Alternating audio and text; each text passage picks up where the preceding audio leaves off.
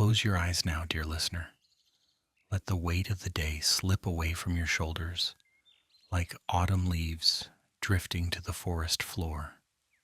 Take a deep breath in, and as you exhale, imagine yourself standing at the edge of an ancient forest where the air is cool and sweet, perfumed with the scent of pine and earth and something older than memory itself.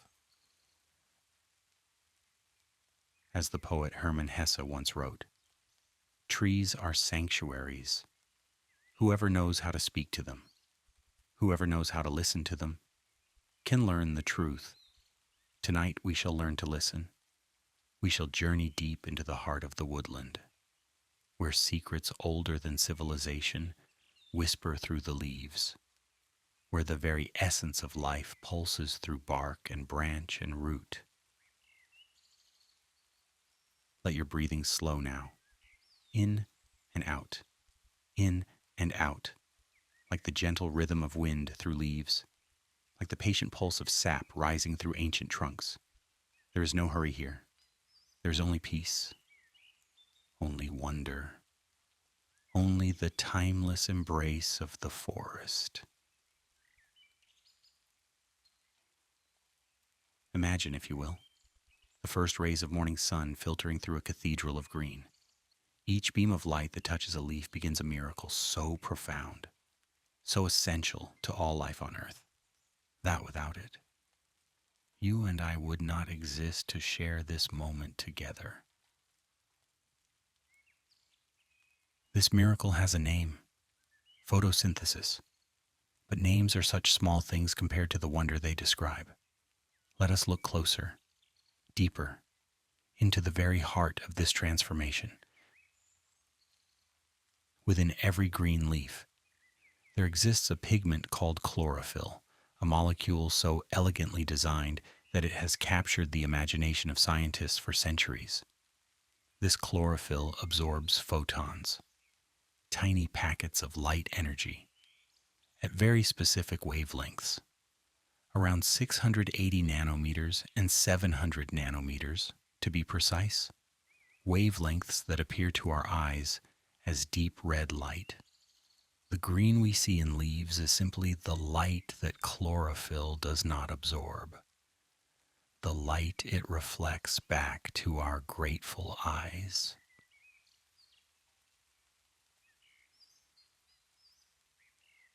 When a photon strikes a chlorophyll molecule, something magical happens.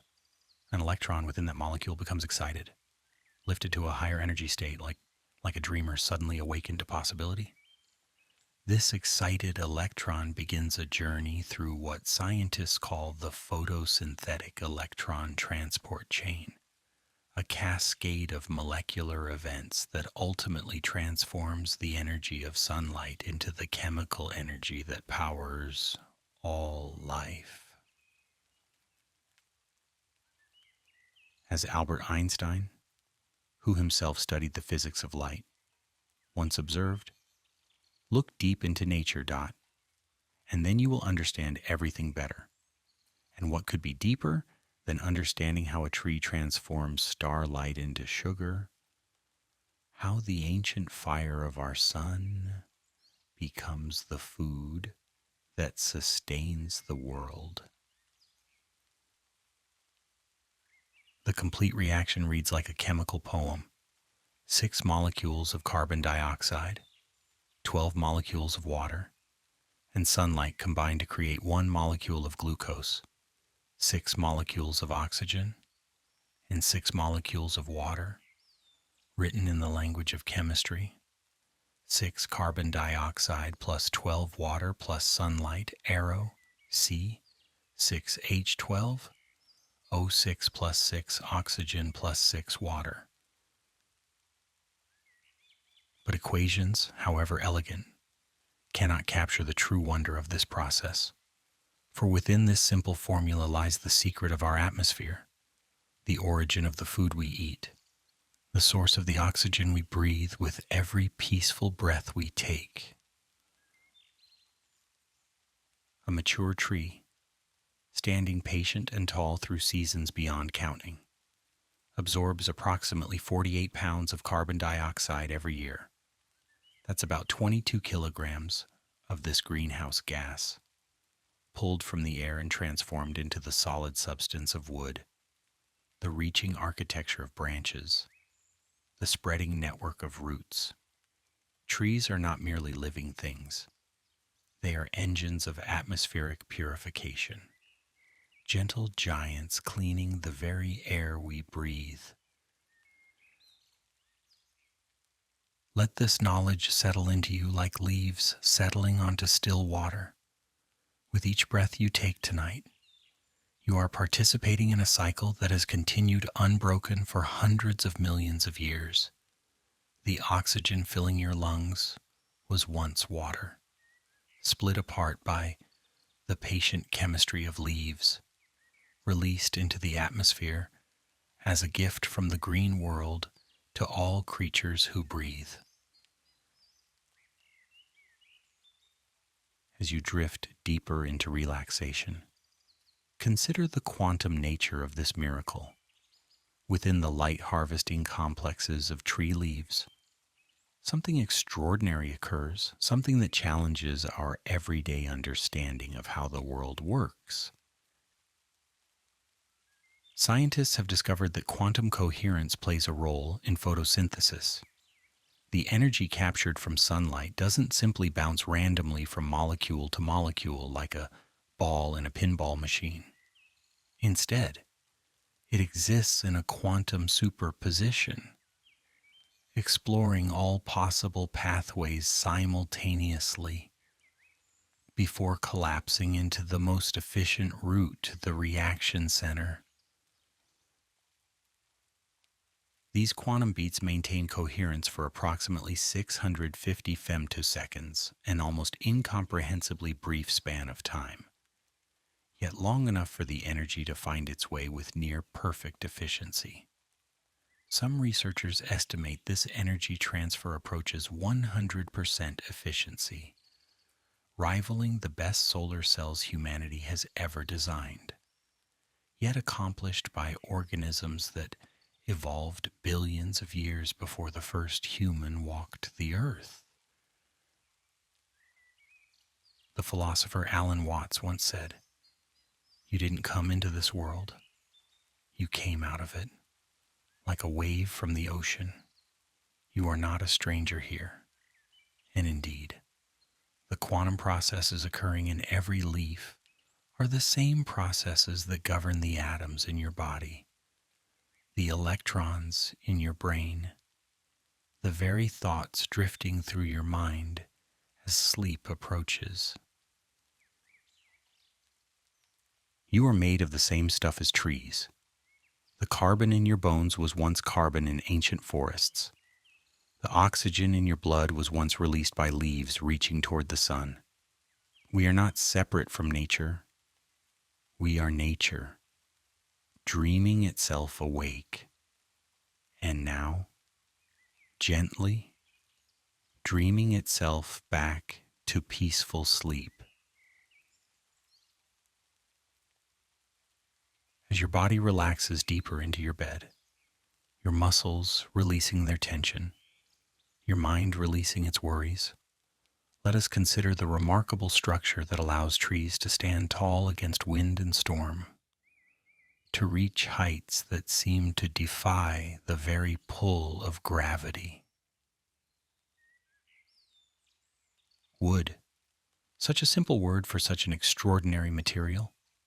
When you think of strength, you might imagine steel, concrete, the hard materials of our modern world. Yet pound for pound, wood possesses a strength-to-weight ratio that exceeds many steels. This is not poetic exaggeration. It is scientific fact. The secret lies in the microscopic structure of wood, in the arrangement of cellulose fibers that form its fundamental architecture. Cellulose is a polymer, a long chain of glucose molecules linked together in a specific pattern called beta-1,4 linkages. These chains align themselves into microfibrils, tiny threads of incredible tensile strength. But the wonder goes deeper still. These cellulose microfibrils don't simply run straight up and down the tree. They wind in helical patterns, spiraling at angles between 10 and 30 degrees from the vertical axis. This helical arrangement, optimized through millions of years of evolution, provides extraordinary flexural stiffness. Engineers studying these structures have found they follow principles described by Euler-Bernoulli beam theory, mathematics that were only discovered by humans in the 18th century, yet employed by trees for eons before. The cellulose chains themselves are held together by hydrogen bonds, those gentle attractions between hydrogen atoms and oxygen atoms that also give water its remarkable properties. These hydrogen bonds create tensile strength in wood that, in certain directions, actually exceeds that of concrete. Nature, the ultimate engineer, designed wood to be strong precisely where strength was needed most. As the naturalist John Muir wrote, "The clearest way into the universe is through a forest wilderness." And truly, to understand wood is to understand something fundamental about how matter can be arranged, how simple molecules can combine to create structures of breathtaking capability. But cellulose alone does not make wood. Let your mind drift now to another component, one that gives trees their rigidity, their resistance to decay, their ability to stand for centuries against the forces that would break them down. This component is called lignin, and it is one of nature's most remarkable polymers. Comprising up to 30% of wood's dry mass, lignin fills the spaces between cellulose fibers, binding them together into a composite material of extraordinary durability. The chemistry of lignin is complex and beautiful. It forms through radical coupling reactions, where highly reactive molecular fragments join together in patterns that are, to some extent, random. This randomness creates a three-dimensional network of 8O4' and 5,5' ether and phenyl bonds, a molecular maze that is extremely difficult for other organisms to break down. This is why dead trees can stand for decades, why wooden ships have been preserved in cold waters for centuries, why the lignin-rich heartwood of ancient trees resists rot and decay. The very complexity that makes lignin so difficult to study is what makes it so effective as a preservative. Lignin biosynthesis in trees involves the oxidation of monolignals, catalyzed by peroxidase enzymes. These reactions occur in the cell wall matrix, where the growing lignin network infiltrates the spaces between cellulose microfibrils, transforming soft, pliable young wood into the hard, durable material we know so well. The German poet Rainer Maria Rilke once wrote, "If we surrendered to Earth's intelligence, we could rise up rooted. Like trees, there is wisdom in this surrender, in recognizing that the intelligence embodied in a tree's structure took millions of years to develop, and that we have much to learn from its patient perfection." As sleep draws closer, let us consider one more element of wood's remarkable architecture: hemicellulose. This component works alongside cellulose and lignin, cross-linking the cellulose fibrils into an even stronger composite. Hemicellulose molecules are shorter than cellulose chains, more branched, more varied in their composition. They wrap around cellulose microfibrils, binding to them through hydrogen bonds, creating a network of polymer entanglement that enhances the wood's compressive strength. Imagine, if you will, a rope made of thousands of tiny threads, each thread wound around its neighbors, each connection adding to the strength of the whole. This is the nature of wood at the molecular level, not a single material, but a composite of materials, each contributing its own properties to the finished product. The result is a structure that can withstand enormous forces, trees bending in storms, their branches whipping in hurricane winds, their trunks flexing but not breaking. All of this is possible because of the intricate architecture of cellulose, hemicellulose, and lignin working together in perfect harmony. Wood's fracture toughness peaks in tension due to a phenomenon called fiber bridging. When wood begins to crack, the cellulose fibers span the growing gap, resisting the spread of the fracture, following what engineers call R-curve behavior in linear elastic fracture mechanics. The wood fights against its own breaking, each fiber a tiny champion of structural integrity. Let this image of strength comfort you as you drift towards sleep. Like a tree, you too have an inner architecture of remarkable resilience. The challenges of life may bend you, but they need not break you.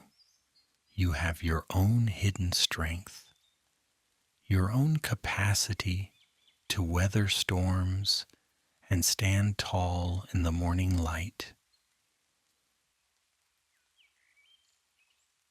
Now let your imagination sink deeper, below the bark, into the hidden channels where life flows through every tree. For a tree is not a static thing, not merely a pillar of wood standing passively in the forest. A tree is dynamic, alive with flows of water and nutrients, sugars and hormones, moving constantly through intricate transport systems. The most remarkable of these systems is the xylem, the network of vessels that carries water from the deepest roots to the highest leaves. Consider the challenge this represents. A mature redwood tree may stand over 100 meters tall. How does water reach the uppermost leaves, defying gravity's relentless pull? The answer lies in physics so elegant, so perfectly suited to its purpose, that it seems almost designed by a conscious intelligence. Trees use a combination of capillary action and something called the cohesion tension theory to pull water to heights that seem impossible. It begins with evaporation. In the leaves, water evaporates from the surfaces of cells into the air spaces within the leaf, then escapes through tiny pores called stomata. This evaporation creates negative pressure in the leaf's xylem vessels, a tension, a pulling force. Water molecules, you see, have a remarkable property. They stick to each other. The hydrogen bonds that give water so many of its unusual characteristics also create cohesion between water molecules, allowing them to be pulled in continuous columns from root to leaf.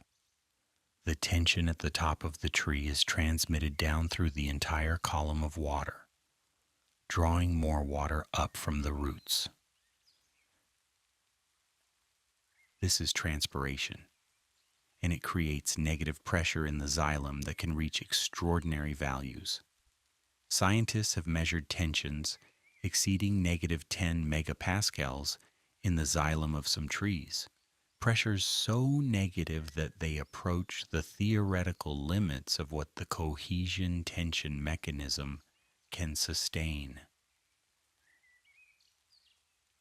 As Leonardo da Vinci, who studied both art and nature with equal passion, once wrote, "In rivers, the water that you touch is the last of what has passed and the first of that which comes. So with present time, the water flowing through a tree is similarly continuous, a river connecting earth to sky, root to leaf, the deep darkness of soil to the brilliant light of sun." Let us follow this river of life on its journey upward. In the roots, water enters through tiny root hairs, each one a single cell reaching into the soil. Searching for moisture, the water passes through the root tissues, through the endodermis with its Casparian strip, a waxy barrier that forces all water to pass through cell membranes, allowing the tree to control what enters its vascular system. From there, the water enters the xylem vessels. These vessels are remarkable structures, long tubes formed from cells that have died and hollowed out, their cell walls reinforced with lignin to withstand the tremendous tensions they must bear. The flow through these vessels follows Poiseuille's law, where viscosity and vessel diameter dictate hydraulic conductance under laminar flow conditions. Up, up, up the water rises, through the trunk, through the branches, out into the twigs and finally into the leaves, where it will participate in photosynthesis or evaporate into the atmosphere. A single large tree can move hundreds of liters of water in a single day. A silent river flowing through its channels. But there is danger in this system. If the tension becomes too great, if drought or damage interrupts the water column, cavitation can occur. Small bubbles of water vapor form in the xylem vessels, expanding according to the Rayleigh-Plesset dynamics that govern bubble behavior. These bubbles can block the flow of water, creating embolisms that threaten the tree's survival. Trees have evolved many strategies to prevent and repair such damage. Some trees can refill embolized vessels overnight, using root pressure to force water back into the affected areas. Others have redundant vessel networks, allowing water to flow around blockages. The resilience of trees is not just in their wood, but in their ability to maintain flow, to keep the river of life moving even when challenged.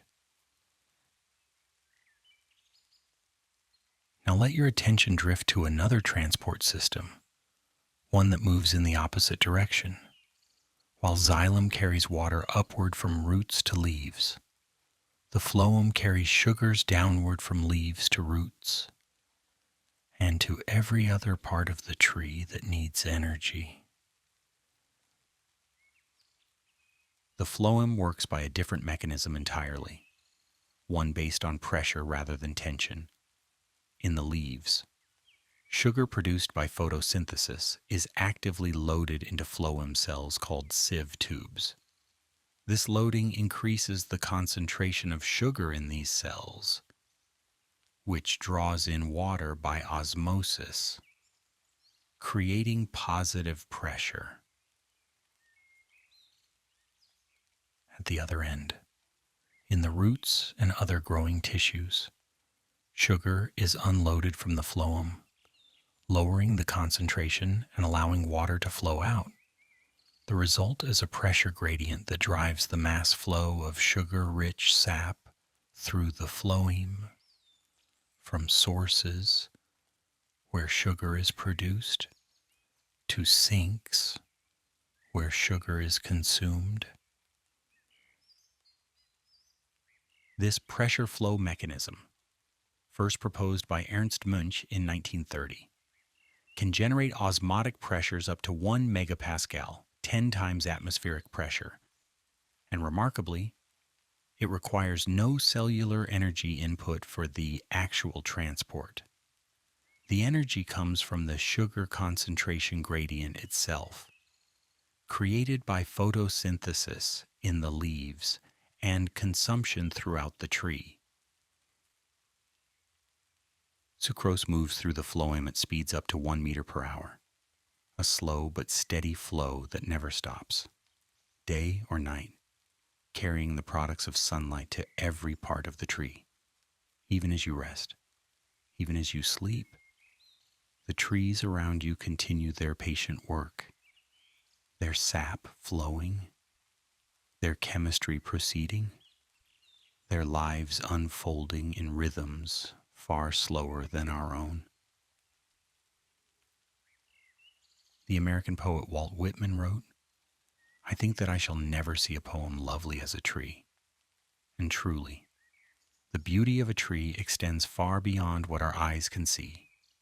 It extends into these hidden rivers, these molecular highways, these systems of flow and transport that make life possible. As your mind grows quieter, as the thoughts of the day fade like echoes in a forest, let us consider the rings within a tree's trunk, those concentric circles that record the passage of years, each one a chapter in the tree's long story. When you cut a tree and look at its cross-section, you see these rings clearly, alternating bands of light and dark wood, each pair representing 1 year of growth. The light wood, called early wood, forms in spring when conditions are favorable and growth is rapid. The dark wood, called late wood, forms in summer and autumn when growth slows and the cells become smaller and denser.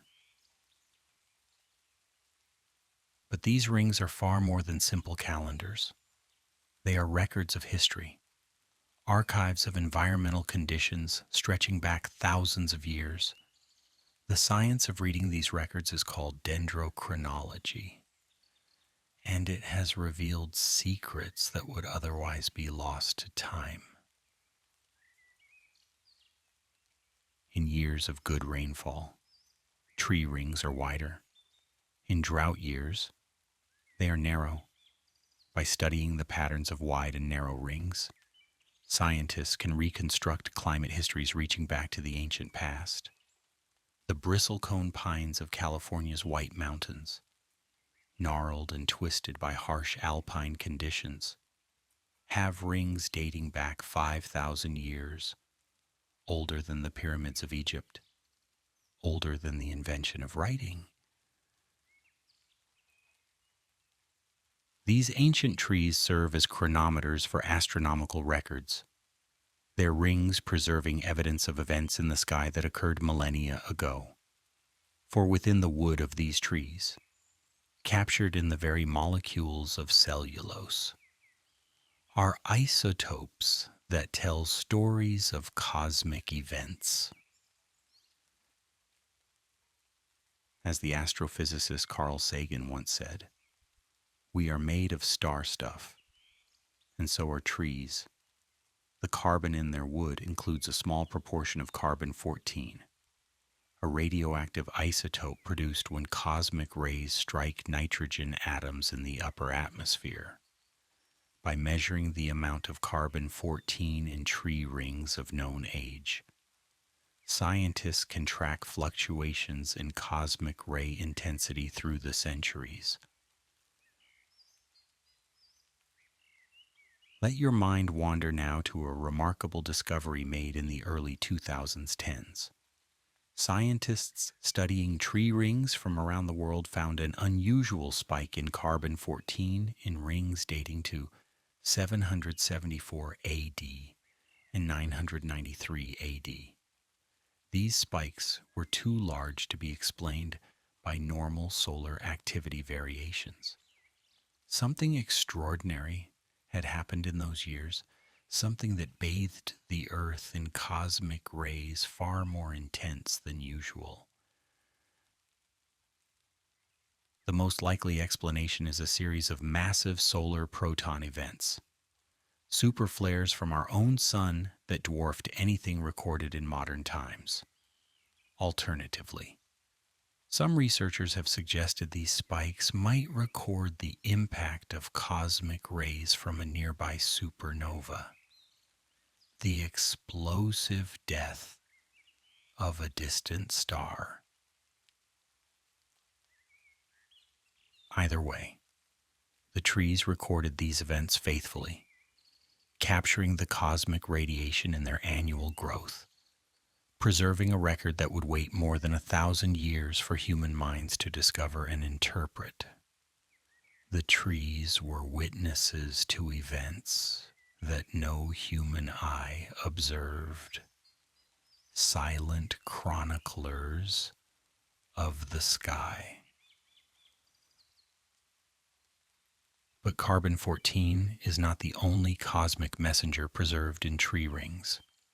Beryllium-10, another cosmogenic isotope produced by cosmic ray interactions in the atmosphere, is also deposited in tree rings and can be measured with sensitive instruments. Spikes in beryllium-10 correspond to solar proton events, allowing scientists to reconstruct the 11-year sunspot cycle reaching back through centuries. The naturalist and philosopher Henry David Thoreau wrote, "I went to the woods because I wished to live deliberately, to front only the essential facts of life. The essential facts recorded in tree rings extend beyond our planet, beyond our solar system, to the very fabric of the cosmos. In the quiet growth of trees, the universe writes its autobiography." Let us drift now to consider how trees grow, how these rings form year after year in patient accumulation. Just beneath the bark of every tree lies a thin layer of dividing cells called the vascular cambium. This cambium is the engine of growth, the source of all new wood. The cells of the cambium divide asymmetrically. Those that divide inward become xylem, the water-conducting tissue that eventually forms the wood we see. Those that divide outward become phloem, the sugar-conducting tissue that lies just beneath the bark. Year after year, layer upon layer, the cambium adds new growth to the tree. This process is controlled by hormones, those chemical messengers that coordinate growth throughout the plant. Auxin, produced in growing tips and young leaves, stimulates cambial division and coordinates the development of vascular tissues. Cytokinins, produced in the roots, also promote cell division and balance the effects of auxin. The dance of these hormones follows precise rules.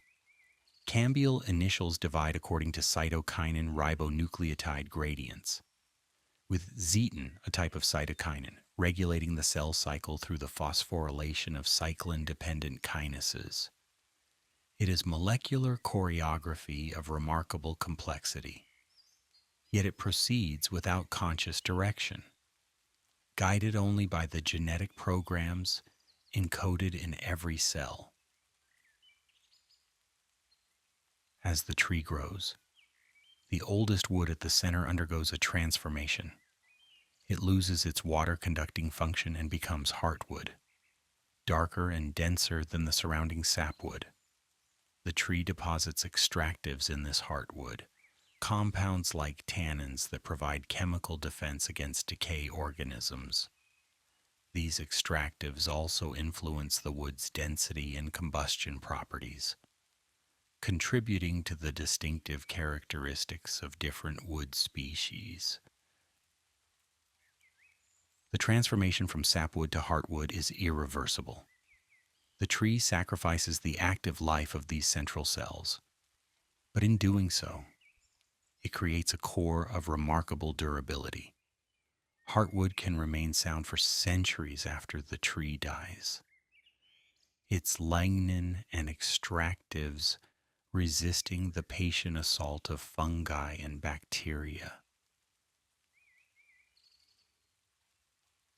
As your breathing deepens and slows, as your body settles into the comfortable rhythms of approaching sleep, let us consider how trees themselves breathe, not with lungs, as we do, but through tiny pores on their leaves called stomata.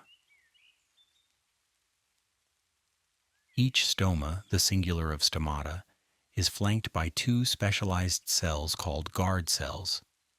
These cells can swell or shrink, opening or closing the pore between them. When the stomata are open, carbon dioxide can enter the leaf for photosynthesis, and water vapor can escape through transpiration. When the stomata are closed, the leaf conserves water but cannot photosynthesize as efficiently. The opening and closing of stomata is controlled by the turgor pressure of the guard cells. When potassium ions flow into the guard cells, water follows by osmosis. The cells swell and the stoma opens. When potassium ions flow out, water follows. The cells shrink and the stoma closes. This process is regulated by environmental signals. Blue light, sensed by photoreceptors in the guard cells, promotes stomatal opening in the morning. The hormone abscisic acid ABA, produced in response to drought stress, promotes stomatal closing to conserve water. The dance of opening and closing follows the rhythms of day and night, of sun and cloud, of wet and dry. The density of stomata on a leaf's surface is itself optimized through evolutionary processes. Trees balance the need for CO2, uptake against the risk of water loss, following principles that scientists describe using equations like the Faraday-Weber law. Too many stomata, and the tree loses water faster than it can replace. Too few, and photosynthesis is limited by carbon dioxide availability. The English gardener and writer Gertrude Jekyll once observed, "The love of gardening is a seed once sown that never dies." And truly, the more we learn about how plants function, the more we come to love and admire them. The simple act of a leaf opening its pores to the morning air is revealed as a marvel of engineering and chemistry, a solution to challenges that would tax the best human designers. Let your mind rest now on the cooling power of trees. As water evaporates from leaves through the open stomata, it carries away heat, the same principle that makes sweating cool your body on a hot day. This evaporative cooling can lower leaf temperatures by up to 10 degrees Celsius, protecting the delicate photosynthetic machinery from heat damage. The physics behind this cooling is the latent heat of vaporization. When water changes from liquid to vapor, it absorbs energy from its surroundings, Each gram of water that evaporates from a leaf removes approximately 2,450 joules of heat energy. Multiply this by the thousands of liters of water that a large tree can transpire in a day, and you begin to appreciate the enormous cooling capacity of a forest. This is one reason why cities are often hotter than surrounding rural areas, the urban heat island effect. Buildings and pavement absorb sunlight and release it as heat, while trees would absorb that same sunlight and use it for evaporative cooling and photosynthesis. A single large tree can provide cooling equivalent to 10 room-sized air conditioners running for 20 hours a day. As you drift deeper into relaxation, imagine yourself resting in the shade of such a tree. The air around you is cooler, moister, more pleasant than the hot sun beyond the canopy's edge. The tree has created a microclimate, a pocket of comfort in a sometimes harsh world. This is one of the many gifts that trees offer freely, asking nothing in return but the chance to grow. But trees do not merely cool the air around them. They also influence the atmosphere on a global scale. Trees release volatile organic compounds, or VOCs, into the air, chemicals that play important roles in atmospheric chemistry and even in the formation of clouds. The most common of these compounds are terpenes, a family of molecules that give many trees their distinctive scents. The fresh smell of a pine forest, the sharp aroma of eucalyptus, the subtle fragrance of oak leaves in autumn, all of these come from terpenes released by the trees. These terpenes don't simply disperse into the atmosphere and disappear. They react with other chemicals in the air, particularly ozone and hydroxyl radicals, forming secondary organic aerosols. These tiny particles can serve as cloud condensation nuclei, the seeds around which water droplets form in the atmosphere. In this way, trees influence cloud formation and, through clouds, the Earth's albedo, the fraction of sunlight that is reflected back into space.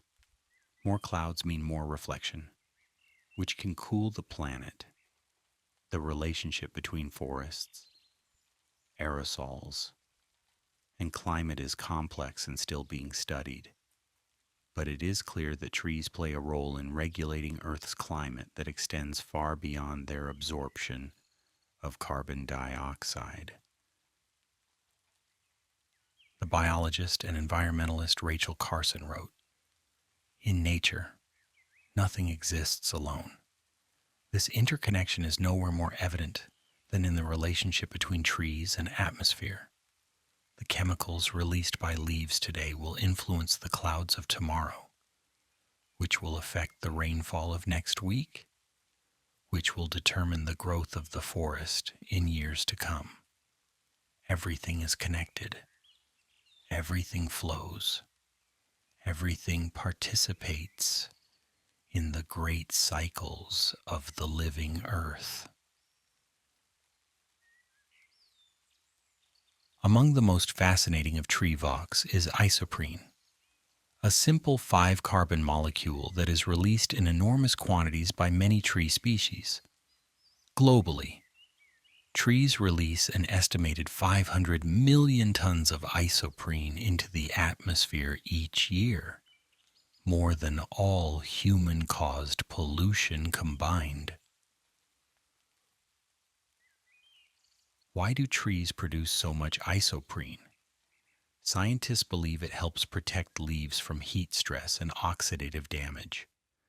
Isoprene may stabilize cell membranes at high temperatures, or it may react with harmful oxygen radicals before they can damage sensitive cellular components. But isoprene also has atmospheric effects. When it reacts with nitrogen oxides and sunlight, it can contribute to the formation of ground-level ozone, a pollutant that can damage both human health and plant tissues. In areas with high tree cover and high pollution levels, this interaction can create air quality challenges. This is not to say that trees are bad for air quality, far from it. The overall effect of trees on air quality is strongly positive. They absorb pollutants, release oxygen, and provide countless other benefits. But the chemistry is complex, a reminder that nature rarely offers simple solutions to complex problems. The monoterpenes released by trees, including alpha-pinene, beta-pinene, and limonene, have their own atmospheric chemistry. These molecules react with ozone to form compounds that can nucleate ice crystals in clouds. Some researchers have suggested that this process could influence climate on scales we are only beginning to understand, connecting the scent of a forest to the formation of snow clouds miles above the earth. As your consciousness drifts like mist through a moonlit forest, let us descend below the surface of the soil into the dark realm where roots reach and spread, where hidden connections link tree to tree in networks of mutual support. The root system of a tree can be as extensive as its crown, spreading outward in all directions, plunging downward in search of water and nutrients. But roots do not work alone. They form partnerships with fungi, relationships so intimate, so essential, that neither partner could thrive without the other. These partnerships are called mycorrhizae. From the Greek words for fungus and root, the fungal partner extends thin threads called hyphae through the soil, reaching far beyond what the root itself could access. These hyphae absorb water and nutrients, especially phosphorus, and transfer them to the tree. In return, the tree provides the fungus with sugars produced by photosynthesis. This exchange follows what ecologists call Liebig's law of the minimum. Growth is limited by whichever resource is scarcest.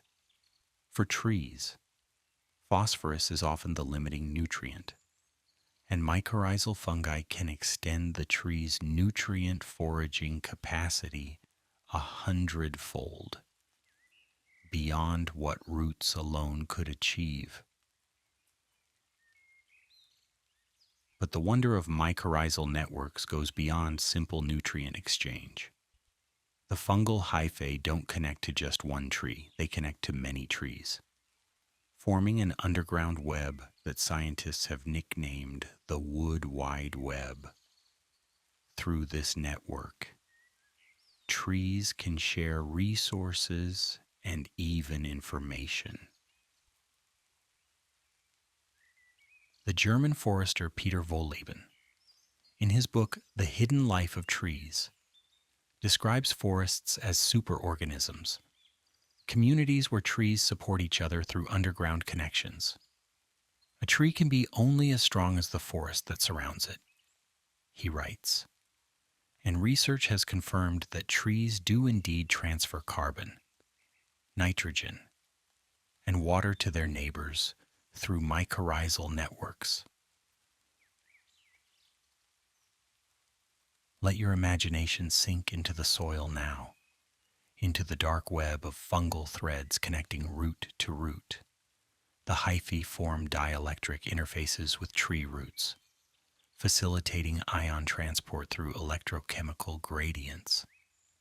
It is a partnership written in the language of chemistry and physics, yet it achieves something that feels almost like community, almost like cooperation.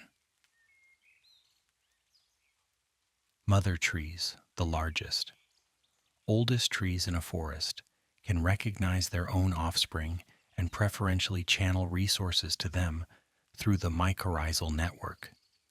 Dying trees have been observed transferring their stored carbon to their neighbors, a final gift to the community that sustained them.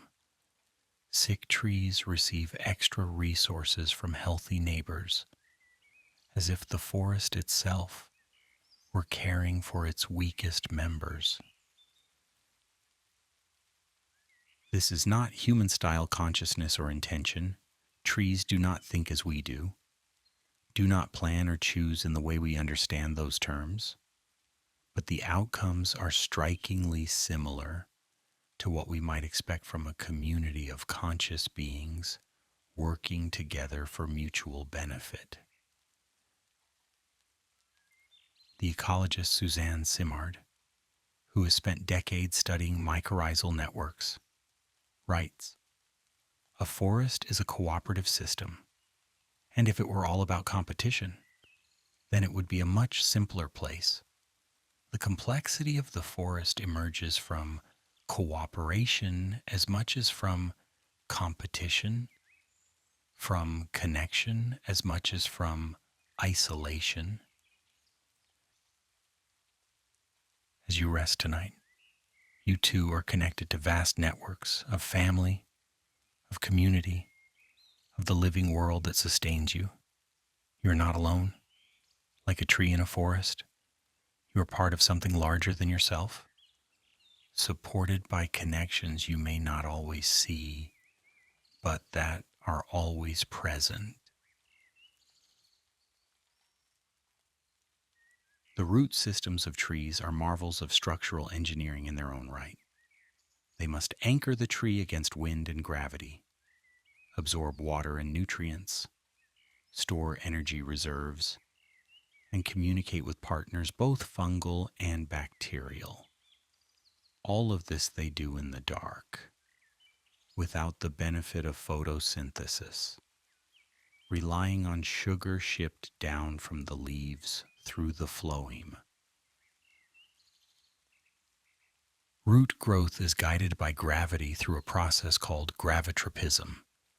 Special cells in the root tip contain starch-filled bodies called amyloplasts. These dense organelles settle to the bottom of the cell under gravity's pull, like sand grains settling in water.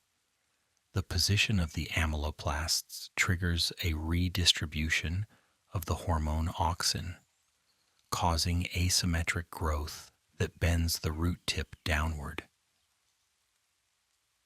This is the Chladni-Wendt model of tropism, named after the scientists who first proposed it.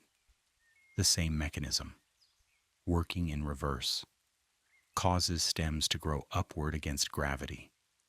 The tree senses up and down not through any conscious awareness, but through the simple physics of starch grains settling in cellular fluid. Some trees also form partnerships with nitrogen-fixing bacteria, hosting them in specialized root nodules. The bacteria contain an enzyme called nitrogenase, a molecular machine of remarkable complexity that can break the triple bond of atmospheric nitrogen gas and reduce it to ammonia, a form of nitrogen that plants can use. The nitrogenase enzyme contains an iron molybdenum cofactor at its active site, where the actual nitrogen reduction occurs.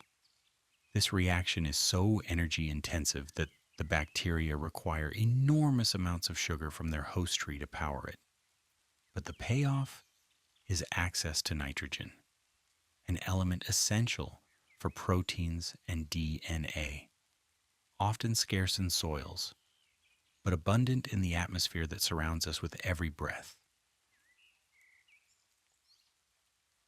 As the night deepens around you, as sleep draws closer with each gentle breath, let us honor the ancient ones, the trees that have stood for centuries, millennia, witnessing the rise and fall of human civilizations while they simply continued to grow. The bristlecone pines of the White Mountains have already appeared in our story, their rings recording 5,000 years of climate history. But they are not the oldest trees. In Sweden, a spruce tree nicknamed Old Chico has a root system dated to nearly 10,000 years old. The above-ground trunk is much younger. The tree regenerates by sending up new shoots from its ancient roots, but the organism itself has persisted since the last ice age was ending. Imagine the patience of such a tree. Imagine standing in one place for 10,000 years, watching glaciers retreat, watching forests advance and retreat with changing climate, watching the first humans arrive in the region, watching them develop agriculture and writing and industry, all while you simply continued to grow, one ring at a time.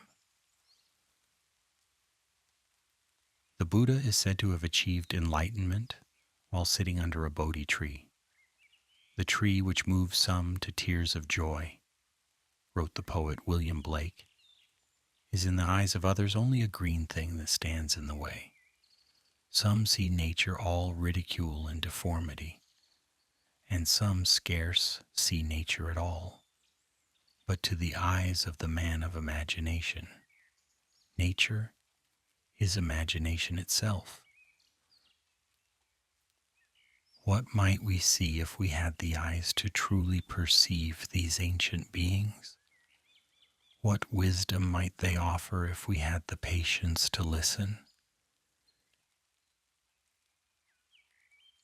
Ancient trees develop characteristics that distinguish them from younger specimens. Their bark grows thick and deeply furrowed, providing protection against fire and physical damage. Their heartwood becomes dense with extractives, resistant to decay. Their crowns may become ragged as branches die back over centuries, but the trees continue to live, adapting to changed circumstances. The heartwood of old trees contains compounds like tannins that provide chemical defense against insects and fungi. These substances influence the wood's properties in many ways: its density, its color, its resistance to fire. When ancient wood burns, the presence of these extractives affects the combustion, creating the distinctive qualities of different wood fires. As trees age, they also develop features that provide habitat for other species. Cavities form where branches have broken off, offering nesting sites for birds and roosting spaces for bats. Rough bark provides homes for insects, which in turn feed woodpeckers and other insect-eating birds. Dead branches, called snags, are essential habitat for many forest species. A single ancient tree can support hundreds of species: fungi, lichens, mosses, insects, birds, mammals, all living together in and on its bark and branches. The tree is not just an organism, it is an ecosystem, a world unto itself, hosting communities of life that have evolved together over countless generations. The environmentalist John Muir wrote, "When one tugs at a single thing in nature, he finds it attached to the rest of the world. This interconnection is embodied in every ancient tree, whose branches reach toward the sky while its roots reach toward the water table, whose bark hosts lichens that fix nitrogen from the air, while fungi in its roots trade phosphorus for sugar. Let us drift now to consider the resin of ancient conifers, those sticky, aromatic substances that ooze from wounds in the bark, sealing damage and protecting against infection. Over geological time, some of this resin has been transformed into something remarkable: amber. Amber is fossilized resin, preserved through millions of years by chemical reactions that polymerize the original volatile compounds into a hard, stable material. The process involves oxidative reactions that gradually transform the soft, sticky resin into a substance that can persist for tens of millions of years. Trapped within amber, scientists have found ancient insects, spiders, feathers, plant material, and even small vertebrates preserved in exquisite detail from eras long before humans walked the earth. These inclusions offer windows into ancient ecosystems, allowing us to see what creatures lived alongside the trees that produced the resin. But amber preserves more than solid objects. It also traps bubbles of ancient air, samples of the atmosphere from millions of years ago. By analyzing these bubbles, scientists can learn about atmospheric composition in the distant past, the concentration of oxygen, the presence of other gases, clues to ancient climate conditions. The oleoresins of modern conifer trees continue to polymerize when exposed to air, though they will never become amber unless buried and preserved under special conditions. The chemistry is complex. Terpenes oxidize and cross-link. Volatile components evaporate, and the remaining material gradually hardens into a protective seal. As you relax deeper into the comfort of your bed, as the tensions of waking life dissolve into peaceful stillness, let us explore how trees defend themselves against the many organisms that would harm them, the insects that would eat their leaves, the fungi that would rot their wood, the bacteria that would invade their tissues. Trees cannot run from danger, cannot hide from predators, cannot call for help in any way we would recognize. Yet they have evolved sophisticated defense systems that rival the immune systems of animals in their complexity and effectiveness. The first line of defense is physical, the bark and waxy cuticles that form impenetrable barriers against most attackers. The bark of a mature tree can be several inches thick, composed of dead cells impregnated with suberin, a waxy, waterproof polymer that blocks the entry of pathogens when bark is breached. Trees can seal the wound by producing wound periderm, new protective tissue that differentiates from living cells near the damaged site. Cork cambium becomes activated, producing phellem cells rich in suberin, creating a barrier that quarantines the infected area. Trees can also produce gums and resins that physically trap insects and microbes. The gum exuded by acacia trees and their relatives follows dehydration-induced gelation of arabinogalactans, complex sugars that form sticky gels, capable of immobilizing small attackers.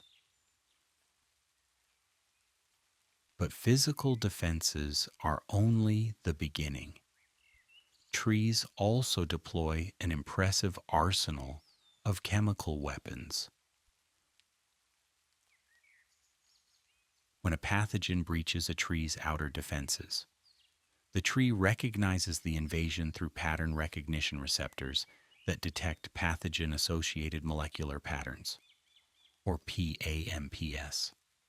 This recognition triggers what scientists call PAMP-triggered immunity, or PTI. The response is swift and multifaceted. The tree produces reactive oxygen species, highly reactive molecules that can damage invading organisms. It deposits callose, a complex carbohydrate, in its plasmodesmata, the channels that connect adjacent cells, sealing off symplastic connections to prevent the pathogen from spreading. It reinforces its cell walls with lignin, creating physical barriers against the invader. Some pathogens have evolved ways to suppress PTI, injecting effector proteins into host cells that block the defense response. But trees have countermeasures. They have evolved resistance proteins that recognize these effectors and trigger a stronger response called effector-triggered immunity, or ETI. These resistance proteins typically contain leucine-rich repeat domains, LRR, and nucleotide binding sites, N and B. When they detect pathogen effectors, they activate signaling cascades that can lead to the hypersensitive response, a kind of cellular suicide where infected cells deliberately kill themselves to prevent the pathogen from spreading. The hypersensitive response causes localized cell death, creating a zone of dead tissue around the infection site. This may seem like a drastic measure, but it is often effective. Many pathogens require living tissue to complete their life cycles, and by killing the infected cells, the tree deprives the pathogen of its host. As the biologist E. O. Wilson observed, nature holds the key to our aesthetic, intellectual, cognitive, and even spiritual satisfaction. The complexity of tree immune systems is a testament to the creative power of evolution, developing solutions to problems over millions of years of trial and error. But tree defenses are not limited to local responses at the site of infection. Trees can also mount systemic defenses, preparing distant tissues for potential attack before the pathogen even arrives there.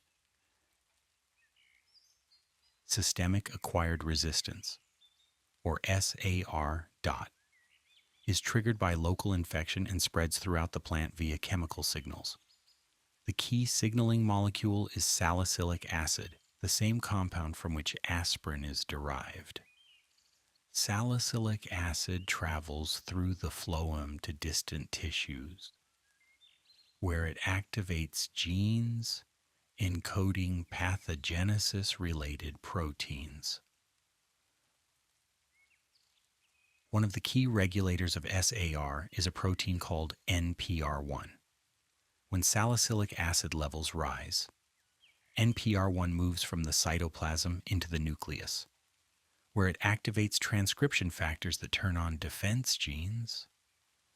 The result is a plant-wide state of heightened alert, with tissues primed to respond quickly to any new infection. Trees also deploy systemic induced resistance, or SIR, which is triggered by root colonization by beneficial microbes.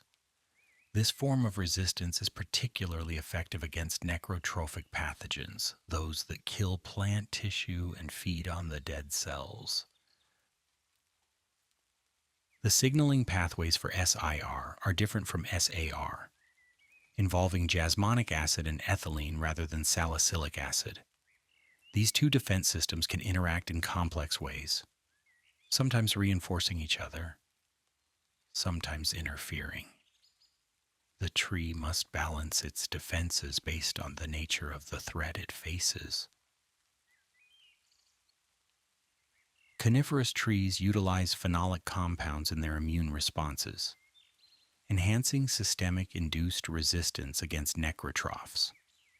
These compounds are synthesized through the phenylpropanoid pathway, a series of enzyme-catalyzed reactions that convert the amino acid phenylalanine into a vast array of defensive chemicals. Trees can also produce specific antimicrobial compounds called phytoalexins, chemicals that are not present in healthy tissue but are synthesized in response to infection.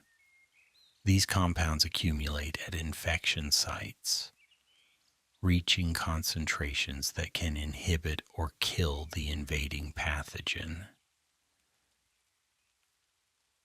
Different tree species produce different phytoalexins. Resveratrol and related stilbenes, synthesized by stilbene synthase enzymes, accumulate in some trees and can inhibit fungal spore germination. These same compounds have attracted interest from medical researchers for their potential health benefits in humans. Another example of how studying trees can lead to unexpected discoveries. Trees also upregulate proteins that directly attack pathogen structures. Thaumatin-like proteins, or TLPS, are produced systemically in response to infection. These proteins have beta-1,3-glucanase activity, meaning they can break down the glucan components of fungal cell walls, weakening and killing the invader.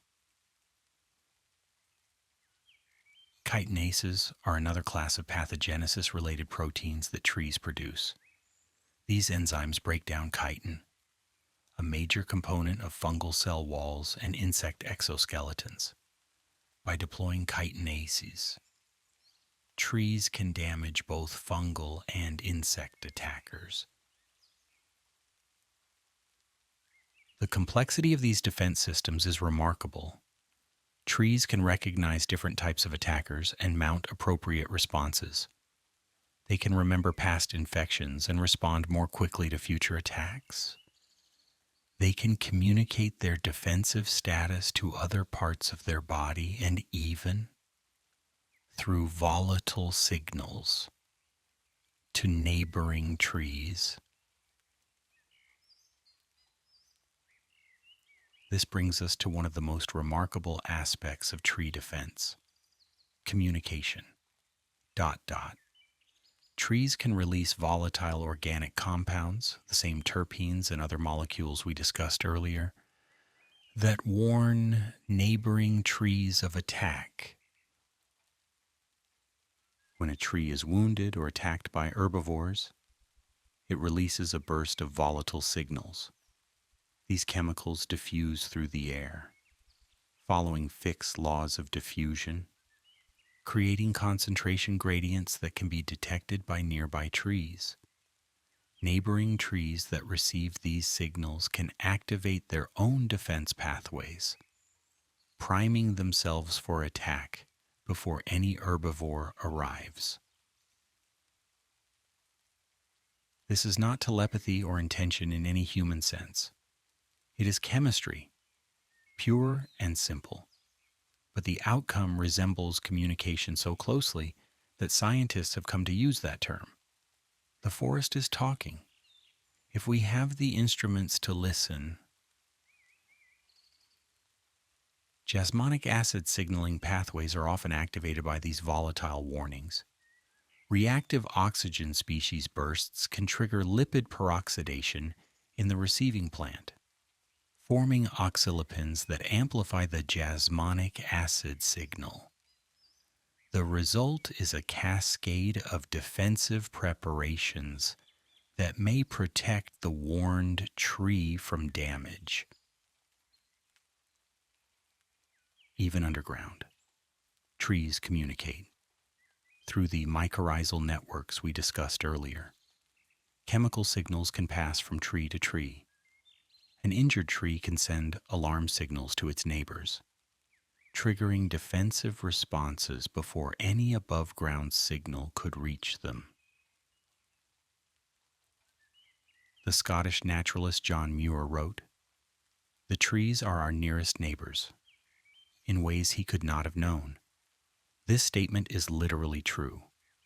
Trees are connected to each other, communicating through air and soil, forming communities that respond collectively to threats and opportunities.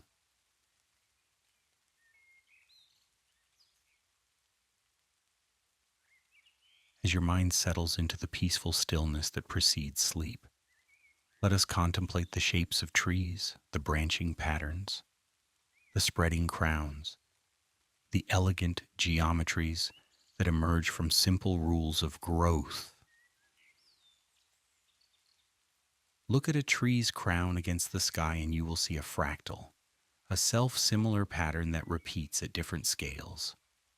The main branches divide into smaller branches, which divide into twigs, which bear leaves arranged in patterns that echo the larger structure. This fractal geometry is not decorative. It is functional, optimizing the tree's ability to capture light and exchange gases with the atmosphere. The great Renaissance artist and scientist Leonardo da Vinci studied tree branching patterns closely. He observed that when a trunk divides into branches, the total cross-sectional area is conserved. The sum of the cross-sectional areas of the branches equals the cross-sectional area of the trunk below. This principle, now called Leonardo's rule, ensures efficient transport of water and nutrients throughout the tree. Da Vinci also observed that branch angles tend to cluster around certain values. Modern research has confirmed that bifurcation angles around 120 degrees are common.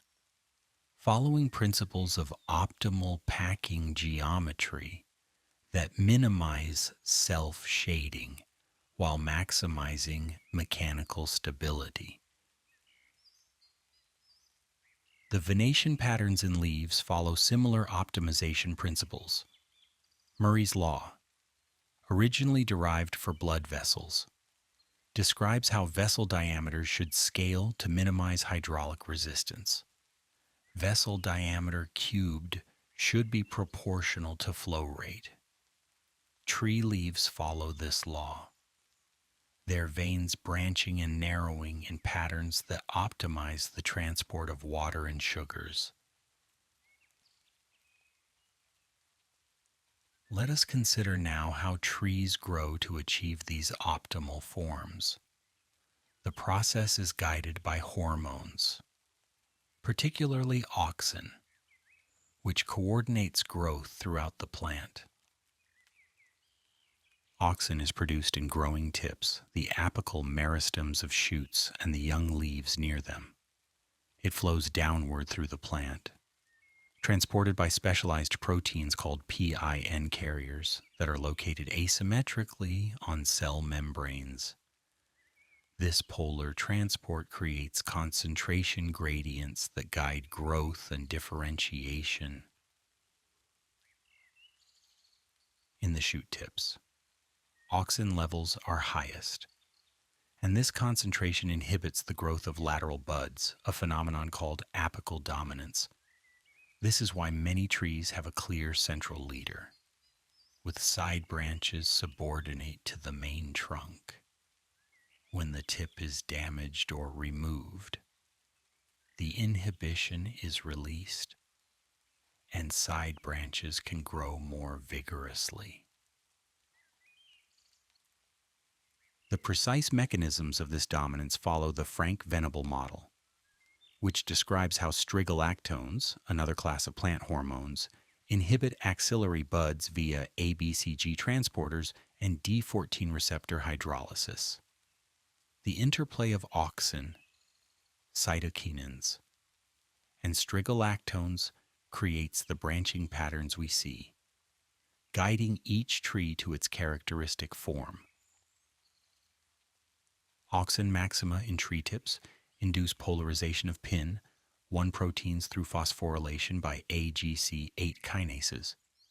This creates flux loops, self-reinforcing patterns of auxin flow that canalize transport along specific pathways. Determining where vascular tissue will form. The canalization model, developed by the mathematician Zvi Sachs, describes how these patterns emerge from simple rules of transport and feedback.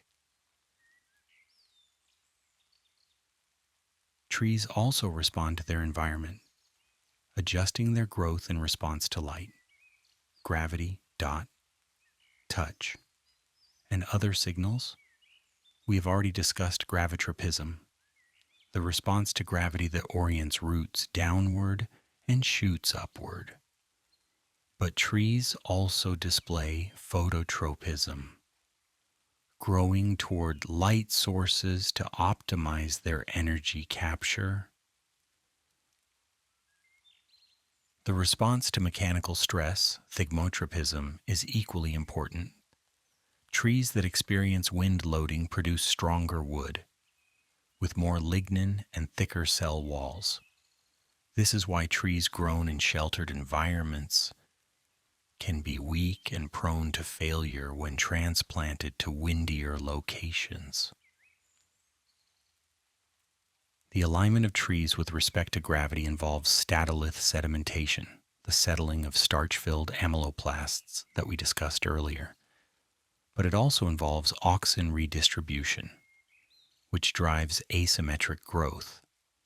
When a tree is tilted, auxin accumulates on the lower side, promoting cell elongation in shoots or cell elongation in roots, depending on the tissue type.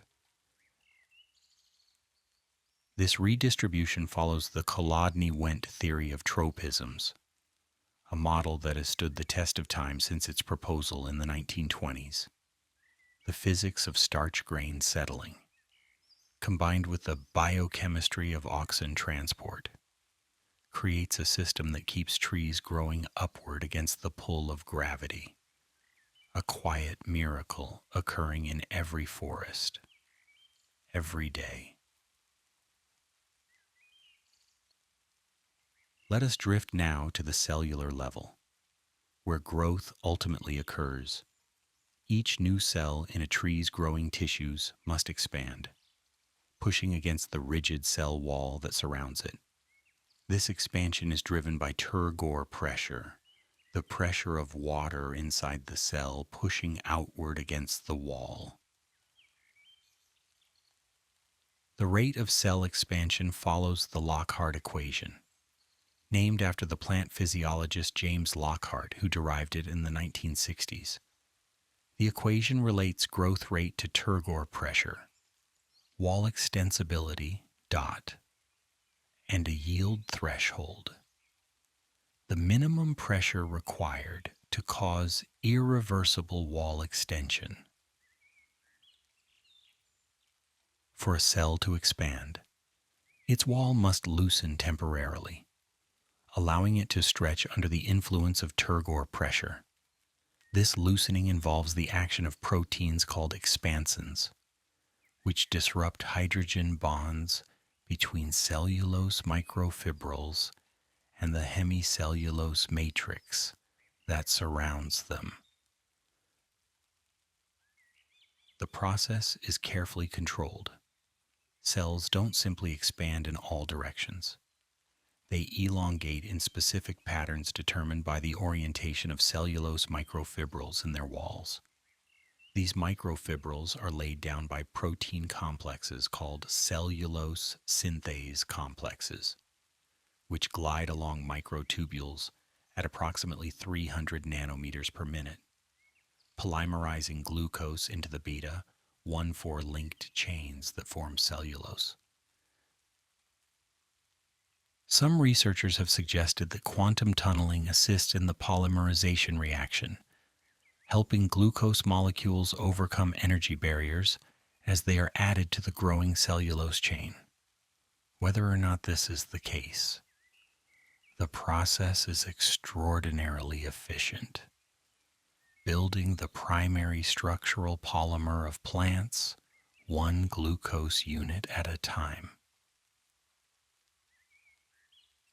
As the night wraps around you like a soft blanket, as your thoughts slow to the gentle pace of approaching sleep, let us consider the rhythms that govern tree life, the cycles of days and seasons, of growth and dormancy, that repeat year after year in patient succession. Trees do not experience time as we do. A day, which seems so significant to us, is just one of tens of thousands that a tree might experience in its lifetime. A year, which marks so many changes in our lives, is just one ring added to the many already present in the wood. Yet trees are exquisitely attuned to the passage of time. They track the length of days and nights, adjusting their physiology to match the changing seasons. They know when to break dormancy in spring, when to grow vigorously in summer, when to prepare for winter and fall. This knowing is not conscious thought but biochemical response, built into the molecular machinery of every cell. Photoperiodism, the response to day length, is central to seasonal adjustment. Trees detect the length of the night, not the day.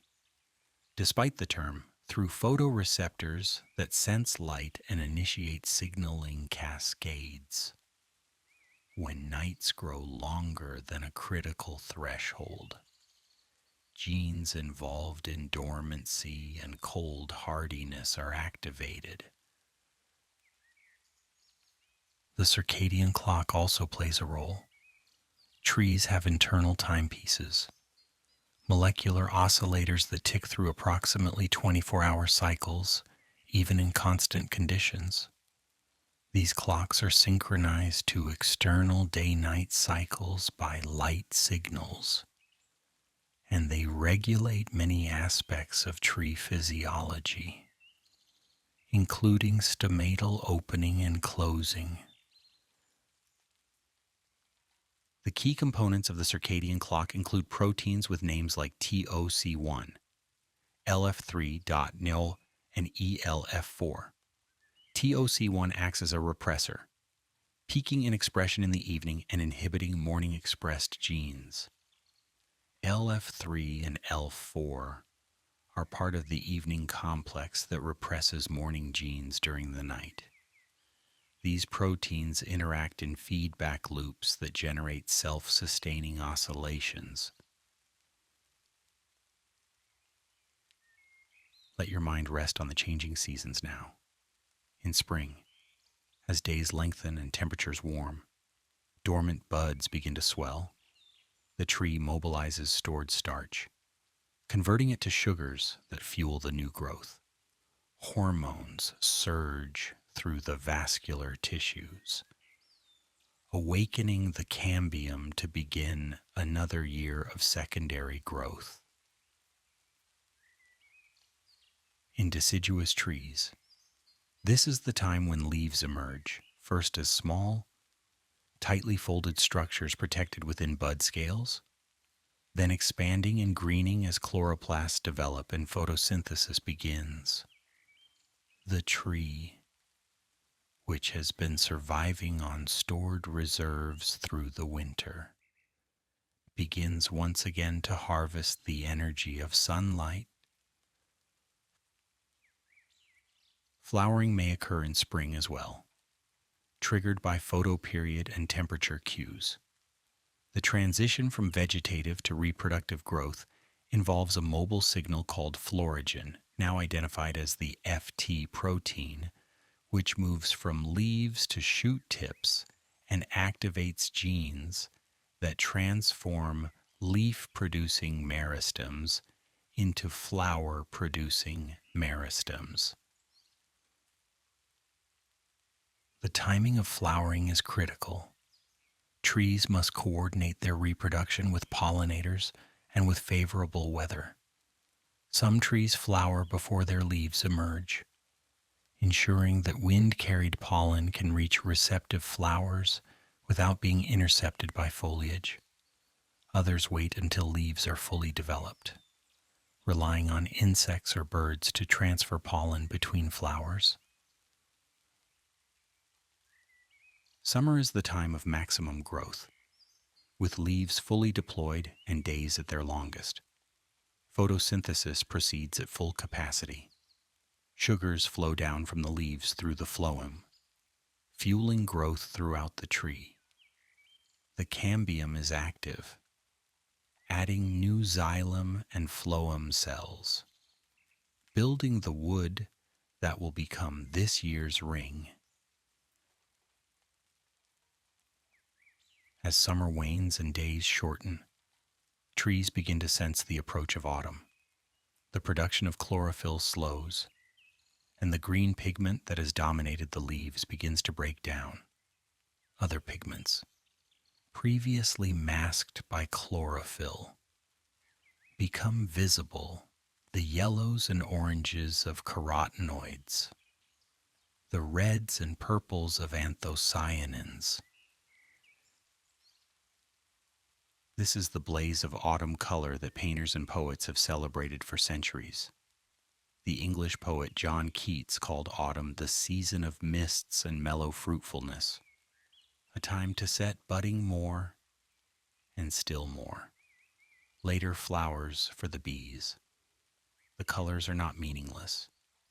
They serve purposes we are only beginning to understand, possibly protecting leaves from light damage as they dismantle their photosynthetic machinery and reclaim valuable nutrients. In deciduous trees, the end of autumn brings abscission, the shedding of leaves. A special layer of cells at the base of each leaf stalk weakens, and the leaf detaches and falls. The tree seals the wound with suberin and other protective compounds, preparing for winter. Why do deciduous trees drop their leaves? The answer involves water. In winter, when the ground may be frozen and roots cannot absorb water, maintaining leaves would be a liability. Leaves lose water through transpiration, and without a way to replace that water, the tree would desiccate by dropping its leaves. The deciduous tree reduces its water loss to nearly zero, allowing it to survive the winter. Evergreen trees take a different approach. Their leaves are adapted to minimize water loss, often with thick period, waxy cuticles, and recessed stomata. They retain their leaves through the winter, remaining ready to photosynthesize whenever conditions permit.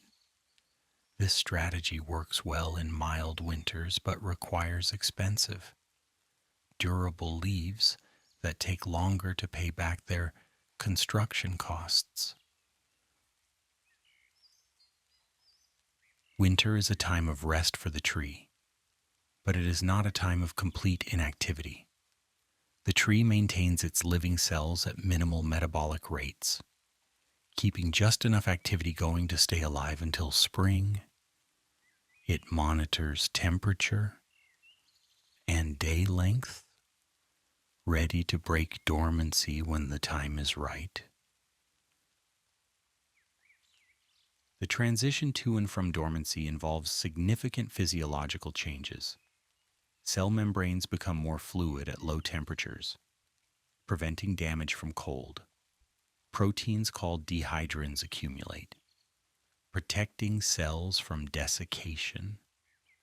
Sugars and other cryoprotectants build up in the cytoplasm, lowering the freezing point and reducing ice crystal formation. These adaptations allow some trees to survive temperatures far below freezing. Some conifers can survive temperatures below minus 40 degrees Celsius. The cells don't freeze solid. Instead, ice forms between cells in the spaces of the cell wall, while the protoplasm remains liquid but severely dehydrated. As winter deepens, the tree enters its most dormant state. The cambium is quiescent, the buds sealed against the cold, the roots resting in frozen soil. Yet life persists, waiting for the warmth of spring to begin the cycle anew.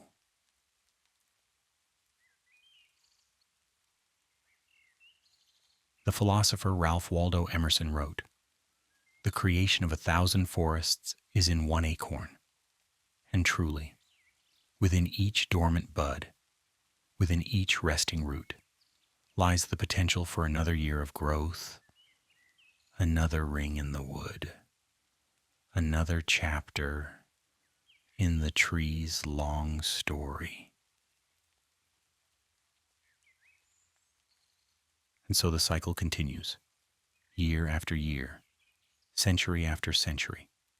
The tree adds ring upon ring, growing slowly but persistently, adapting to changing conditions, recovering from damage, reproducing when the time is right.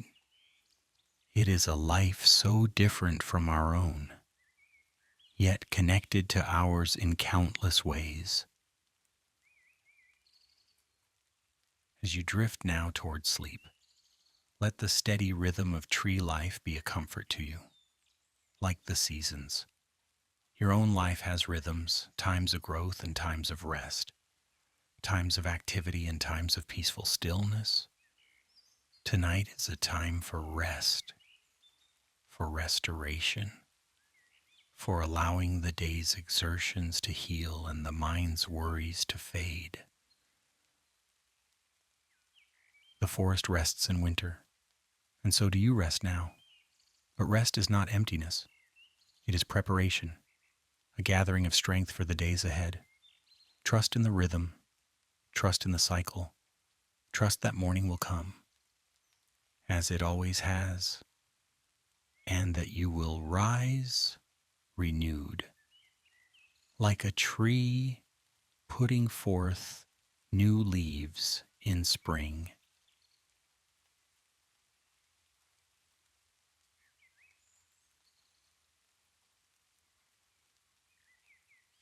Part 2. Deeper into the woods.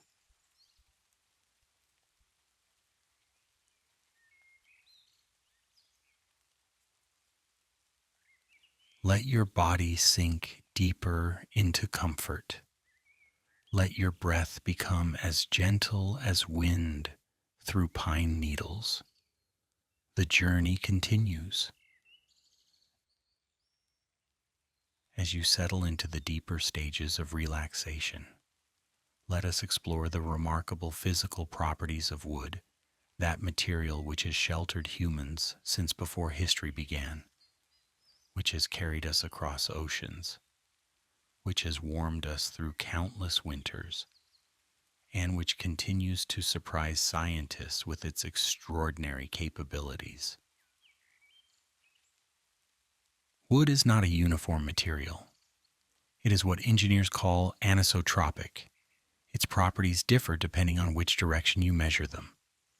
This makes sense when you consider how a tree grows, adding layers outward from the center, with cellulose fibers running primarily along the length of the trunk. The strength and stiffness of wood vary dramatically depending on whether you measure along the grain, across the grain, or tangentially around the rings.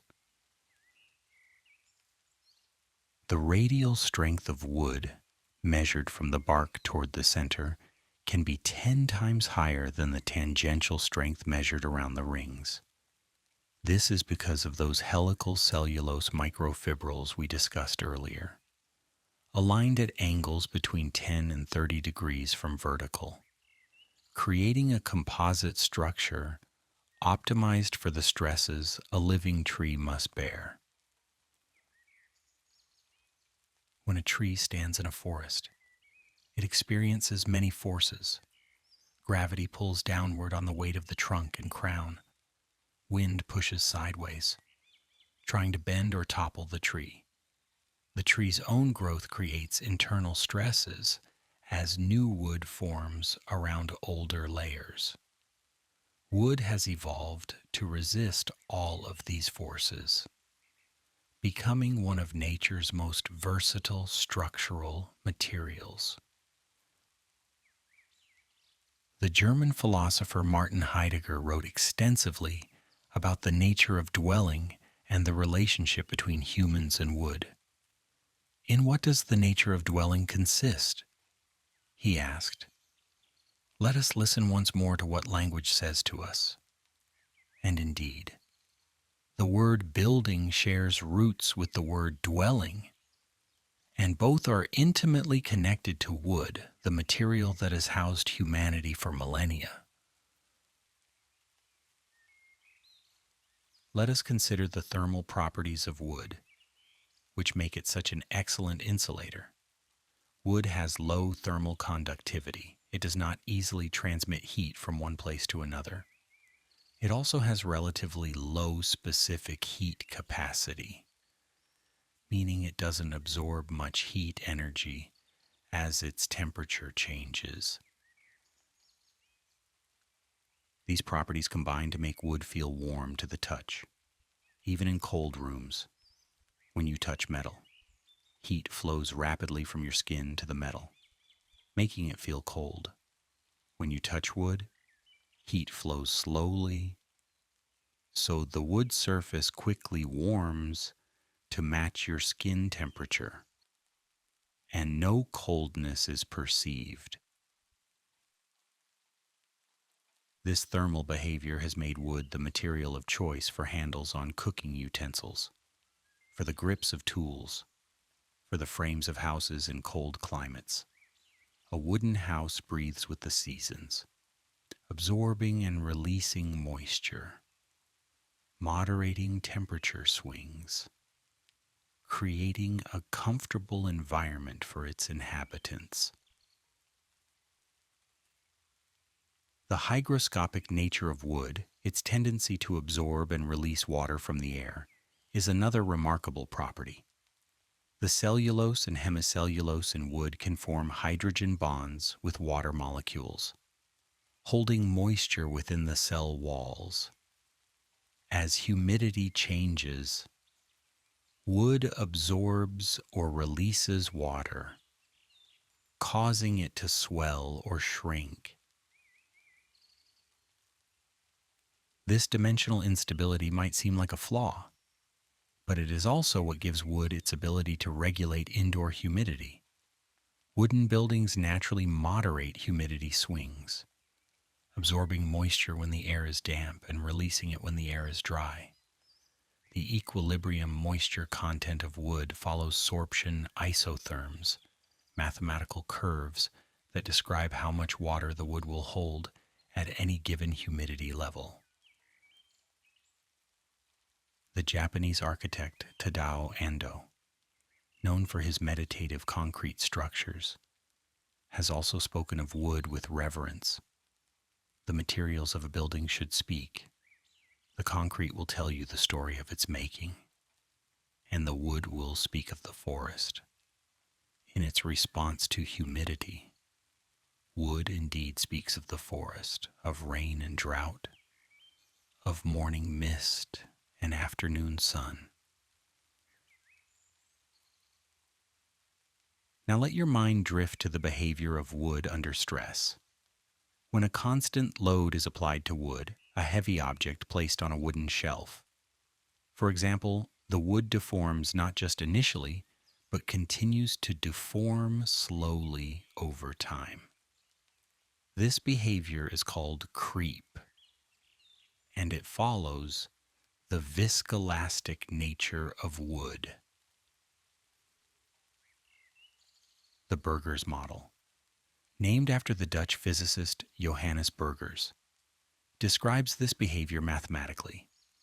It combines elastic elements like springs, which deform instantly and recover completely, with viscous elements like dashpots, which flow gradually under stress.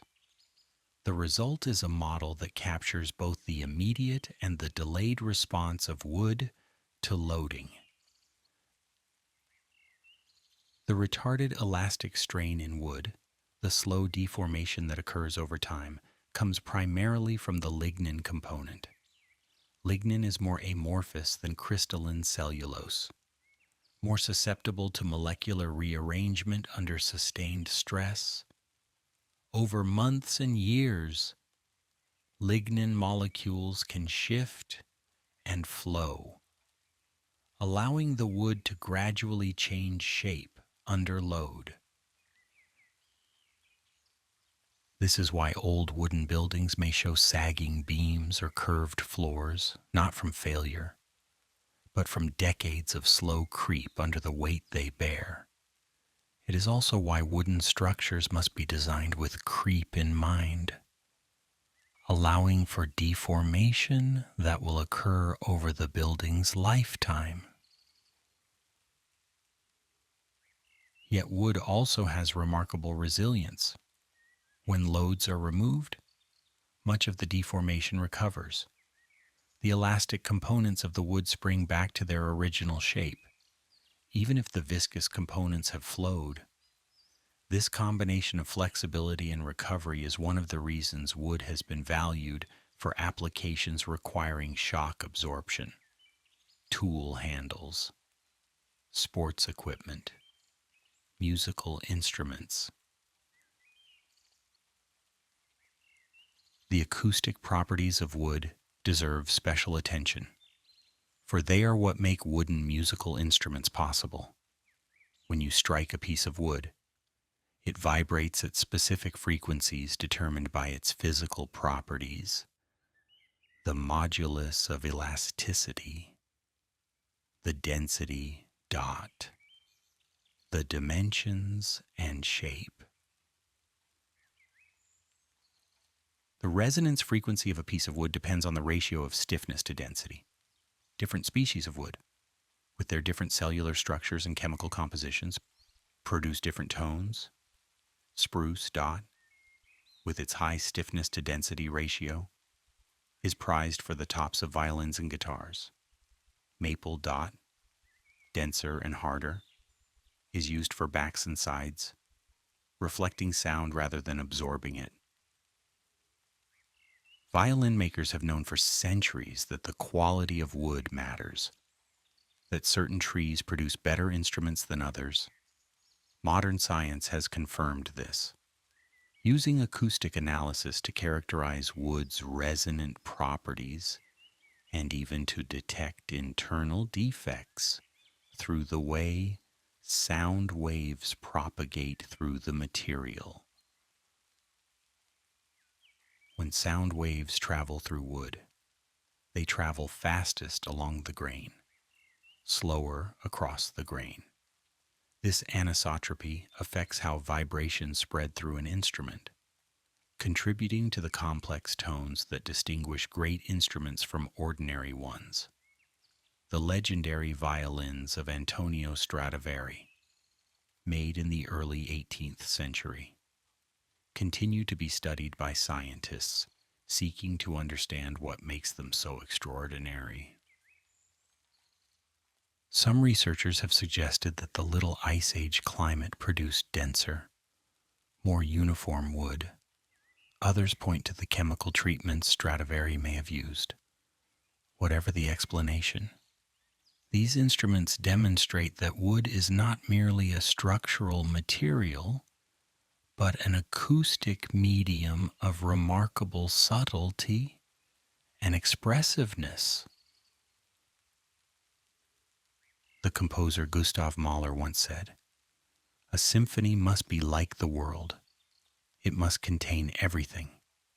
And in a sense, a violin contains a world, the world of the tree from which it was made, the climate in which that tree grew, the hands of the craftsman who shaped it. When a violinist draws a bow across the strings, the wood speaks of all these things. Let us explore now the piezoelectric properties of wood, a phenomenon that seems almost magical, where mechanical stress generates electrical charges. When wood is compressed or bent, small voltages appear across its surfaces, caused by the asymmetric arrangement of atoms in its crystalline cellulose. This piezoelectric effect in wood is subtle compared to engineered piezoelectric materials, but it is real and has been used in specialized sensors. The effect arises because cellulose crystals lack a center of symmetry, a requirement for piezoelectricity.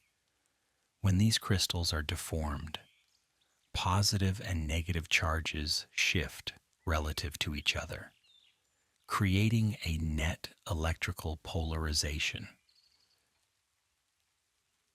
Trees themselves do not use this piezoelectricity for any purpose we know of, but it is another example of the remarkable properties that emerge from wood's molecular structure. The same cellulose that provides strength and stiffness also provides electrical responsiveness, a reminder that the properties of materials arise from their atomic arrangements in ways that can be surprising and wonderful.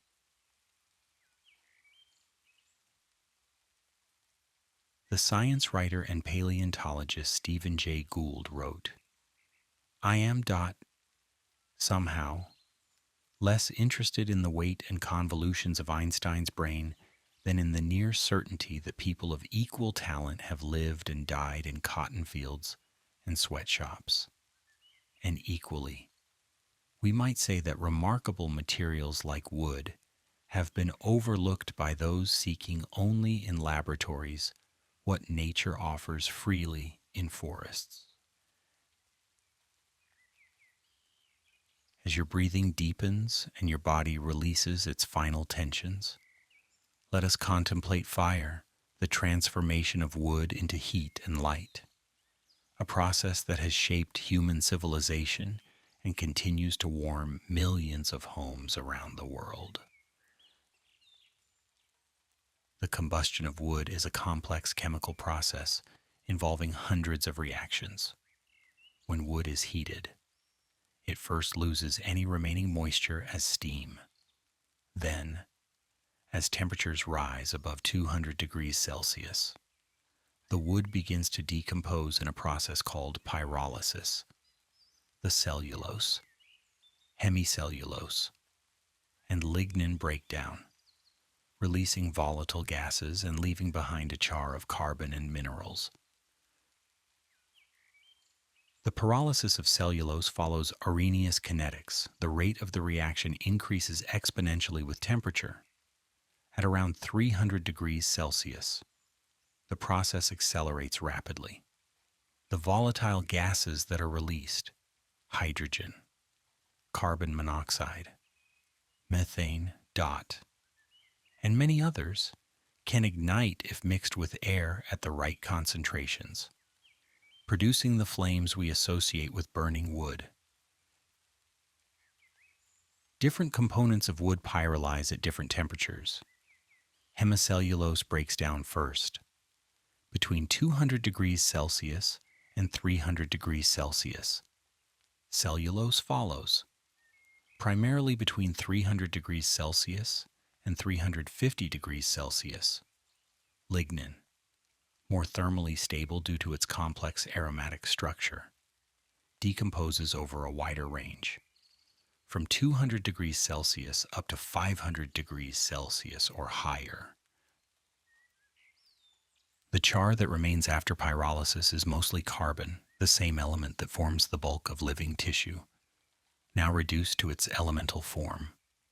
This char can burn slowly in a process called smoldering, generating heat without flame as oxygen reacts directly with the carbon surface.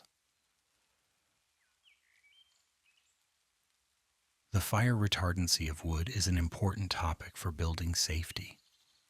While wood is certainly combustible, it can be treated to resist ignition and slow the spread of flames.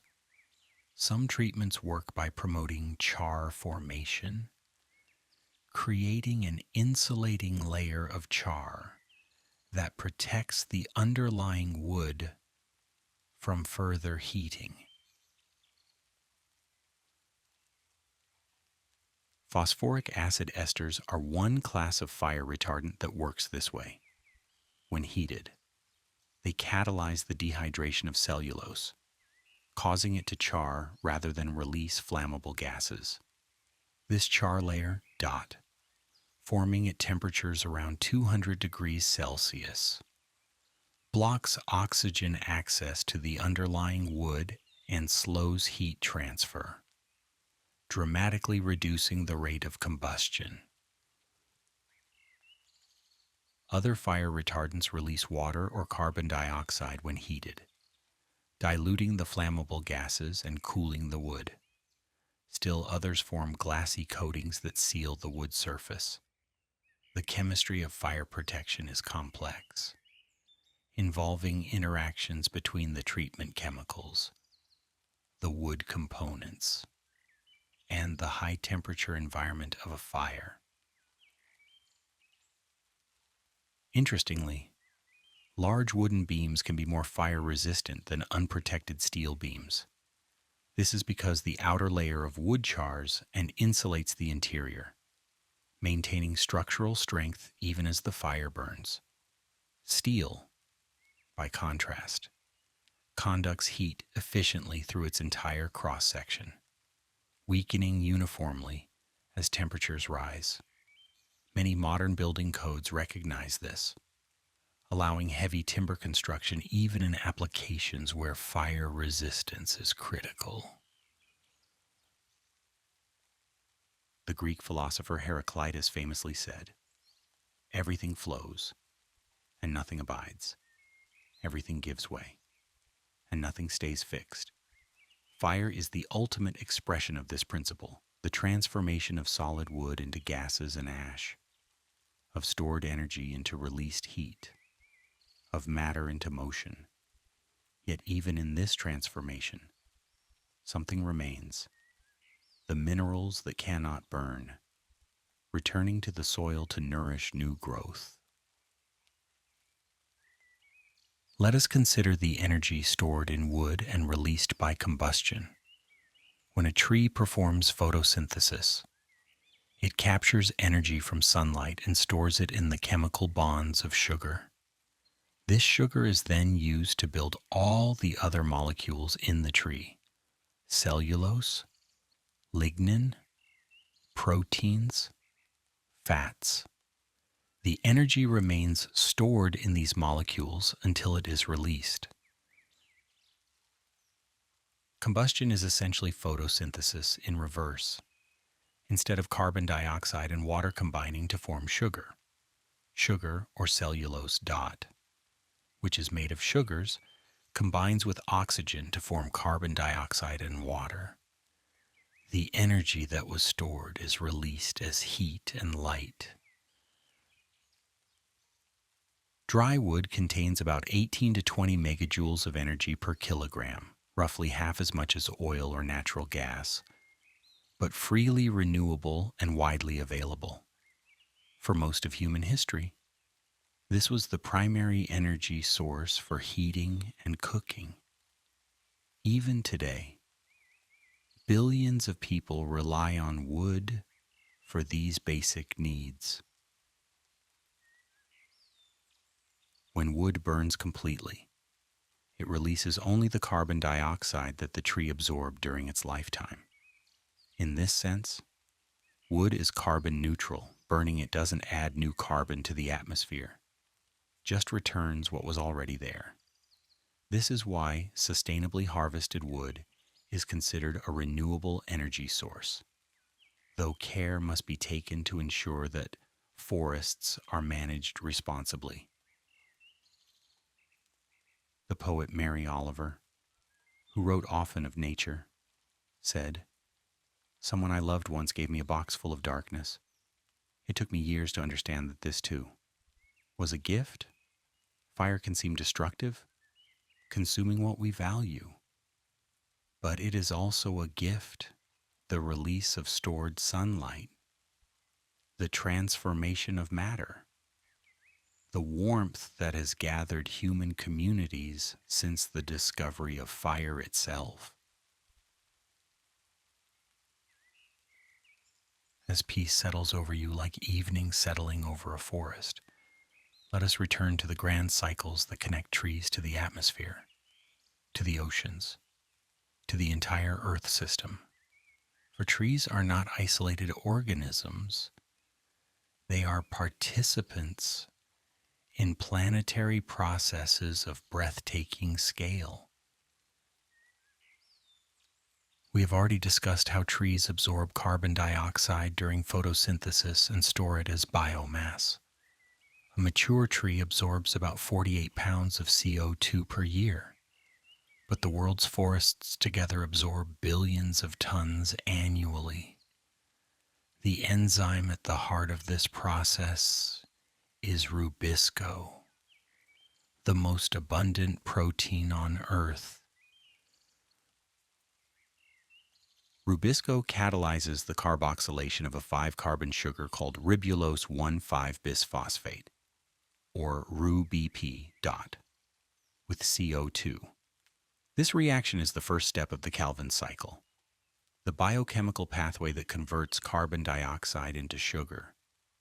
Globally, Rubisco fixes about 100 billion tons of carbon every year, a staggering amount. More than 10 times all the carbon dioxide humans release by burning fossil fuels. Yet Rubisco is an inefficient enzyme by biochemical standards. It works slowly, processing only a few molecules per second compared to thousands for many enzymes. And it has a critical flaw. It can also react with oxygen instead of CO2, initiating a wasteful process called photorespiration. Photorespiration consumes about 25% of the carbon that Rubisco fixes with CO2.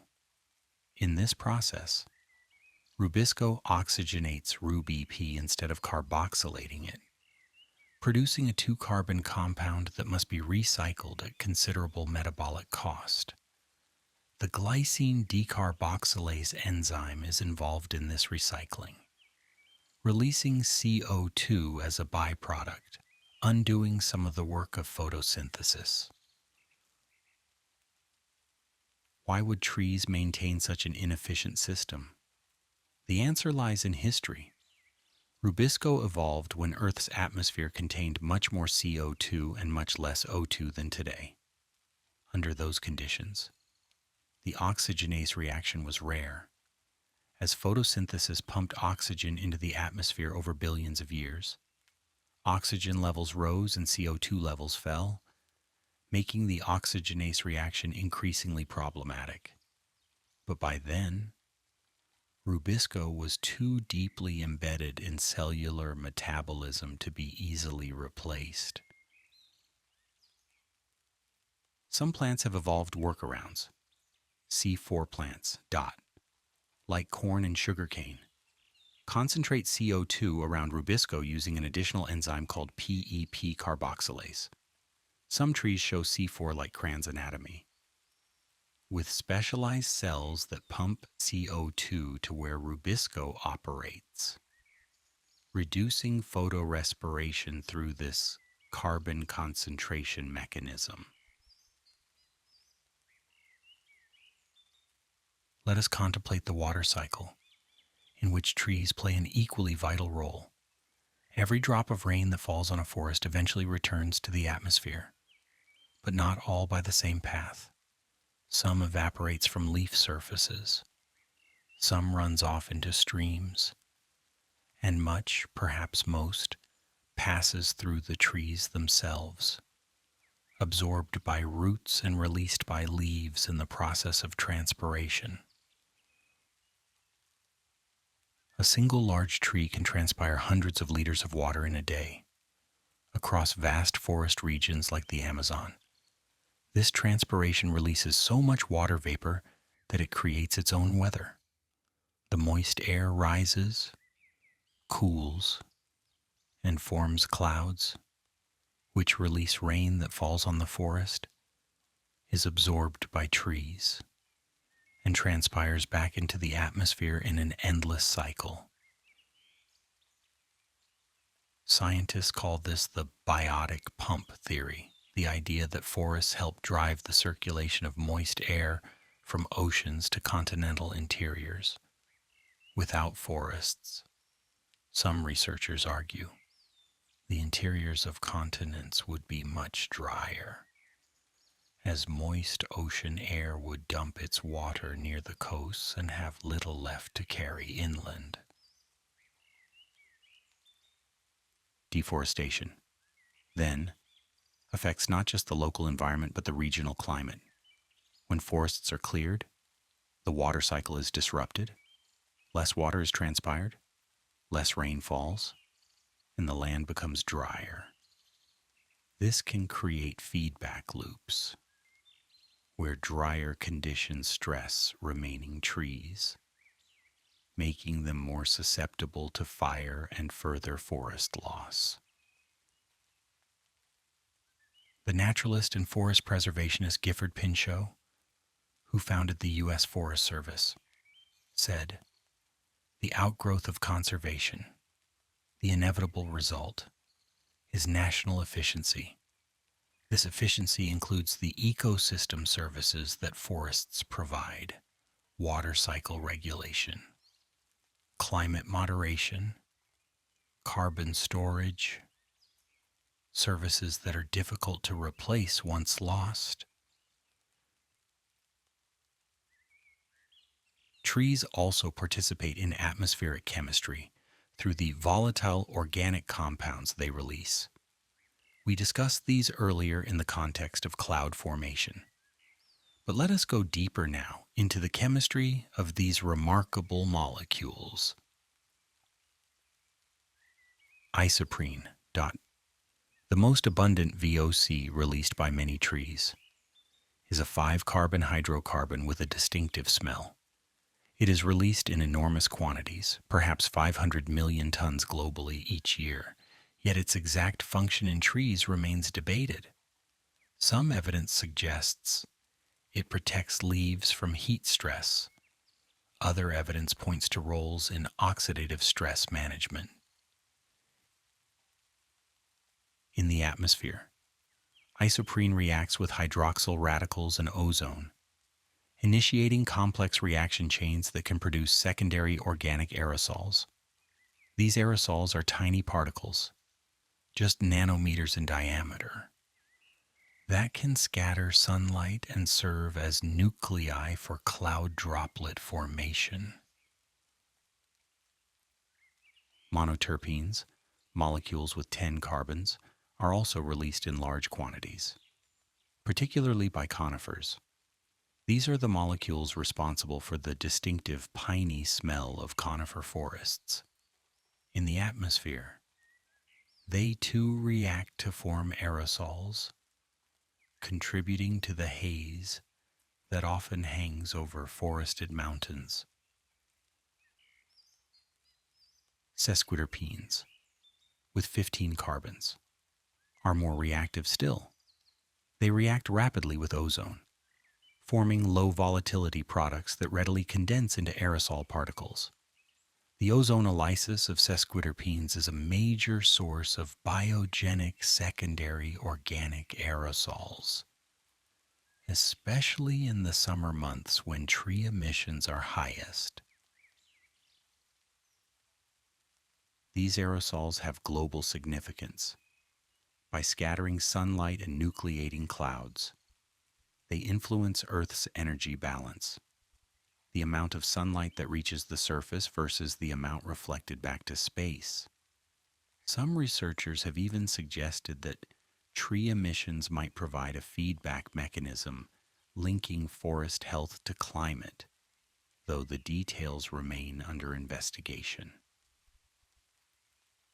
As the deepest peace settles over you, as your consciousness begins its gentle descent into the restorative depths of sleep, let us enter the forest at night, that time of mystery and quiet, when different rhythms take over and different creatures emerge. During the day, trees are busy with photosynthesis, their leaves capturing sunlight and converting it to sugar. But at night, photosynthesis stops, there is no light to drive it, the tree continues to respire, burning sugar for energy, releasing carbon dioxide just as you do when you breathe. But other processes become active too. Night is when some trees engage in hydraulic redistribution, a remarkable process in which water flows through the root system from wet soil to dry soil, or even from the soil into the air. During the day, the pull of transpiration draws water upward through the tree.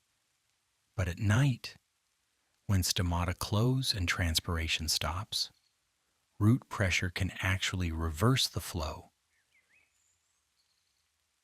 In arid environments, hydraulic redistribution can move significant amounts of water from deep soil layers to surface layers, where it becomes available to shallow-rooted plants. The tree essentially acts as a pump, redistributing water from where it is abundant to where it is needed. This is another way that trees support entire ecosystems, not just their own survival. The physics of this process involves reverse osmosis, water moving from lower concentration in the tree's root cells to higher concentration in dry soil when the normal transpiration gradient is removed. It is a subtle process, moving small amounts of water. But over time, it can significantly affect the soil moisture profile around a tree. At night, the forest takes on different sounds. Owls call from high branches, hunting the mice and voles that venture out under cover of darkness. Bats flutter through the canopy, using echolocation to find insects, and in tropical forests, the nectar and fruit that some trees offer to their nocturnal visitors. Many trees flower at night, and many are pollinated by nocturnal creatures. The large white flowers of the baobab tree open at dusk, attracting bats that feed on their nectar and transfer pollen from tree to tree. The night-blooming cereus, a cactus but tree-like in its growth, produces flowers that last only a single night, pollinated by moths drawn to their heavy fragrance. The fragrances of night-blooming flowers are often intense and sweet, designed to attract pollinators who cannot see colors in the darkness. These fragrances are complex mixtures of volatile compounds, terpenes, esters, alcohols, released in pulses that time with the activity patterns of the creatures they summon. Trees that are pollinated by wind may also release their pollen at night or in the early morning. When air is calm and humid, the pollen grains are tiny capsules of genetic information. each one carrying half the genetic material needed to create a new tree. They float on the slightest breeze, settling on receptive stigmas or drifting away to be lost, a lottery in which most players lose but some succeed brilliantly. The poet Dylan Thomas wrote, "Do not go gentle into that good night, but trees do go gently into the night, each night closing their stomata, slowing their metabolism, resting in the darkness until light returns. There is wisdom in this gentleness, in the acceptance of cycles, in the trust that dawn will come again."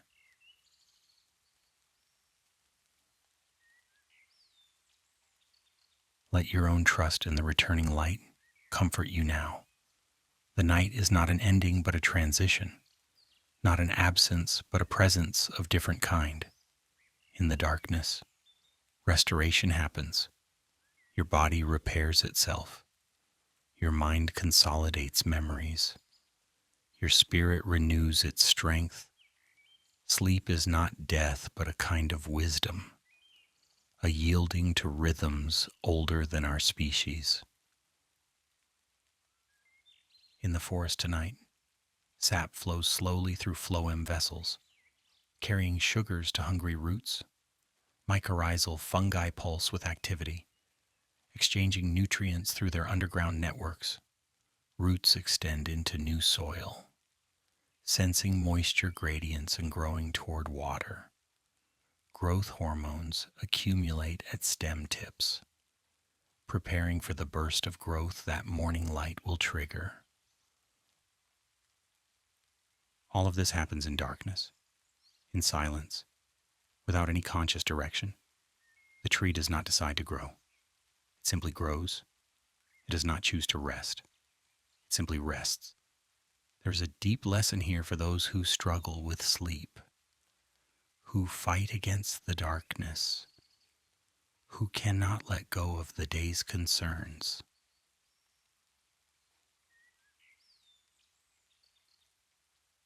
The Buddhist teacher Thich Nhat Hanh, who spent years in forest monasteries, wrote, "Breathing in, I calm body and mind. Breathing out, I smile. Dwelling in the present moment, I know this is the only moment. The present moment of the forest at night is a moment of quiet activity, of patient processes, of trust in the unfolding of time. Let yourself dwell in this moment. Let yourself be part of this patient unfolding." As you drift in the gentle currents between waking and sleeping, let us explore the subtle world of chemical communication, the ways trees send and receive messages through molecules that speak without words. We have touched on this already in our discussion of volatile signals that warn neighboring trees of attack. But the chemical communication of trees extends far beyond defense. Hormones carry messages throughout the tree's own body, coordinating growth and development. Root exudates carry messages into the soil, attracting beneficial microbes and repelling harmful ones. Even the chemistry of fallen leaves affects which species can germinate in the tree's shadow. Auxin, the master growth hormone, flows through the tree in carefully controlled gradients, establishing patterns of development that persist throughout the tree's life. The asymmetric distribution of PIN proteins ensures that auxin flows preferentially in certain directions, creating concentration maxima that mark the positions of new organs. Cytokinins, produced in the roots and transported upward, balance the effects of auxin.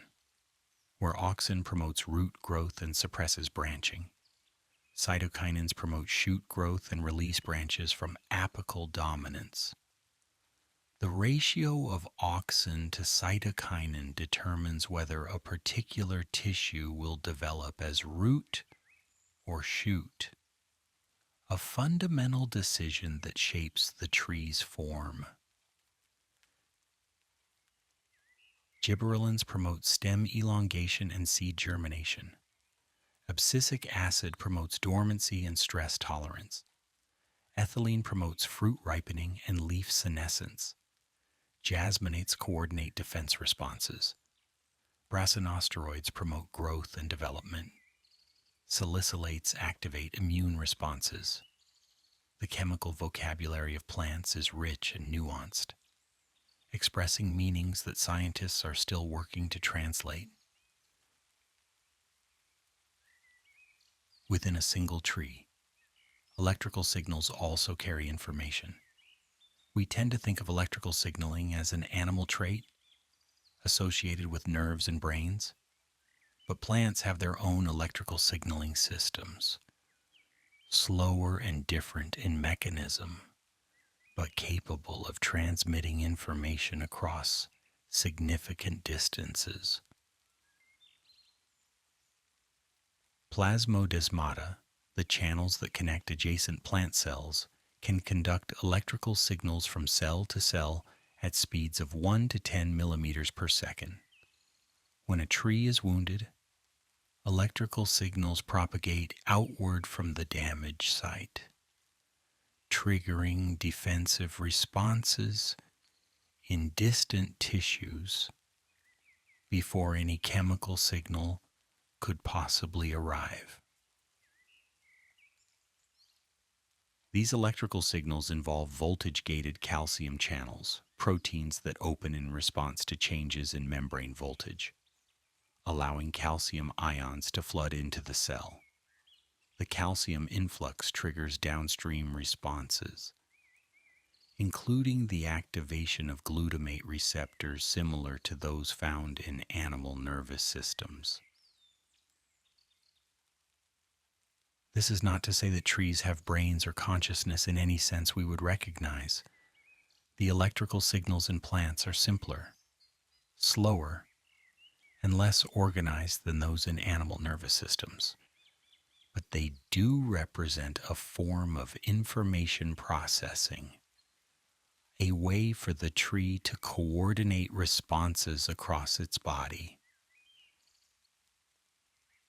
The philosopher Michel Foucault wrote, "I don't feel that it is necessary to know exactly what I am.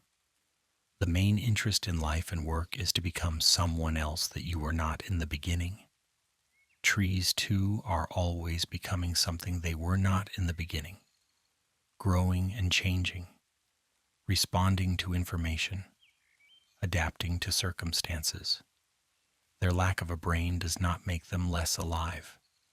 It simply makes them alive in a different way.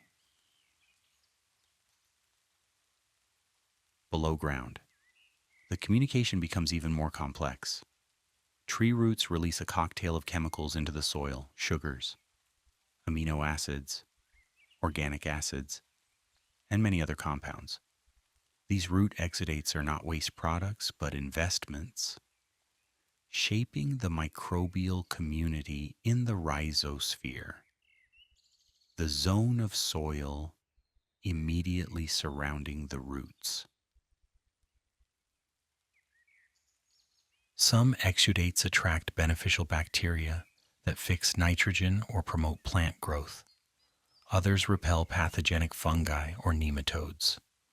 The tree is actively cultivating its underground environment, selecting for microbes that will support its growth while discouraging those that would harm it.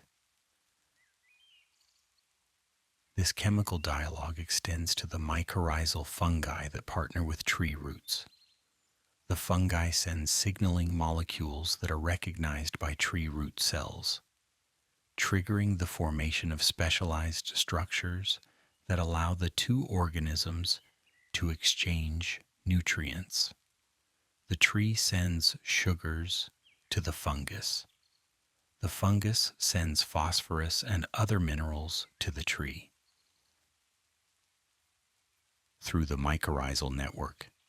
Trees can also send signals to each other: carbon, dot, nitrogen, water, and signaling molecules can all flow through the fungal hyphae from tree to tree. Mother trees can recognize their own seedlings and preferentially channel resources to them. Stressed trees can signal their distress to neighbors, triggering defensive preparations in trees that have not yet been attacked. This underground network is sometimes called the Wood Wide Web, and the analogy is apt, just as the internet connects computers into networks that share information. The mycorrhizal network connects trees into communities that share resources and signals. The forest is not a collection of isolated individuals competing for resources. It is a community, interconnected at the roots. As sleep draws ever closer, as your thoughts become soft and dreamy, let us consider the outer layer of trees, the bark that protects them from a hostile world. Bark is the tree's skin, its first line of defense against insects, fungi, fire, and physical damage. It is composed of dead cells, impregnated with waterproof and decay-resistant compounds, forming a barrier that separates the living tissues within from the dangers without. The outer bark, the rough, textured surface we see, is called the ritidome. It is made of layer upon layer of periderm, each layer formed by a cork cambium that produces cork cells outward. These cork cells die at maturity, their cell walls infiltrated with suberin, a waxy polymer that makes them waterproof and resistant to decay. The texture of bark varies enormously between species. Some trees have smooth bark that sheds in thin sheets. Others have deeply furrowed bark with ridges and valleys that deepen as the tree ages. Still others have bark that peels in long strips or breaks into plates like puzzle pieces. Each pattern reflects the tree's growth history and the particular arrangement of its cork cambiums. Bark provides more than passive protection. It contains active defenses as well, compounds that deter insects, inhibit fungal growth, and protect against ultraviolet radiation. Tannins, for example, bind to proteins and make bark unpalatable to many herbivores. Flavonoids absorb UV radiation, protecting the living cells beneath from DNA damage. When bark is damaged, trees respond by producing wound periderm, a new layer of protective tissue that seals the wound. This process involves the activation of a new cork cambium near the wound site, which begins producing cork cells that grow to cover the damaged area. The wound may never fully heal, but it can be effectively sealed, preventing further damage. Some barks have been prized by humans for their medicinal properties. The bark of willow trees contains salicin, a compound that the body converts to salicylic acid, the active ingredient from which aspirin was developed. For centuries, willow bark was used to treat pain and fever, long before anyone understood the chemistry involved.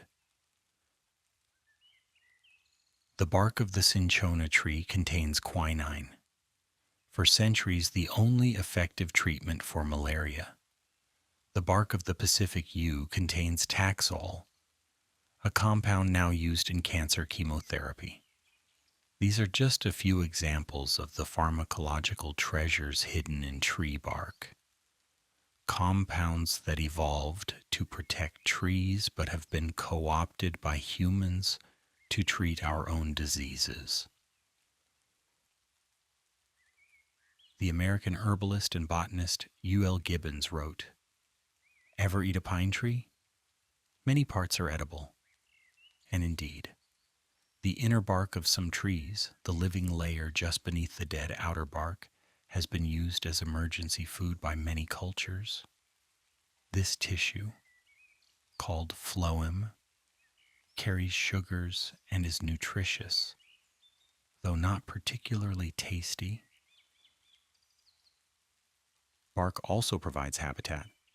The crevices and furrows of rough bark shelter insects, spiders, and other small creatures.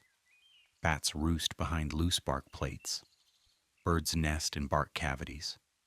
The bark of an old tree is a landscape in miniature, with its own geography of ridges and valleys, its own community of inhabitants.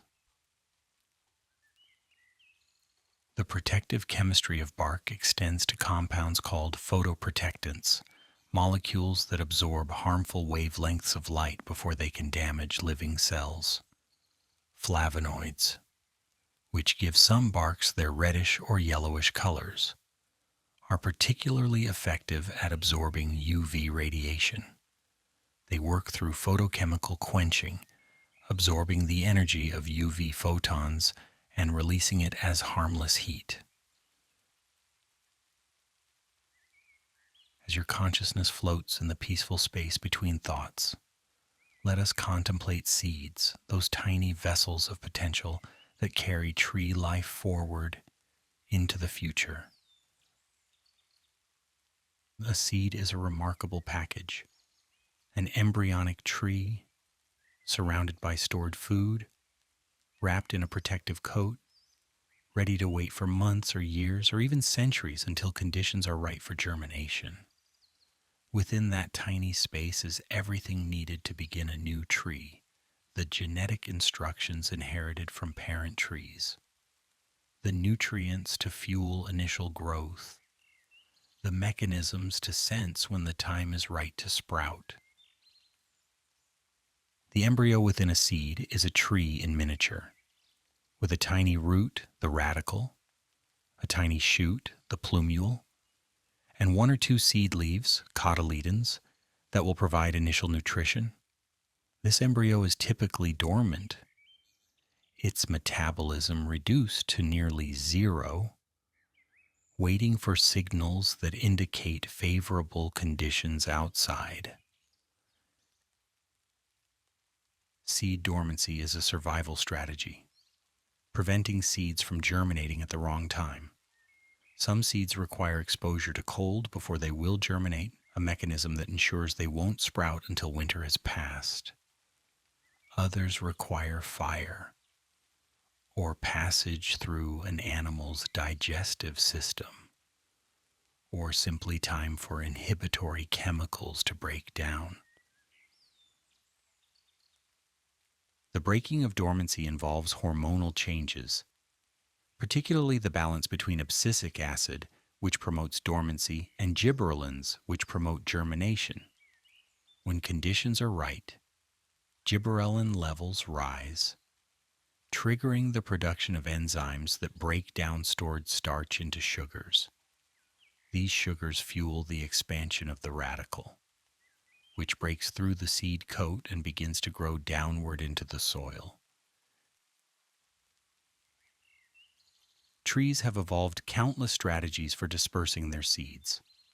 Some rely on wind, producing seeds with wings or parachutes that carry them far from the parent tree. The samara of a maple spins as it falls, catching the wind and traveling meters or even kilometers from its source. The tiny seeds of orchids are like dust, so light they can be carried on the faintest breeze. Other trees rely on animals. Berries and fruits entice birds and mammals to eat them, carrying the seeds in their digestive systems and depositing them, conveniently fertilized, far from the parent tree. Squirrels bury acorns and then forget some of them, inadvertently planting new oaks. Jays carry seeds even farther, caching them in locations they may never revisit.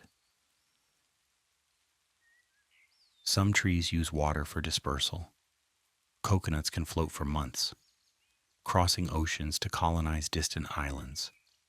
The seeds of willows and poplars are encased in cottony fibers that help them travel on water surfaces. Mangrove seeds germinate while still on the parent tree, then drop into the water and float until they find suitable mud to root in. Still other trees rely on explosive dispersal, their seed pods bursting open to fling seeds meters from the parent. The sandbox tree of the Amazon produces pods that explode with audible pops, scattering seeds at speeds approaching 160 kilometers per hour. This is botanical ballistics, powered by the drying and cracking of pod tissues. The philosopher and naturalist Johann Wolfgang von Goethe wrote, "The hardest thing to see is what is in front of your eyes." Seeds are so common, so familiar, that we often overlook their wonder. Yet each seed is a message in a bottle, carrying genetic information across time and space, ensuring that tree life will continue long after any individual tree has returned to the soil. As you settle into the deepest peace of approaching sleep, let us go one final time to the roots, those hidden half of every tree, reaching into the darkness of the soil as branches reach into the light of the sky. The root system of a large tree may be as extensive as its crown, spreading outward in all directions, plunging downward to reach water and nutrients. Yet we rarely see roots except when they heave up sidewalks or emerge from eroding stream banks. They do their work in darkness, without recognition, supporting everything we see above ground. Roots anchor trees against wind and gravity. The forces involved can be enormous. A large tree in a strong wind experiences forces that would tear apart most structures. Yet the root system, spreading through the soil, gripping particles of earth, bracing against rocks and other roots, holds the tree upright year after year through storms that might seem irresistible.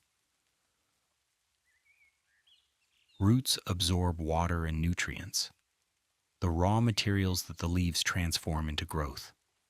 The finest roots are covered with root hairs, single cells that extend into the soil, increasing the absorptive surface area by orders of magnitude.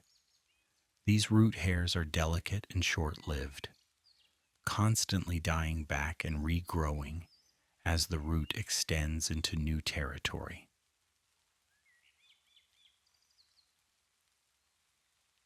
Roots store energy reserves, stashing away starch during times of abundance to be drawn upon in times of need. When a tree loses its leaves to fire or defoliation, it draws on these reserves to produce new leaves. When growth resumes in spring, root reserves fuel the initial burst before leaves are fully photosynthesizing.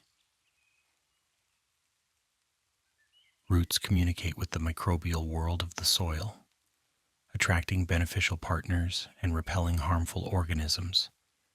They release chemical signals that shape the rhizosphere community, that initiate mycorrhizal partnerships, that coordinate the tree's underground ecology with its above-ground growth. The Cherokee Nation has a saying, "The roots of all living things are tied together," and modern science has confirmed this ancient wisdom. The roots of trees in a forest are indeed connected through mycorrhizal networks, through physical contact, through the shared soil ecosystem they all inhabit. When we look at a forest, we see individual trees, each with its own trunk and crown, apparently separate and self-sufficient. But beneath the surface, these apparent individuals are connected into a community, sharing resources, exchanging signals, supporting each other in ways invisible to casual observation. Young trees growing in the shade of older trees often cannot photosynthesize enough to survive on their own, yet they persist, sometimes for decades, supported by carbon transferred from their larger neighbors through the mycorrhizal network. They are kept alive by the forest, waiting for a gap in the canopy that will give them their chance to grow into the light. When old trees die, they don't simply fall and rot. They continue to contribute to the forest ecosystem, providing habitat for countless organisms, releasing nutrients back into the soil as they decompose, their massive trunks becoming nurse logs where new seedlings can establish themselves above the competition of the forest floor. The ecologist and author Robin Wall Kimmerer, member of the Citizen Potawatomi Nation and professor of environmental biology, writes, "The trees act not as individuals, but somehow as a collective. Exactly how they do this, we don't yet know. But what we see is the power of unity. What happens to one happens to us all." And so we come to the end of this second journey through the world of trees. But the story is far from over. Trees continue to grow, to change, to adapt, to support the web of life that depends upon them. And you, dear listener, are part of that web. As you descend now into the restorative depths of sleep, carry with you the peace of the forest. Remember that you are connected to other people, to other species, to the living earth itself. Like a tree in a forest, you are not alone. Like a root in the soil, you are part of something larger than yourself. The trees will watch over your sleep tonight, as they have watched over sleeping humans since before history began. Their leaves will filter the starlight. Their branches will shelter the night birds. Their roots will hold the earth firm beneath your resting body. Sleep now. Rest well. Dream of forests.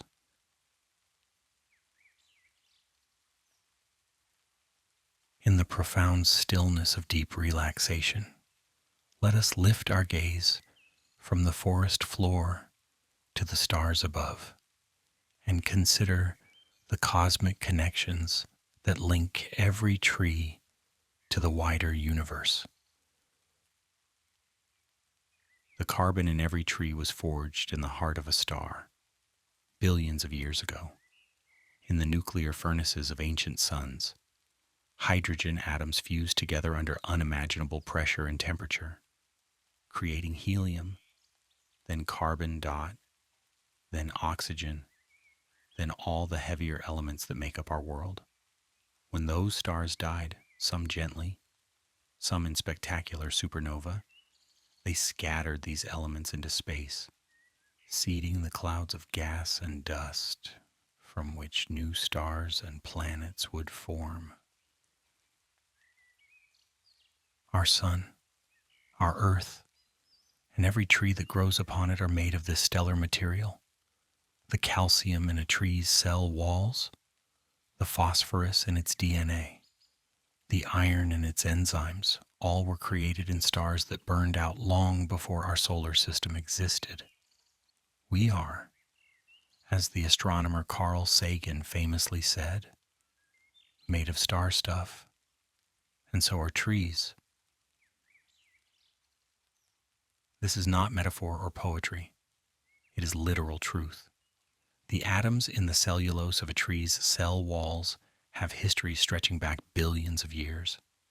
Through cosmic processes of almost incomprehensible scale, when you touch the bark of a tree, you touch matter that has journeyed through galaxies, matter that has witnessed the birth and death of stars, matter that carries within it the memory of the universe's evolution. The physicist Brian Cox has written, "We are the cosmos made conscious, and life is the means by which the universe understands itself." Trees, too, are the cosmos made conscious in their own way, not with brains or thoughts, but with their quiet responsiveness to light and gravity, their patient growth toward the sun, their silent participation in the great cycles of matter and energy. Let us consider now the cosmic rays that continuously bombard our planet, high-energy particles, mostly protons, that originate in distant supernovae and other violent cosmic events. When these particles strike the upper atmosphere, they trigger cascades of secondary particles that shower down through the air. Some of these cosmic rays interact with nitrogen atoms in the atmosphere, transforming them into carbon-14, a radioactive isotope of carbon. This carbon-14 mixes with ordinary carbon dioxide and is absorbed by trees during photosynthesis, becoming incorporated into their wood. The proportion of carbon-14 in tree rings thus records the cosmic ray intensity at the time each ring was formed. By measuring carbon-14 in tree rings of known age, scientists can reconstruct the history of cosmic ray flux reaching Earth. Normal variations reflect the 11-year solar cycle. When the sun is more active, its magnetic field deflects more cosmic rays, and less carbon-14 is produced. But occasionally, spikes appear that indicate something extraordinary. The most famous of these spikes occurred in 774 to 775 AD and 993 to 994 AD.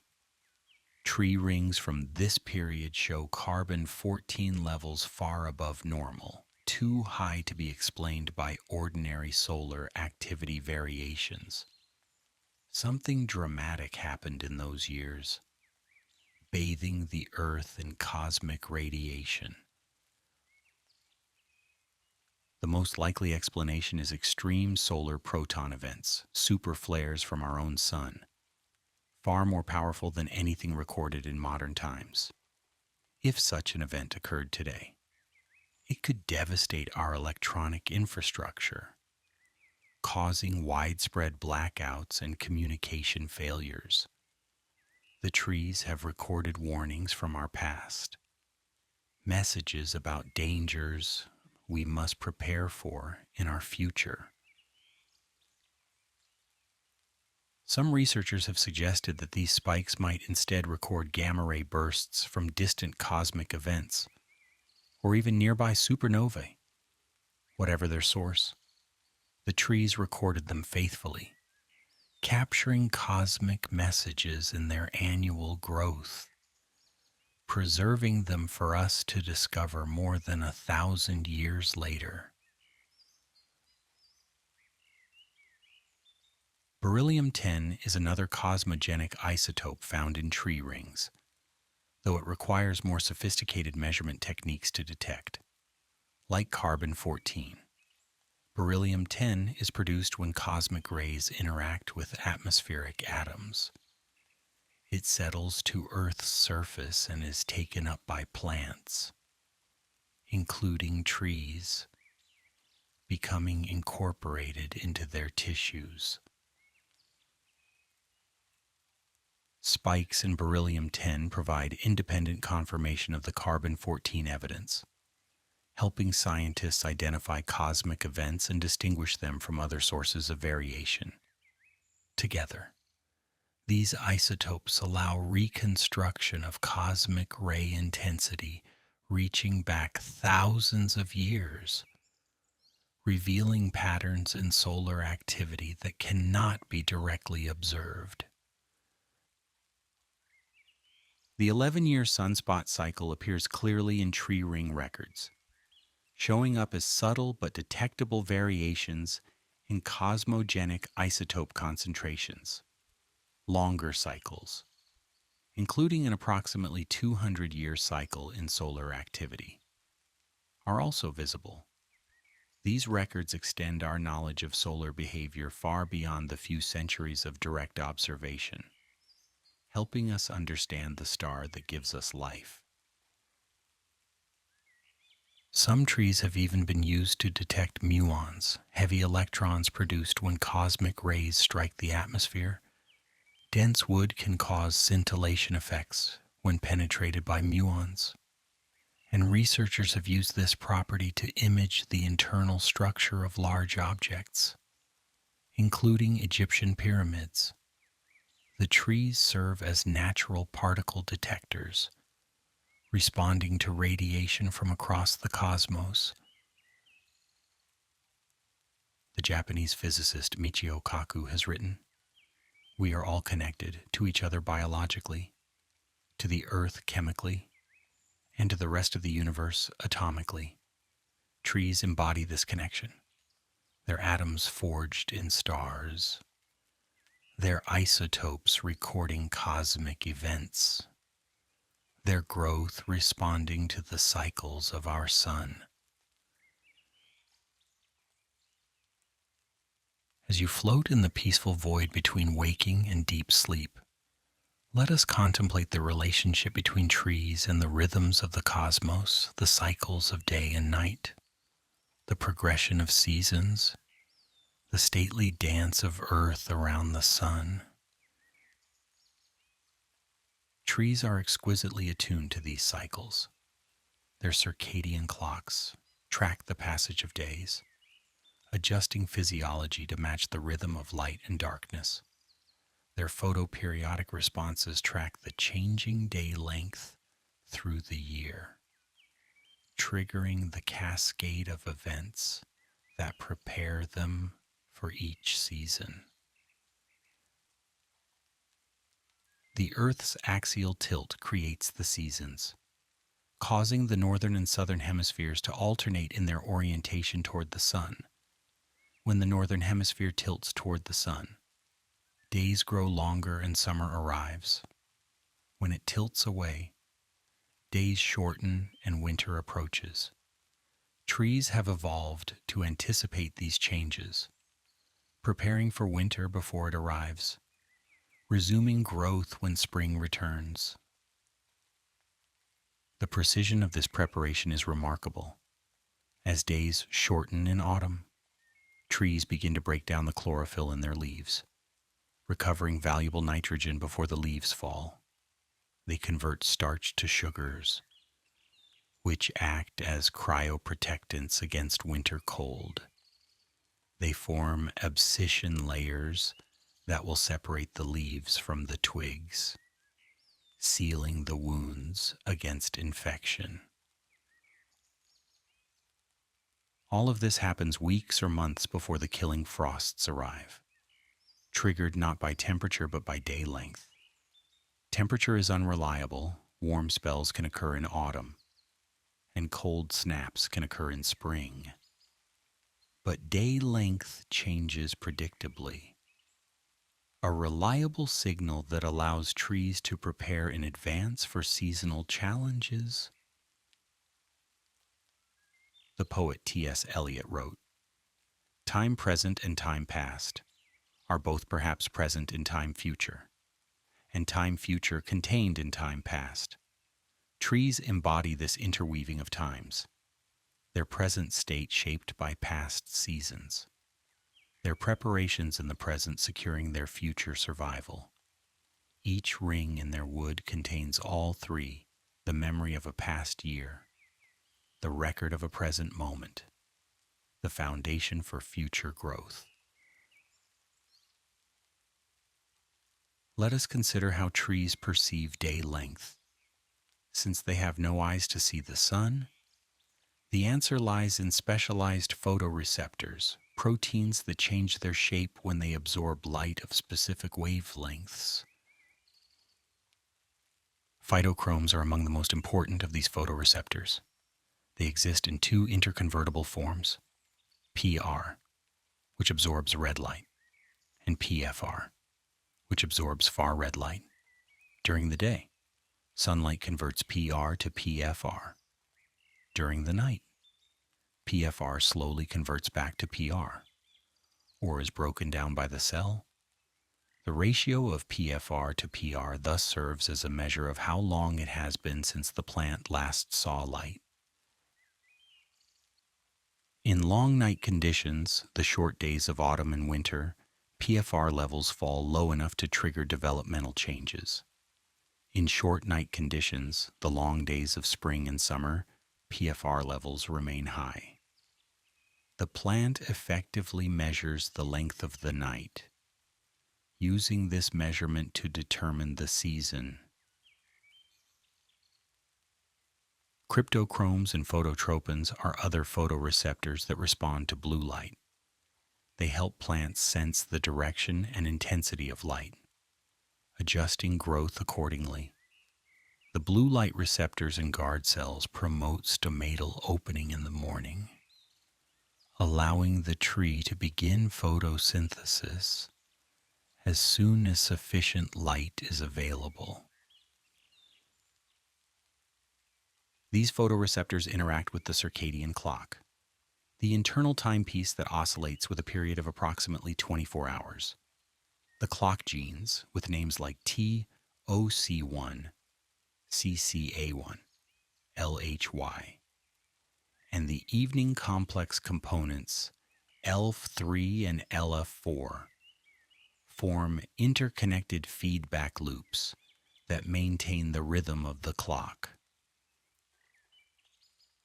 The circadian clock ensures that trees are prepared for dawn before the sun rises, that they begin closing stomata before dusk arrives, that their physiology anticipates the daily cycle rather than merely responding to it. This anticipation provides competitive advantage, allowing trees to make optimal use of each day's light. The progression of seasons brings profound changes to the forest. In spring, the lengthening days trigger a cascade of awakening. Buds that have remained dormant through the winter begin to swell, their protective scales loosening as cells divide and expand within. Hormones flow through the tree's vascular system, activating cambial growth, mobilizing stored resources, coordinating the emergence of new leaves.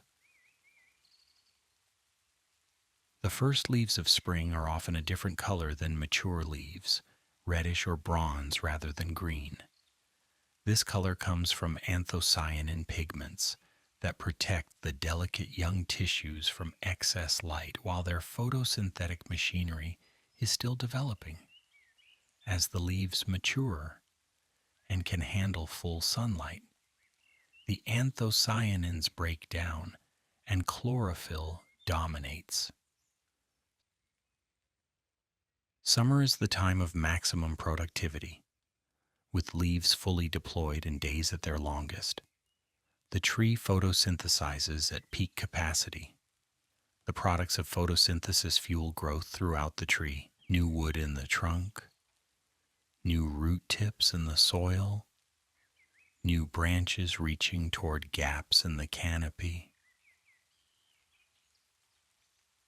The cambium adds cells rapidly during the early summer, producing the wide, thin-walled cells of early wood. As summer progresses and conditions become less favorable, growth slows and the cells become smaller and thicker walled. The late wood that forms the dark part of each annual ring. Autumn brings the gradual winding down of growth. Day length decreases, triggering the changes that prepare the tree for winter. Leaves develop brilliant colors as chlorophyll breaks down, revealing the yellow and orange carotenoids that were present all along, and synthesizing red and purple anthocyanins that may help protect the leaves during the recovery of valuable nutrients. Winter is the season of rest, but not of complete inactivity. The tree maintains its living cells at minimal metabolic rates, burning stored sugars slowly to keep essential processes running. It monitors its environment, tracking the accumulation of cold that signals true winter has arrived. Many trees require a certain amount of chilling before they can break dormancy in spring, a mechanism that prevents them from responding to brief warm spells in late autumn or early winter. Only after sufficient cold exposure are the chemical inhibitors of growth broken down, allowing the tree to respond to warming temperatures and lengthening days. The amount of chilling required varies between species and even between populations of the same species from different climates. Trees from cold climates may require more than 1,000 hours of chilling. Those from mild climates may need only a few hundred.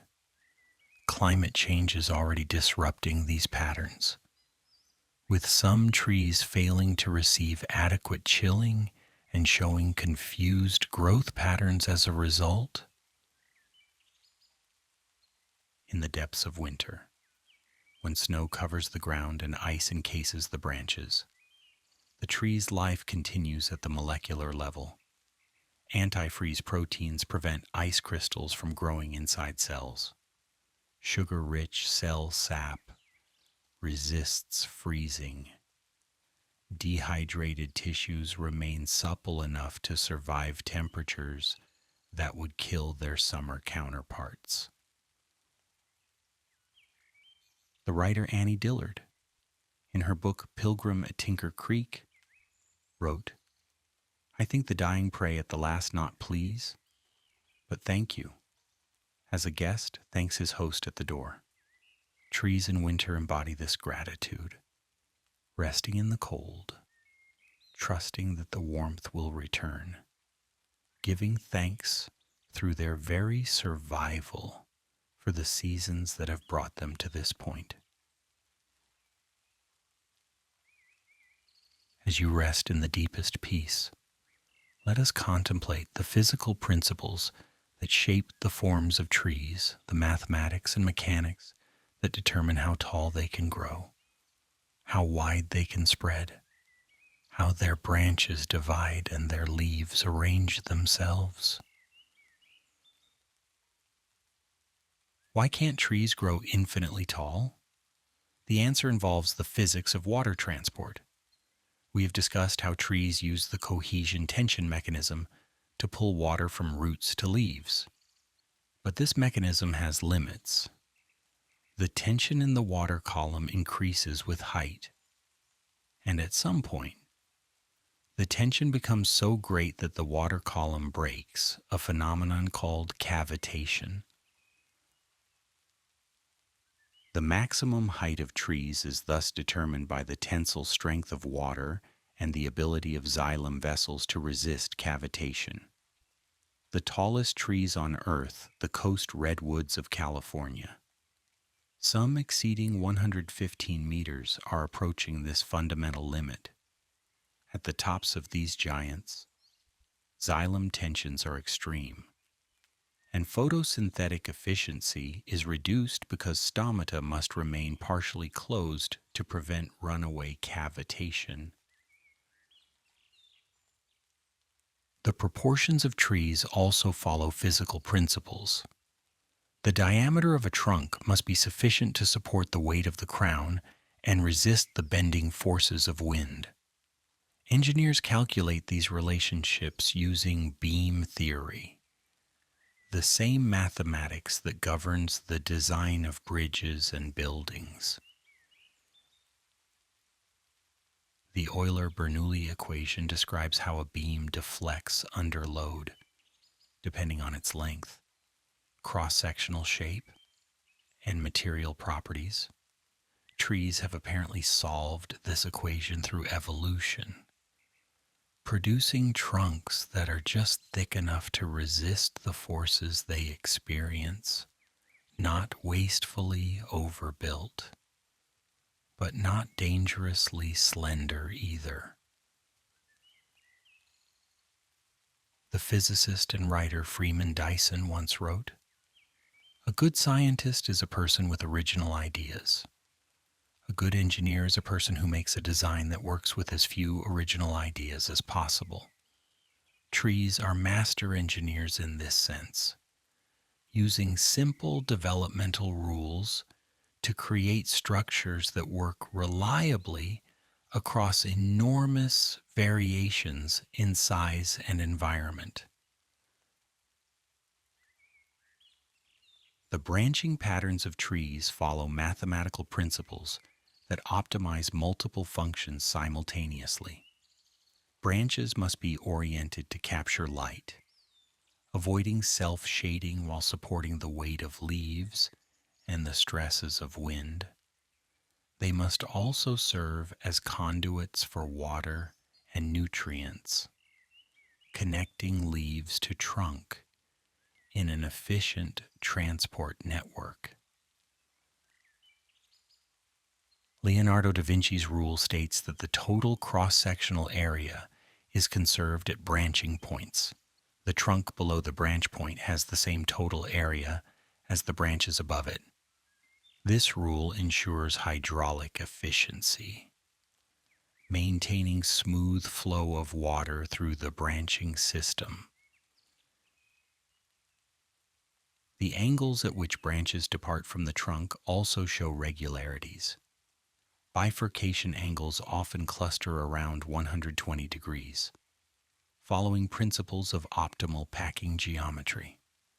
These angles minimize self-shading while maximizing the coverage of space around the tree. The arrangement of leaves on a stem, called phyllotaxis, often follows remarkable mathematical patterns. In many plants, leaves are arranged in spirals, with each leaf offset from the previous one by an angle of approximately 137.5 degrees, the golden angle, related to the famous golden ratio that appears throughout nature and art.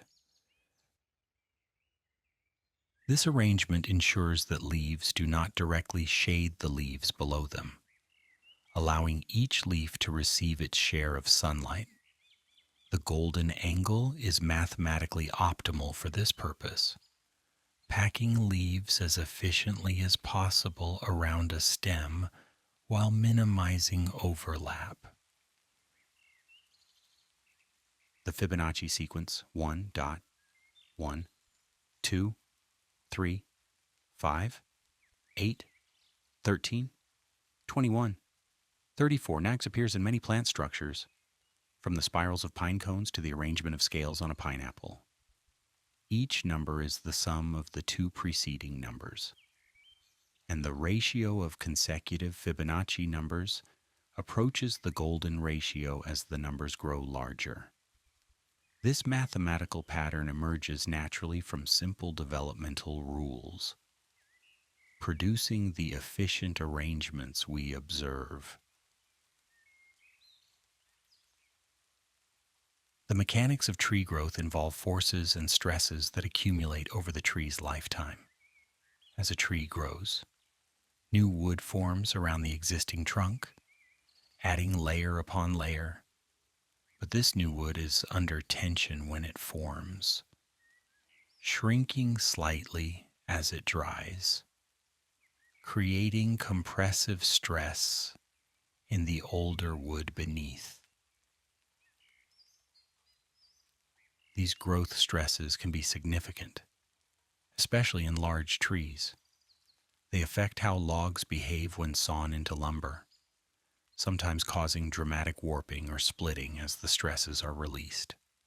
Sawmill operators must work carefully with the grain patterns and stress distributions in each log. Trees also develop reaction wood in response to leaning or other asymmetric loads. In conifers, compression wood forms on the lower side of leaning stems, pushing the stem upward. In hardwoods, tension wood forms on the upper side, pulling the stem upward. Either way, the tree actively corrects its posture, maintaining vertical growth against the forces that would tip it over.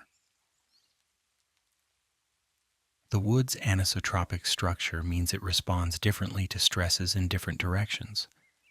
The alignment of cellulose microfibrils determines the orientation of maximum strength. In wood, loaded along the grain, cellulose fibers directly bear the stress. In wood, loaded across the grain, the weaker bonds between fibers must resist the load. This anisotropy extends to thermal expansion. Wood expands differently in different directions as temperature changes. Remarkably, the thermal expansion coefficient along the grain can actually be negative. Wood shrinks slightly along its length as it warms, due to the reconfiguration of hydrogen bonds in the cellulose matrix.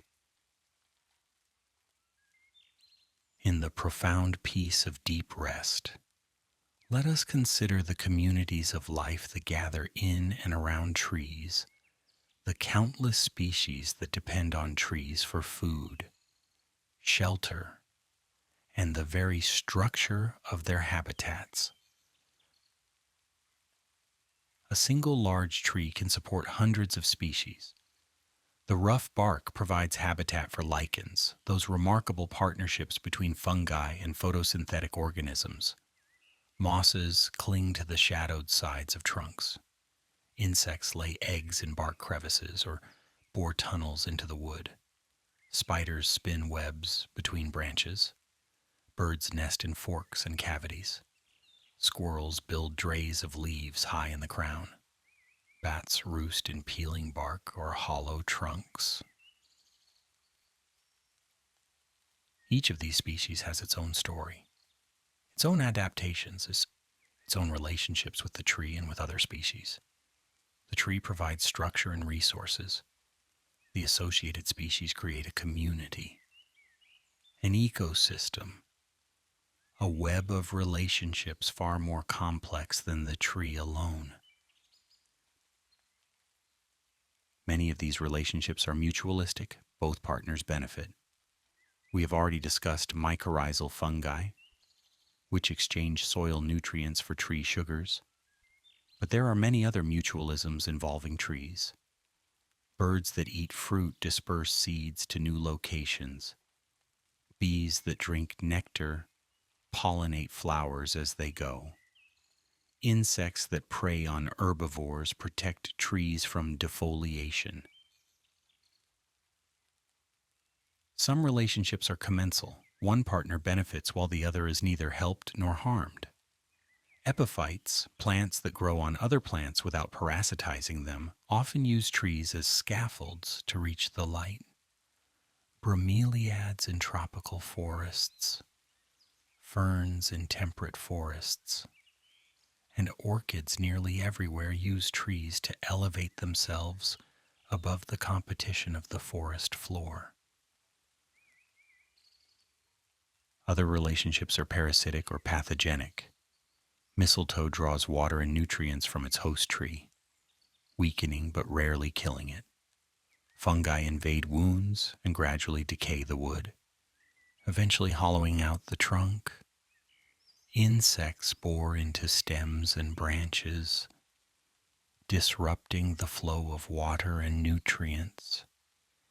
Yet even these harmful relationships play roles in the ecosystem, creating habitat, recycling nutrients, and culling weak individuals. Dead trees are as important to forest ecosystems as living ones. When a tree dies, it doesn't simply disappear, it begins a new phase of ecological service. Standing dead trees called snags provide nesting sites for woodpeckers and owls, roosting sites for bats, hunting perches for hawks. As the dead tree decays, it is colonized by waves of organisms. First come the bark beetles and wood-boring insects, then the fungi that break down cellulose and lignin, then the invertebrates that feed on fungal tissues and decaying wood. Salamanders find shelter in rotting logs. Mice nest in hollow centers. The dead tree teems with life. Eventually, the tree falls, becoming a log on the forest floor. This log continues to decay, releasing nutrients back into the soil over decades or even centuries. In moist forests, fallen logs become nurse logs, nurseries where seedlings can establish themselves above the competition of mosses and herbs, their roots eventually enveloping the decaying log as it disappears beneath them.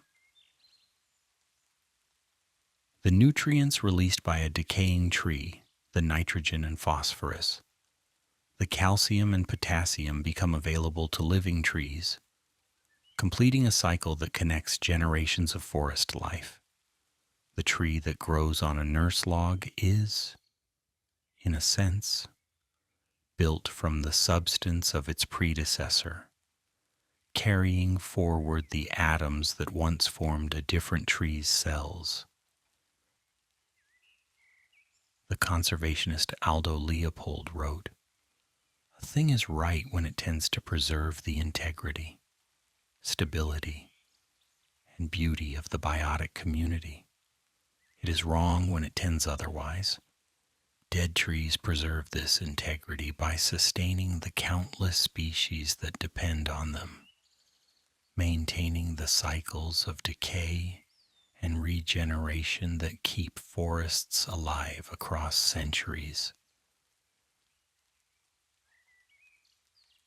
Trees also create microclimates that shape the conditions experienced by other organisms. The canopy of a forest intercepts sunlight, creating a shaded environment below that is cooler and more humid than exposed areas.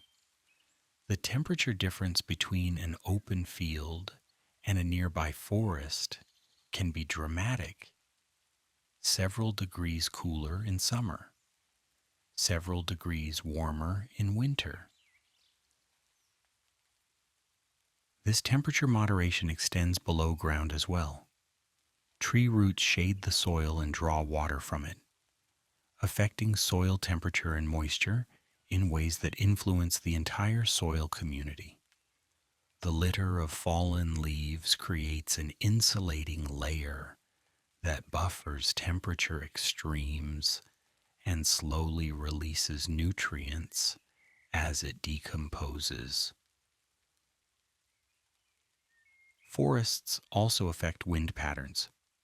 Trees slow the wind near the ground, creating calm zones where delicate plants can grow. They generate turbulence in the canopy, mixing air and affecting the distribution of airborne particles, including pollen and spores. The aerodynamics of forests have been studied using the same equations that describe flow over airplane wings. Complex physics creating the calm beauty of a forest interior. The modified environment created by trees extends the range of many species. Plants and animals that could not survive in exposed conditions thrive in the shelter of the forest. The forest creates habitat, not just through its structure, but through its climate effects, expanding the range of conditions available to the community of life. As rest deepens towards sleep, let us reflect on the relationship between trees and human beings, a relationship that stretches back to the origins of our species and continues to shape our lives today. Our ancestors lived in forests for millions of years before they ventured onto the savannas. Our hands evolved to grip branches. Our shoulders evolved to hang and swing. Even today, we feel comfort in the presence of trees, stress relief when we walk among them, peace when we rest in their shade.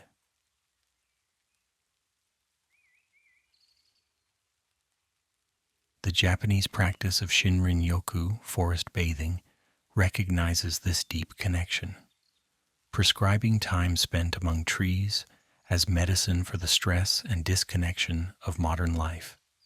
Scientific studies have confirmed what intuition suggests.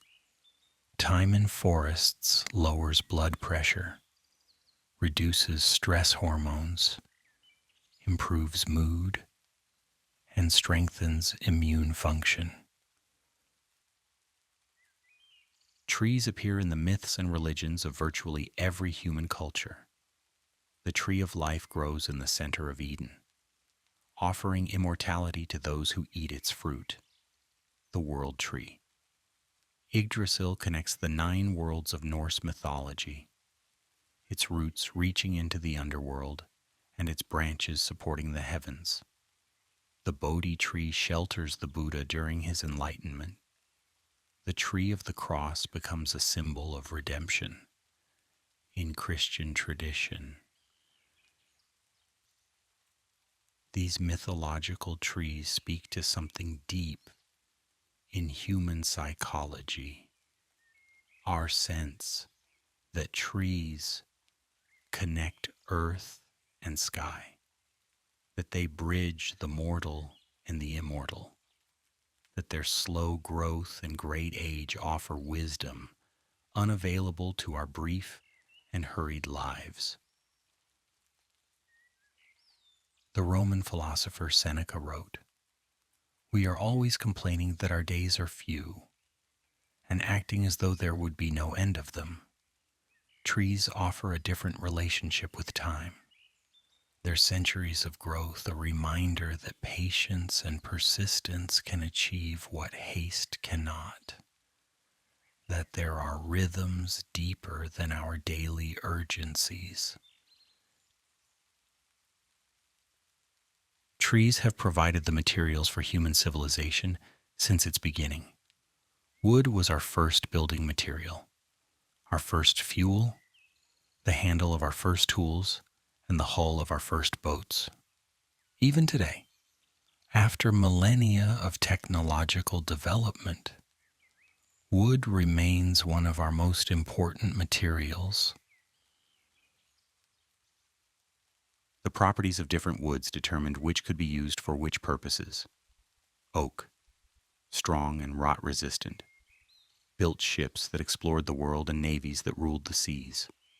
Pine, straight-grained and easily worked, raised the frames of countless houses. Cedar, aromatic and decay-resistant, lined closets and built chests. Teak endured the tropics. Birch bent for canoes. Ash flexed for tool handles. Craftspeople learned to work with wood's grain, using its anisotropic properties rather than fighting them. They learned to account for wood's movement as it absorbed and released moisture through the seasons. They developed joinery techniques that allowed wood to move while still holding together. Mortise and tenon, dovetail, dot, finger joint. The furniture maker George Nakashima, who brought Japanese aesthetics to American woodworking, wrote of his philosophy. We work with boards from great trees, trees that grew slowly over generations. We are impressed with the majesty of the original tree, and we want the boards to retain as much of that character as possible. This respect for the tree's character, its grain, its figure, its individual history distinguishes fine woodworking from mere carpentry. The craftsperson sees in each board the life of the tree that produced it and works to honor that life in the finished piece. Trees have also provided inspiration for human art and thought throughout history. Painters from ancient China to modern America have depicted trees, finding in their forms subjects worthy of careful study and aesthetic contemplation. The gnarled pines of Chinese scroll paintings, the luminous trees of the Hudson River School, the fractured plains of Cezanne's forests all testify to trees' power to inspire visual art. Poets and writers have found in trees metaphors for human life and death, growth and decline, rootedness and aspiration. The English Romantic poets saw in nature, and especially in trees, a spiritual presence that revealed truths unavailable through reason alone. Wordsworth's lines composed a few miles above Tintern Abbey celebrate the sycamores and willows along the River Wye as part of a landscape that offers moral instruction and spiritual renewal.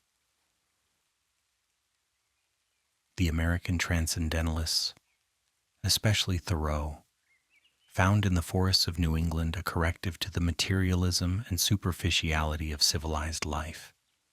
Thoreau's 2 years at Walden Pond, living simply in a cabin, he built himself in the woods, produced one of American literature's most influential meditations on the relationship between humans and nature.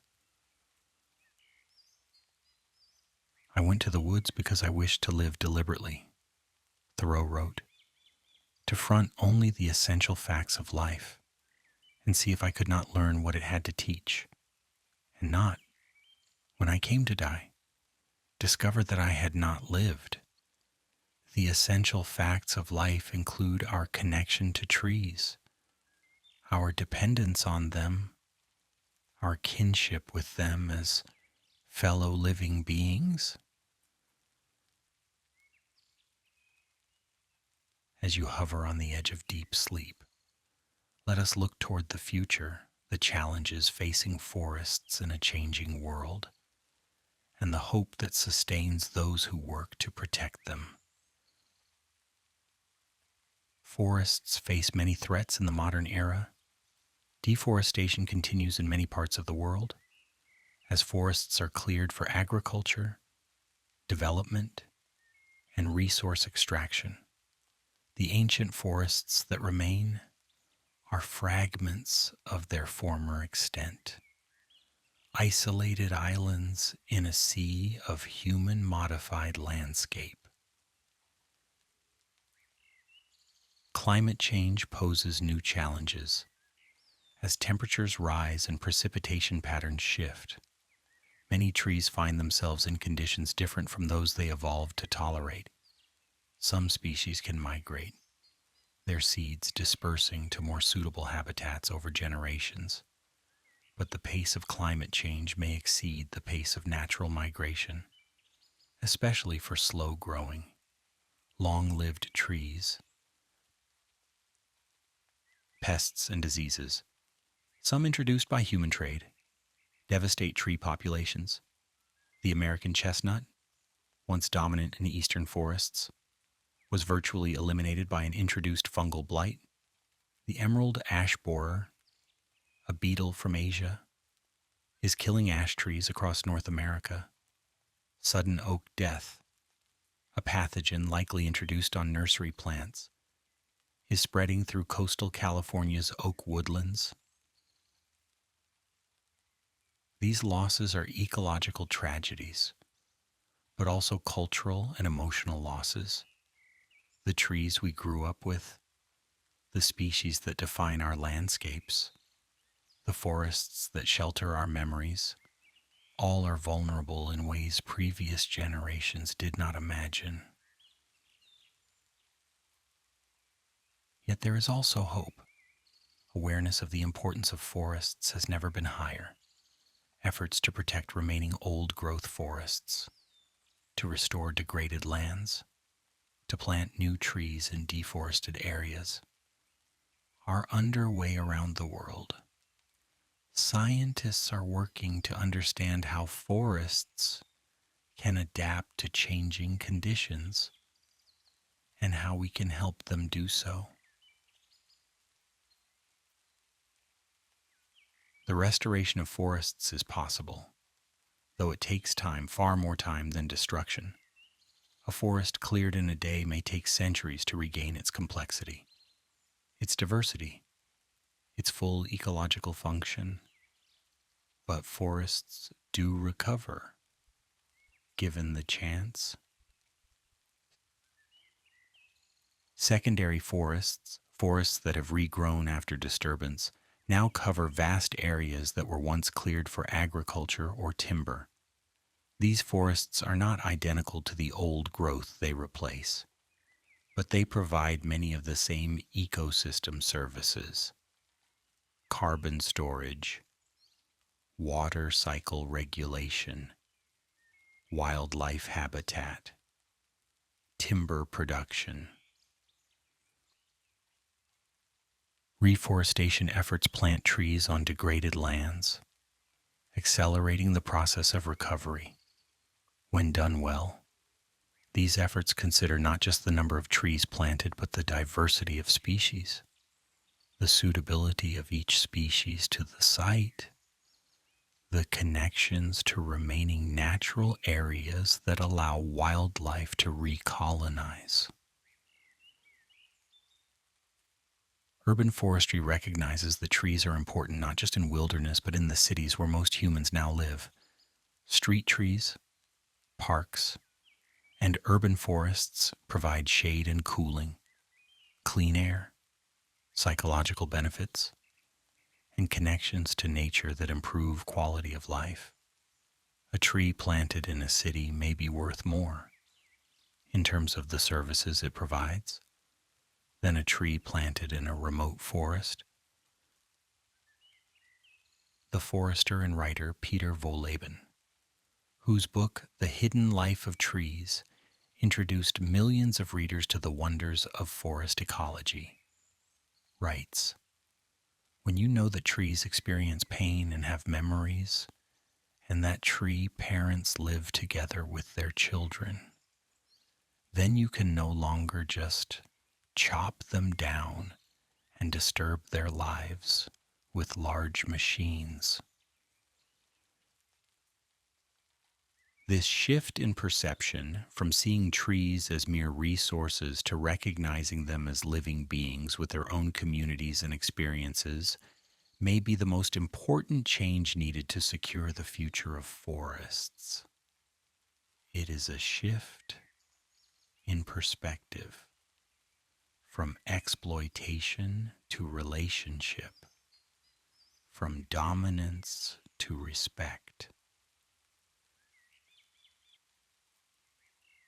Trees have existed on Earth for nearly 400 million years.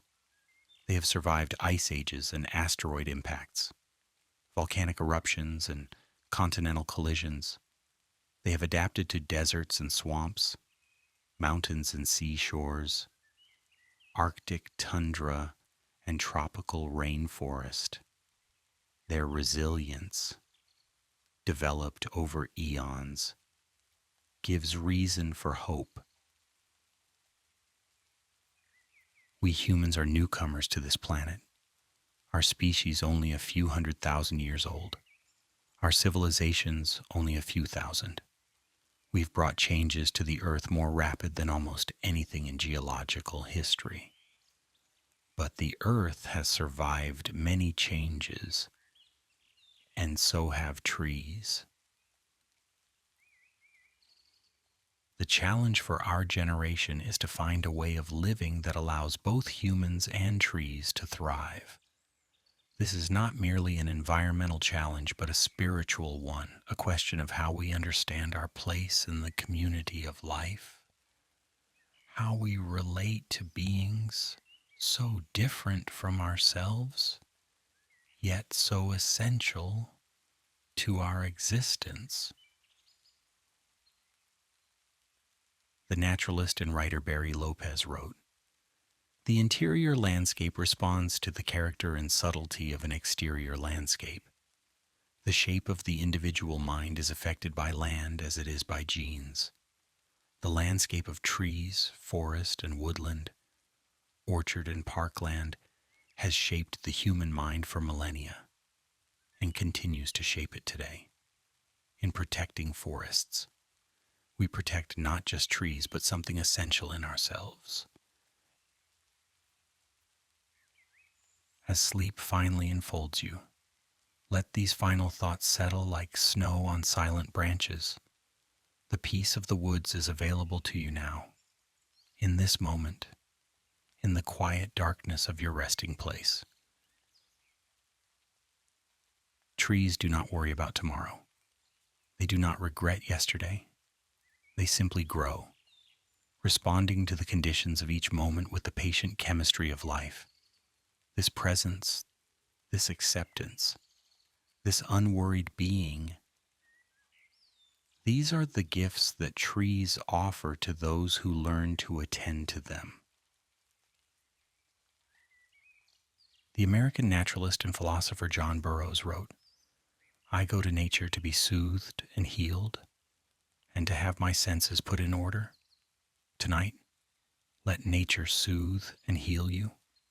Let the image of trees, their quiet presence, their patient growth, their deep rootedness, restore whatever has been troubled in your day." Imagine yourself in a forest now, in whatever forest your mind finds most restful. Perhaps it is a cathedral of towering redwoods, their tops lost in mist, their massive trunks rising like columns into a green ceiling. Perhaps it is a maple forest in autumn, ablaze with color, carpeted with fallen leaves. Perhaps it is a quiet grove of aspens, their leaves trembling in an unfelt breeze, their white bark glowing in moonlight. Whatever forest you imagine, you are safe there. The trees stand around you like guardians, their ancient patience a protection against the hurries and worries of waking life. You can rest here, in the peace of the woods, while your body repairs itself and your mind integrates the experiences of the day.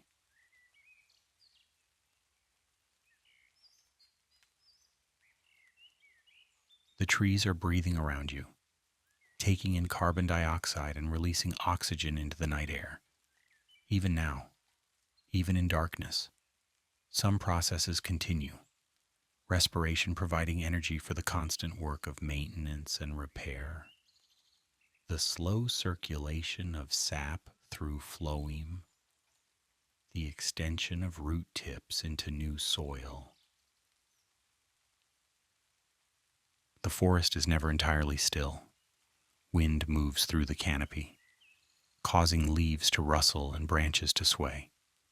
Owls call in the darkness, hunting the mice that venture out under cover of night.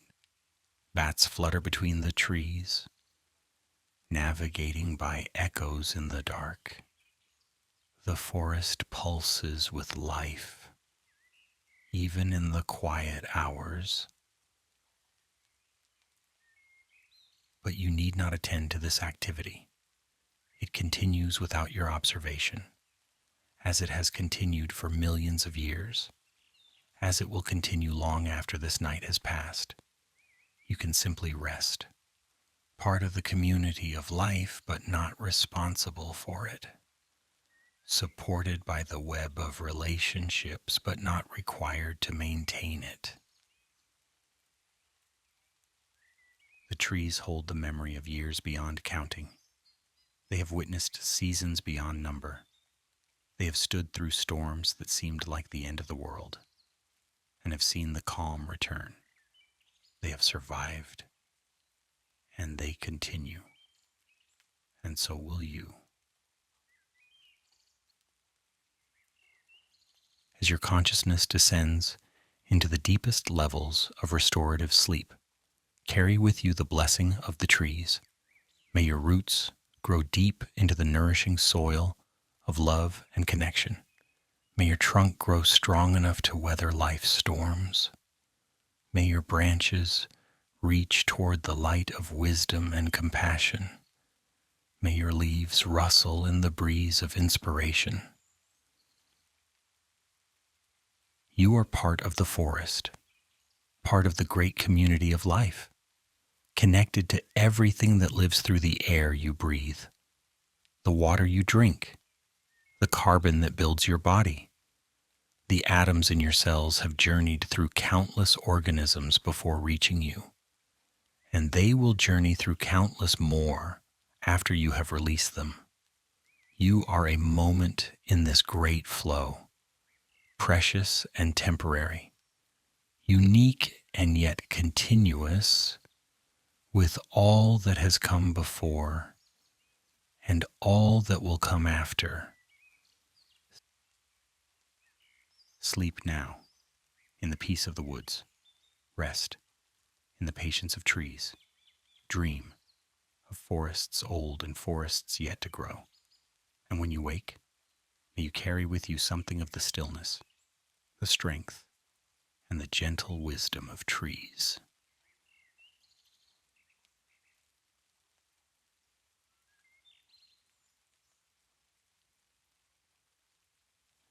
In the deepest chambers of sleep, where dreams begin to stir, let these final whispers guide you to the most peaceful rest.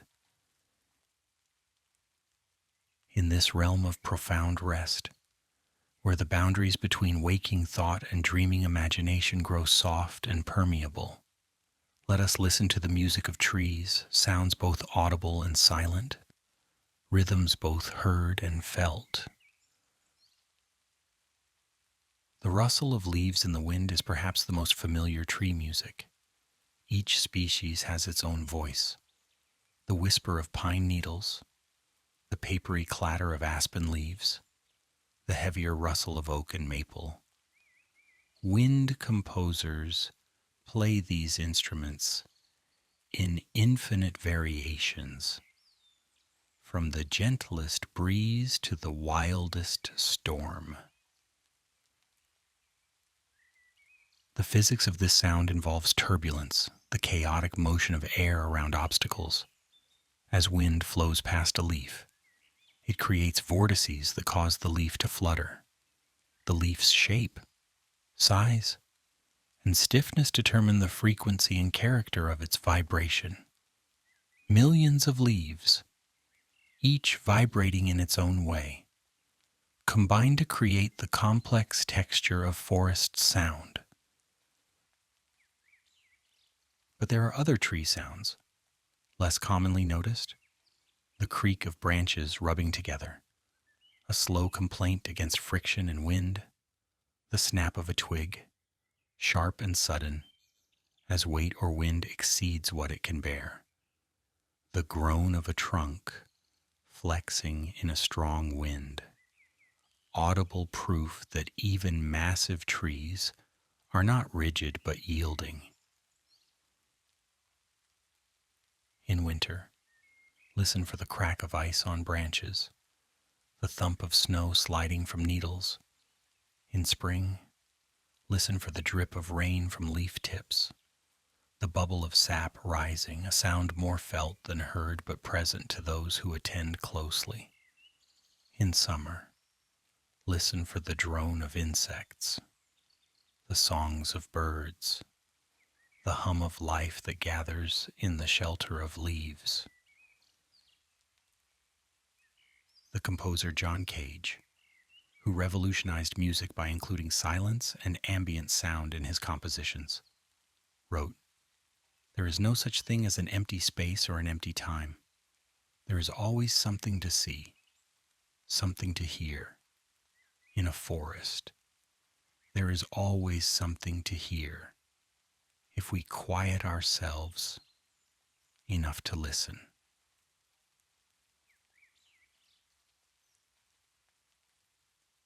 Trees make sounds we cannot hear, sounds too high or too low for human ears, sounds that travel through wood rather than air. Scientists using sensitive instruments have detected ultrasonic clicks from trees under drought stress. As air bubbles form in the xylem vessels, these sounds may be below the threshold of our hearing, but other organisms may detect them.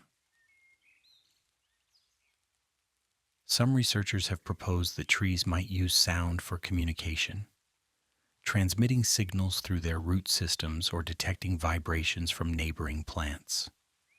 The evidence for this is still preliminary, but it suggests that the acoustic environment of a forest may be far richer than we perceive.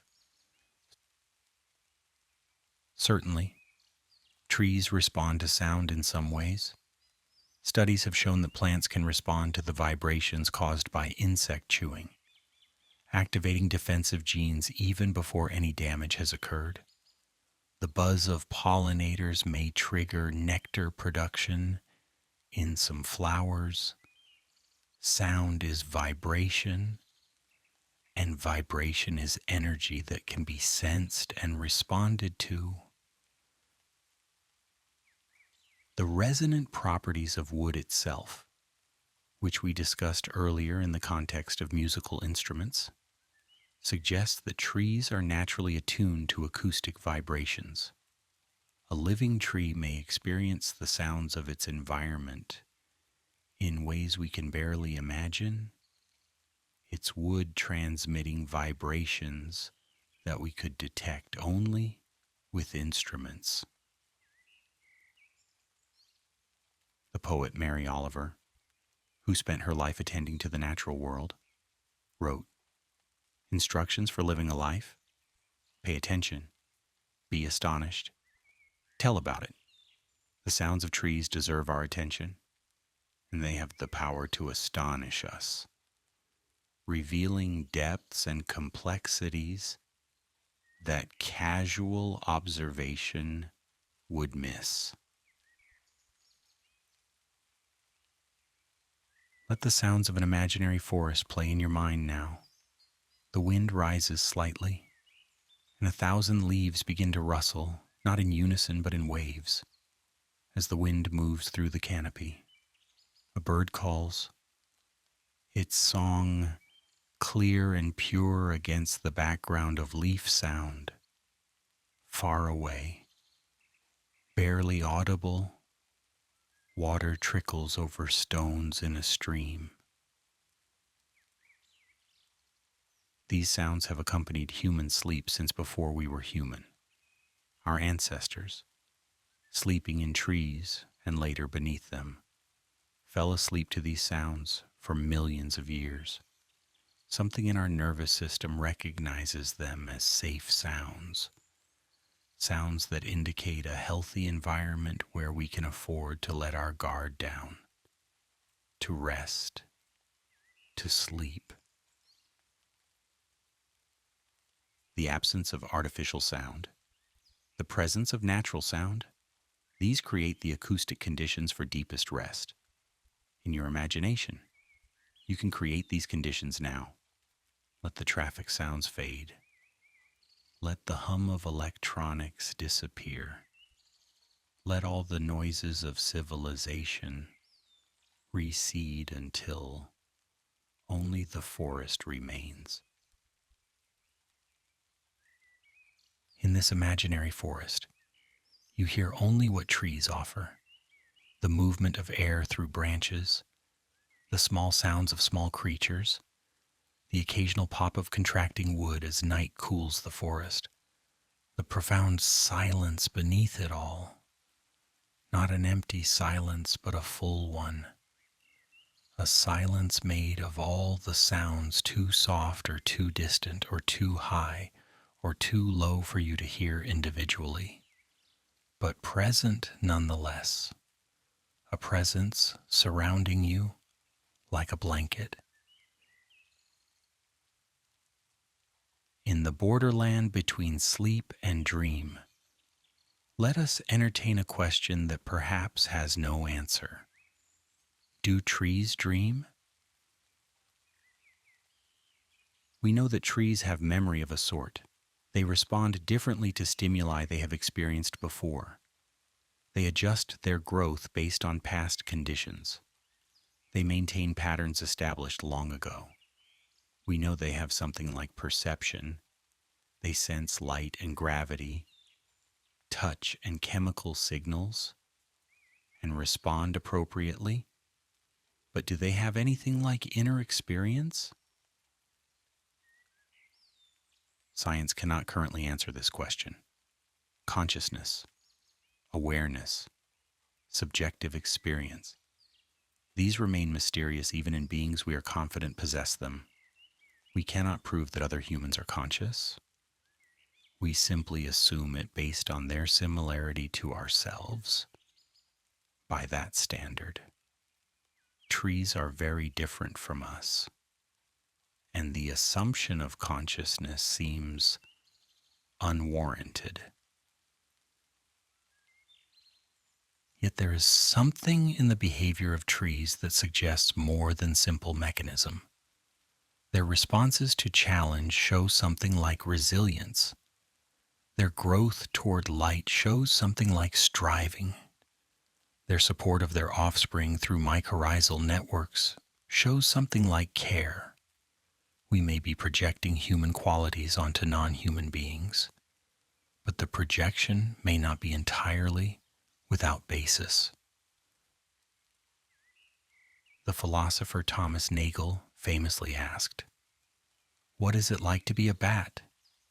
pointing out that even for creatures relatively similar to us, the nature of their inner experience remains deeply mysterious. What it is like to be a tree, if it is like anything at all, is even more beyond our ability to imagine. Indigenous cultures around the world have traditionally attributed consciousness and intention to trees. The animist traditions of many peoples hold that all living things, and even some non-living things, possess spirits that can be communicated with. Honored and offended trees, especially old and large trees, are often regarded with particular reverence. These traditions may not meet scientific standards of evidence, but they represent thousands of years of close observation and relationship with the natural world. They encode practical wisdom about how to live sustainably with forests, and they encourage attitudes of respect and reciprocity that have ecological value regardless of their metaphysical accuracy.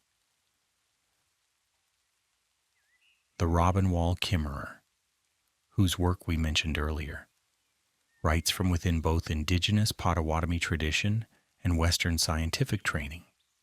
She argues that the language of science, with its impersonal it for describing natural beings, creates emotional and ethical distance that enables exploitation. The indigenous practice of referring to trees and other natural beings as who rather than what fosters relationship and responsibility. In the indigenous worldview, she writes, a healthy ecosystem is understood as one in which both taking and giving coexist in balance. This ethic of balance, of relationship, of mutual obligation, offers a different way of thinking about our place in the community of life, one that treats trees not as resources to be exploited, but as neighbors to be respected. Let us imagine, for a moment, what a tree might dream if trees could dream.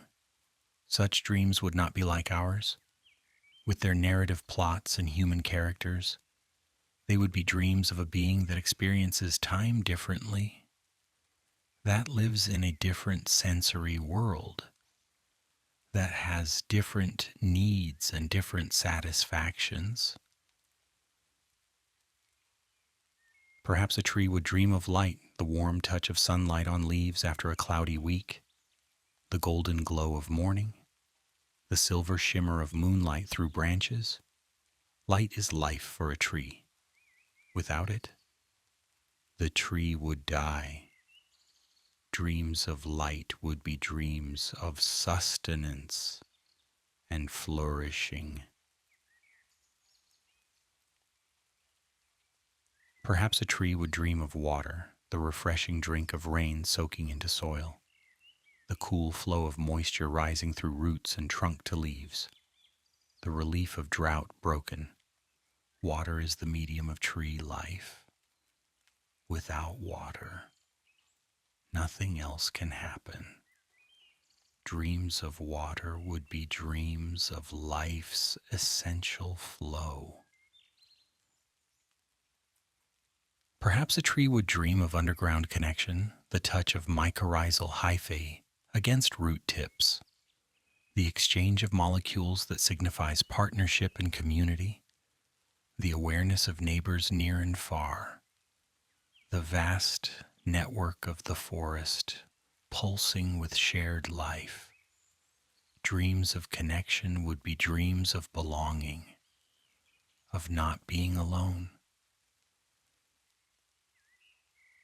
Perhaps a tree would dream of seasons, the cycle that repeats yet is never quite the same, the rhythm of growth and rest that structures tree existence, the accumulated memory of years beyond counting. Dreams of seasons would be dreams of continuity and change, of pattern and variation, of time passing in ways too slow for us to perceive. These are human imaginings.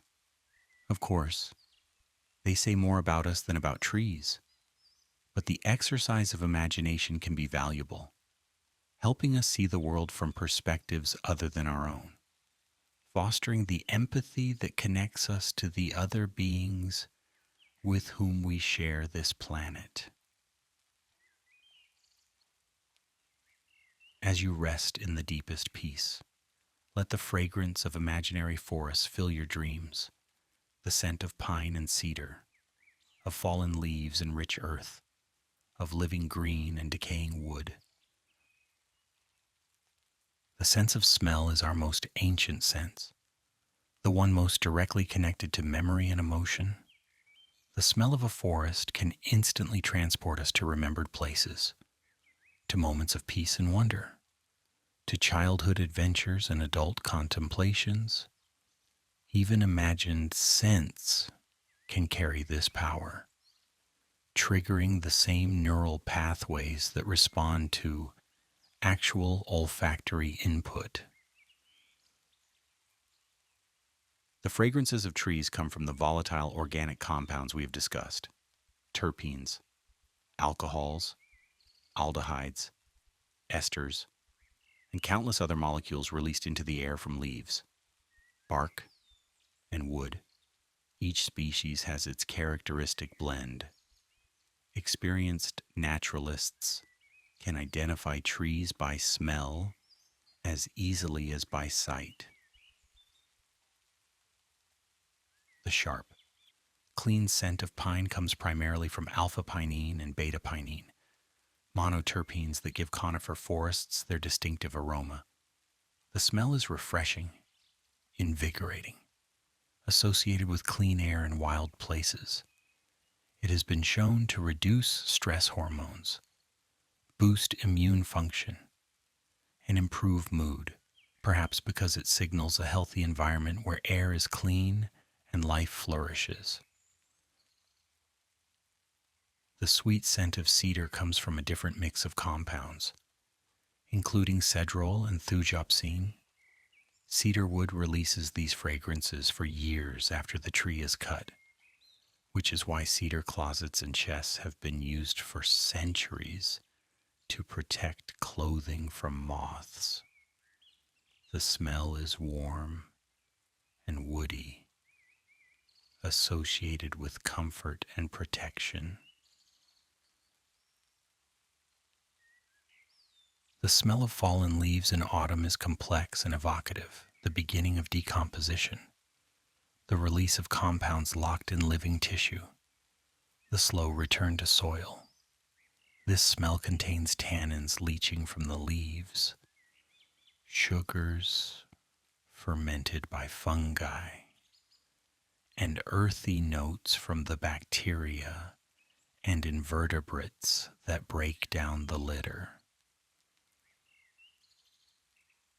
The smell of forest soil, what scientists call petrichor, when it comes with rain, contains geosmin, a compound produced by soil bacteria.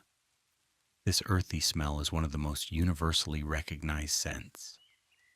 Detectable by humans at concentrations as low as 5 parts per trillion, we seem to be evolutionarily tuned to notice it, perhaps because it signals the presence of water in dry conditions. The smell of a forest after rain is a symphony of released compounds. Rain droplets striking leaves and soil liberate volatile molecules that have accumulated on surfaces. The humid air carries these scents farther than dry air would. The result is the intensely fragrant experience that forest visitors know well, the smell of the world refreshed, renewed, alive. In Japanese culture, the forest bathing practice of Shinrin-yoku explicitly includes attention to forest fragrances as part of its health benefits. Practitioners are encouraged to breathe deeply, to let the forest air fill their lungs, to absorb the volatile compounds that trees release into their environment. Let your imagination create a forest scent now, a fragrance that embodies all the qualities of trees we have explored tonight. It might begin with the fresh green note of new leaves, full of life and potential. It might deepen into the warm woodiness of bark and heartwood, speaking of strength and endurance. It might have hints of flowers and fruit, of mushrooms and moss, of all the community of life that gathers under trees. Breathe this imaginary scent, slowly and deeply. Let it fill your lungs and spread through your body. Let it carry you deeper into relaxation, deeper into rest, deeper into the healing peace of sleep. The scent of the forest is the scent of life itself, of photosynthesis and respiration, of growth and decay, of the great cycles that sustain all living things. When you breathe the forest air, you breathe these cycles, participating in exchanges of matter and energy that connect you to every tree, every fungus, every creature that shares this living planet. In the peaceful darkness of deep rest, let your dreaming hands explore the texture of bark, the rough ridges and smooth patches, the peeling layers and solid plates, the infinite variety of surfaces that protect the living wood within. Each species of tree has its characteristic bark. The deeply furrowed bark of old oaks, with crevices deep enough to shelter your fingers. The smooth gray bark of beeches, so often carved with initials and hearts. The papery white bark of birches, peeling in horizontal strips to reveal pinkish orange beneath. The shaggy bark of cedars, hanging in long fibrous strips. The plated bark of old pines, like jigsaw puzzle pieces in shades of orange and brown. These textures evolve as trees age. Young trees often have smooth bark, their rapid diameter growth stretching the outer layers before they have time to develop deep furrows. As growth slows with age, the outer bark accumulates, and characteristic patterns emerge. The oldest trees often have the most distinctive bark, their surfaces sculpted by centuries of growth and weathering. Running your hands over bark, you feel the story of the tree's life. The smooth areas where bark has formed quickly, the rough areas where it has accumulated, the horizontal lines that mark years of growth, the wounds where branches have broken off or bark has been damaged. Every texture tells a story, if you know how to read it. The poet and painter William Blake wrote, "To see a world in a grain of sand and a heaven in a wild flower, hold infinity in the palm of your hand and eternity in an hour." To feel eternity in the bark of an ancient tree is not so different. To sense the accumulated years in its ridges and furrows, to touch time made tangible. The bark textures serve functions beyond mere protection. Rough bark provides habitat for insects and spiders, for lichens and mosses. The crevices shelter overwintering insects that will pollinate next year's flowers. The peeling layers of birch bark provide nest material for birds. The very textures that delight our fingers also support entire communities of small life. Some bark textures have been used by humans for practical purposes. The cork oak produces bark so thick and spongy that it can be harvested every 9 years without killing the tree. This is the cork that seals wine bottles and provides flooring and insulation. The paper birch produces bark that can be peeled in large sheets and used for canoes, containers, and writing material. Indigenous peoples around the world have developed intimate knowledge of bark properties. They know which barks can be used for rope and which for medicine, which can be eaten in emergencies and which are poisonous, which make good fire starters and which are too wet or too resistant to burn. This knowledge represents generations of careful observation and experiment, a science of bark developed long before modern botany. In the tactile imagination of your dreaming state, let your hands explore bark textures.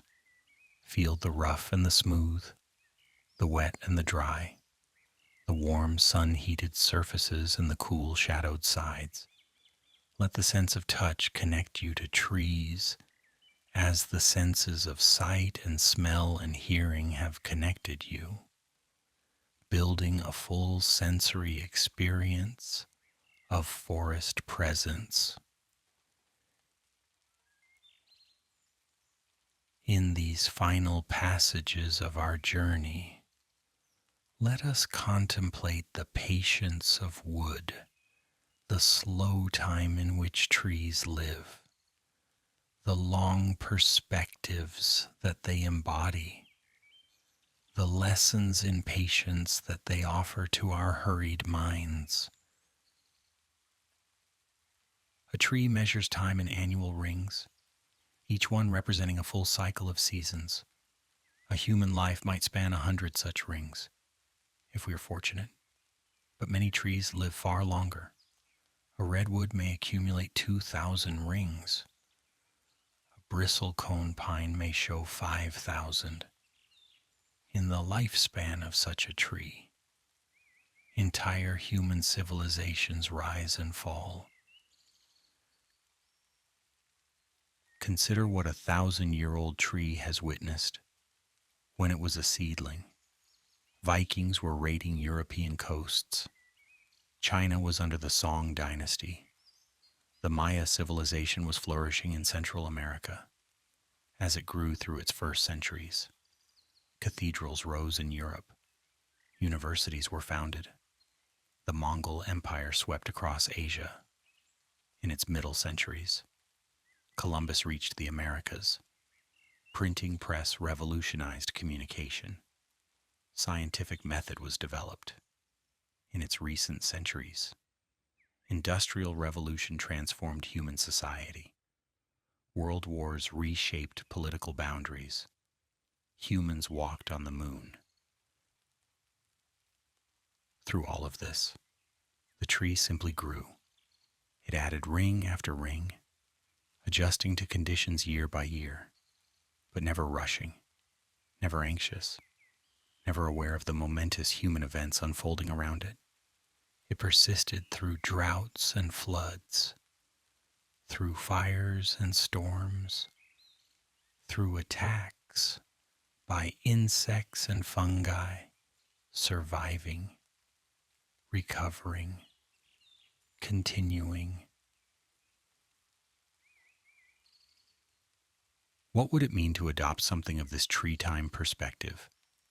Not to abandon human concerns, not to withdraw from engagement with the world, but to remember that most of what troubles us is temporary, that the long view reveals patterns the short view cannot see, that patience often achieves what urgency cannot. The Stoic philosophers of ancient Rome advised something similar. Marcus Aurelius, emperor and philosopher, wrote, "Consider frequently the connection of all things in the universe and their relation to one another. The connection of all things, including the long, slow life of trees, puts our brief troubles in perspective." The contemporary writer and activist Wendell Berry, who has spent his life farming in Kentucky and writing about the connection between humans and land, offers this advice. Ask the questions that have no answers. Invest in the millennium. Plant sequoias. To plant sequoias is to invest in a future you will never see. It is to act for the benefit of generations yet unborn. It is to take the long view, the tree time view, and to measure your life not by what you consume, but by what you contribute to the future. This is a form of hope, not the naive hope that things will get better on their own, but the committed hope that comes from working toward a goal, regardless of whether you will see its achievement. It is the hope of the planter who puts seeds in the ground knowing that rain and sun and time will do the rest. The patience of wood extends even beyond the death of the tree. We have discussed how fallen logs contribute to forest ecosystems for centuries, slowly releasing nutrients and providing habitat as they decay. But some wood persists even longer. Buried wood can be preserved for thousands of years under the right conditions. Waterlogged wood in bogs, sediment-covered wood at the bottom of lakes, wood entombed in volcanic ash, all can survive long past what normal decay would allow. Scientists study these ancient woods to learn about past climates and ecosystems, extracting information preserved in the wood's structure and chemistry. Some wood is preserved even longer, mineralized into fossil through geological processes. Petrified forests contain trees turned to stone, their cellular structure preserved in silica or other minerals, their forms recognizable millions of years after they died. The Petrified Forest National Park in Arizona contains trees that lived over 200 million years ago, when dinosaurs were just beginning their long dominance. These preserved woods remind us of the deep time in which trees have existed. They have been here far longer than we have, and they will likely be here long after our species has passed. We are guests in a world of trees, newcomers to an ancient community. As sleep enfolds you completely, let us imagine an endless forest, a forest that extends beyond all horizons, a forest where every tree is connected to every other, a forest where peace and presence pervade every hollow and every height. In this endless forest, there is no beginning and no end. Walk in any direction, and more trees appear, different species, different ages, different communities, but all connected in the great web of forest life. The mycorrhizal networks beneath your feet extend in all directions, linking tree to tree in underground communion. The canopy above forms a continuous roof, shelter and source of life for all beneath. In this endless forest, time moves differently. The urgent tick of seconds and minutes gives way to the slower rhythm of seasons and years. What needed to be done today can wait until tomorrow. What worried you this morning has faded into irrelevance. There is only the present moment, the eternal now of forest presence. In this endless forest, you are not alone. You are surrounded by life, by trees in their patient millions, by the creatures that live among them, by the fungi and bacteria and countless small beings that compose the soil, by the birds that sing at dawn and the owls that call at dusk. You are part of a community so vast that it encompasses the planet, a community of life that has been growing and changing for billions of years. This endless forest is not merely imaginary. It is a different way of seeing the forests that actually exist, not as isolated patches scattered across a human-dominated landscape, but as one continuous system, broken in places but still connected, still whole in its essential nature. The forests of the earth, for all the damage they have suffered, still cover vast areas. The boreal forests that stretch across Canada and Russia, the tropical forests that girdle the equator, the temperate forests that clothe the mountains of every continent. Together they form a green mantle over the earth, breathing oxygen into the air, absorbing carbon dioxide, releasing the water that falls as rain, creating the conditions for life. When you sleep tonight beneath your roof, you sleep within this living system. The air you breathe contains oxygen released by forests. The water that flows from your tap passed through trees on its way to you. The carbon in your body was once carbon in the atmosphere, pulled from the air by leaves, fixed into sugars, incorporated into food chains that led eventually to you. You are already in the endless forest. You have always been in it. The walls of your room do not separate you from it. They are made of it, built from the processed bodies of trees, the paper in your books, the furniture that surrounds you, the fruits and nuts you eat. All connect you to trees. All make you part of the forest community. Let this recognition comfort you as you sleep. Let the knowledge of your connection to trees be a blanket of peace. Let the awareness of the endless forest be a source of belonging, of rootedness, of home. You are held by the forest. You are fed by the forest. You are made possible by the forest. In breathing, you participate in a cycle that trees created and maintain. In living, you occupy a niche in an ecosystem shaped by trees over hundreds of millions of years.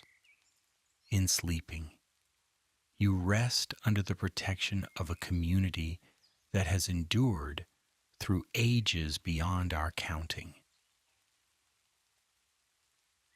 The naturalist John Muir, whose love of trees changed the course of conservation in America, wrote, "Going to the mountains is going home. And so, going to the forest is going home, not to the house where we live, but to the larger home of which that house is a part, the home of Earth and its living systems, the home we share with all life."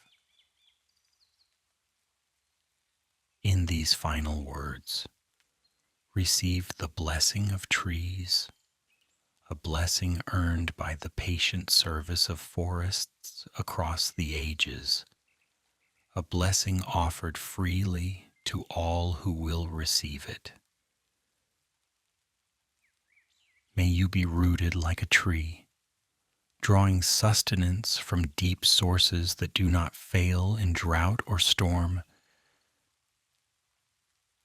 May you grow like a tree, always reaching toward the light, always becoming more fully yourself, always adding new rings to your history.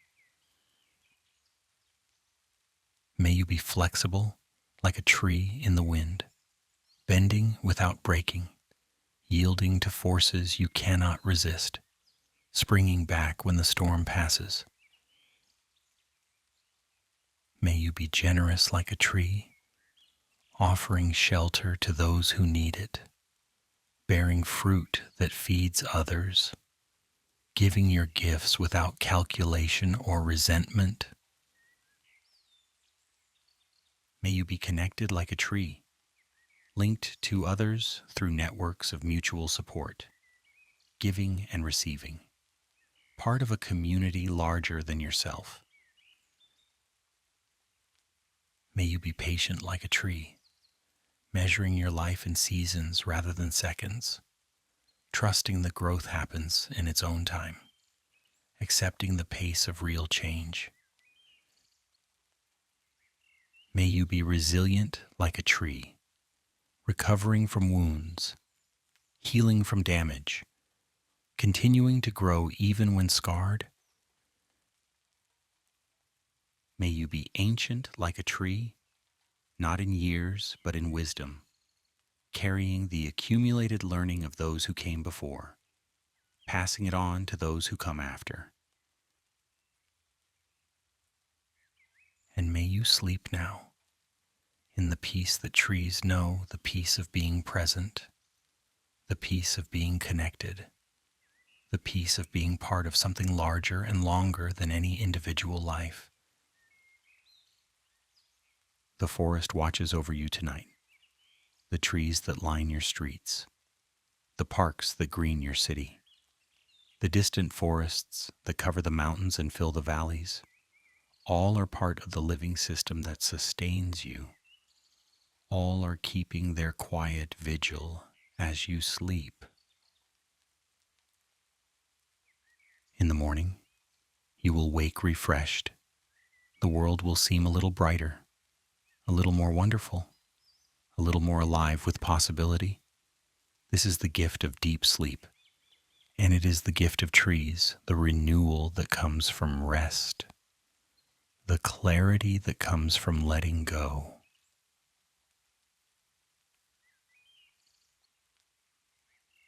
Until then, rest well, dream of forests.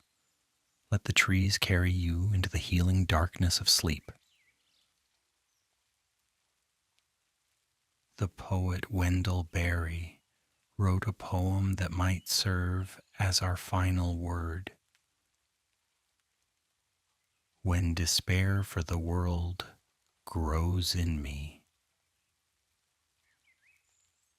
and I wake in the night at the least sound, in fear of what my life and my children's lives may be, I go and lie down where the wood drake rests in his beauty on the water, and the great heron feeds. I come into the peace of wild things who do not tax their lives with forethought of grief. I come into the presence of still water, and I feel above me the day-blind stars waiting with their light. For a time, I rest in the grace of the world and am free. Rest now in the grace of the world. Rest in the peace of wild things. Rest in the presence of trees. In the deepest chamber of sleep, where dreams dissolve into pure rest, let all thoughts of trees fade now into simple stillness. The words have done their work. The images have painted themselves on your imagination. The facts and stories and feelings have woven themselves into the fabric of your rest. Now let them go, as a tree releases its leaves in autumn, trusting that spring will bring new growth.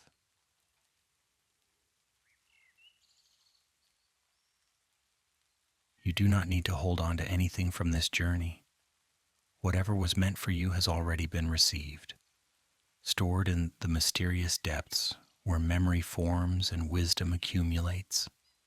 Let your conscious mind release its grip on what it has heard. What remains is stillness, the stillness at the heart of the forest, the stillness at the bottom of deep water, the stillness that underlies all motion, all change, all becoming.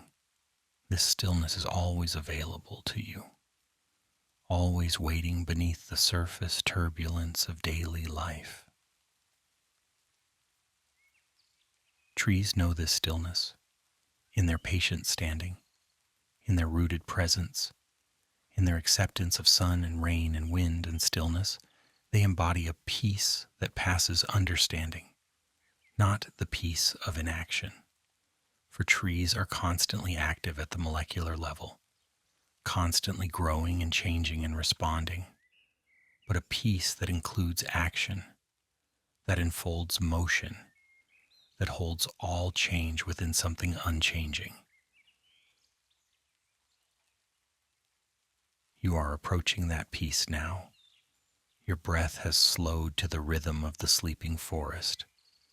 Your heartbeat has steadied to the pulse of sap in ancient trunks. Your mind has quieted to the silence between leaves.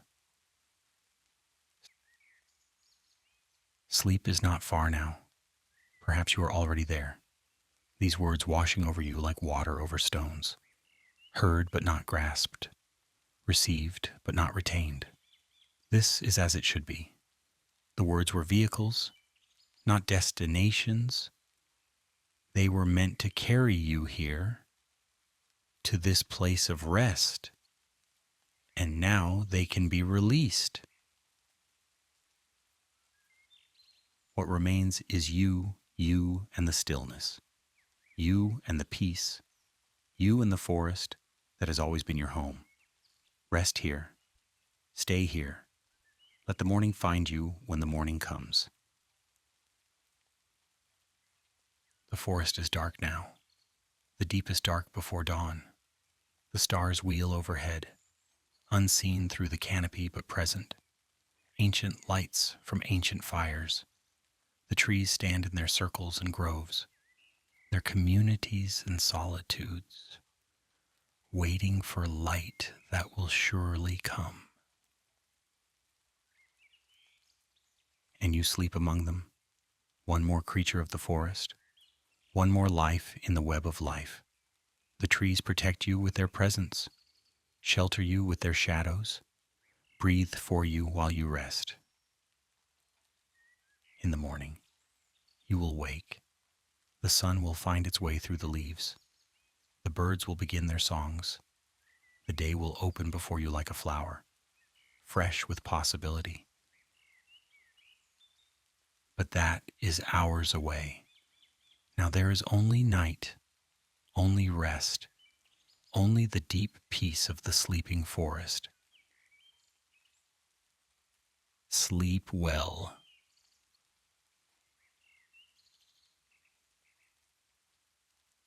The wind stirs the highest branches. Far away, an owl calls once, twice, then is silent. The night deepens. The stars turn. And in the heart of the forest, where darkness is most complete, you rest, held by the earth, sheltered by the trees, part of the endless web of life that covers this living planet. Sleep. There is nothing more to say. There is nothing more to hear. There is only the stillness, and within the stillness, the faintest pulse of life, your life, the life of trees, the life of the earth itself. Let this pulse carry you. Let it rock you like waves rock a small boat on a great ocean. Let it be the rhythm of your rest, the measure of your peace. Sleep now. For those still drifting between waking and sleeping, here are more whispers from the forest. Hush now, hush. The leaves are settling on the forest floor like tired children finding their beds. Each leaf has had its day in the sun, has caught the light and made the sugars that fed the tree, has breathed in carbon dioxide and breathed out oxygen, has danced in countless breezes. Now, at the end of its green life, it rests. You too have had your day. You too have worked and breathed and moved through the world. You too have earned your rest. Like the leaf, you can let go now of the day's efforts and settle into the peaceful darkness. The owl watches from a high branch, its great round eyes seeing what we cannot see, the small movements of mice beneath the leaves, the subtle shifts of shadow as clouds pass before the moon. The owl is patient. It will wait for hours, perfectly still, perfectly alert, until the right moment comes. Then, silent as falling snow, it will descend. But the owl's hunt is not your concern tonight. You are not prey. You are a guest in the forest, protected by the ancient truce between humans and trees. Rest easy. The owl hunts, but not for you. Deep in the earth, the roots continue their slow exploration. They feel their way through the soil, sensing gradients of moisture and chemistry, growing toward what they need and away from what would harm them. This is intelligence without thought, navigation without maps, the wisdom of life seeking what sustains it.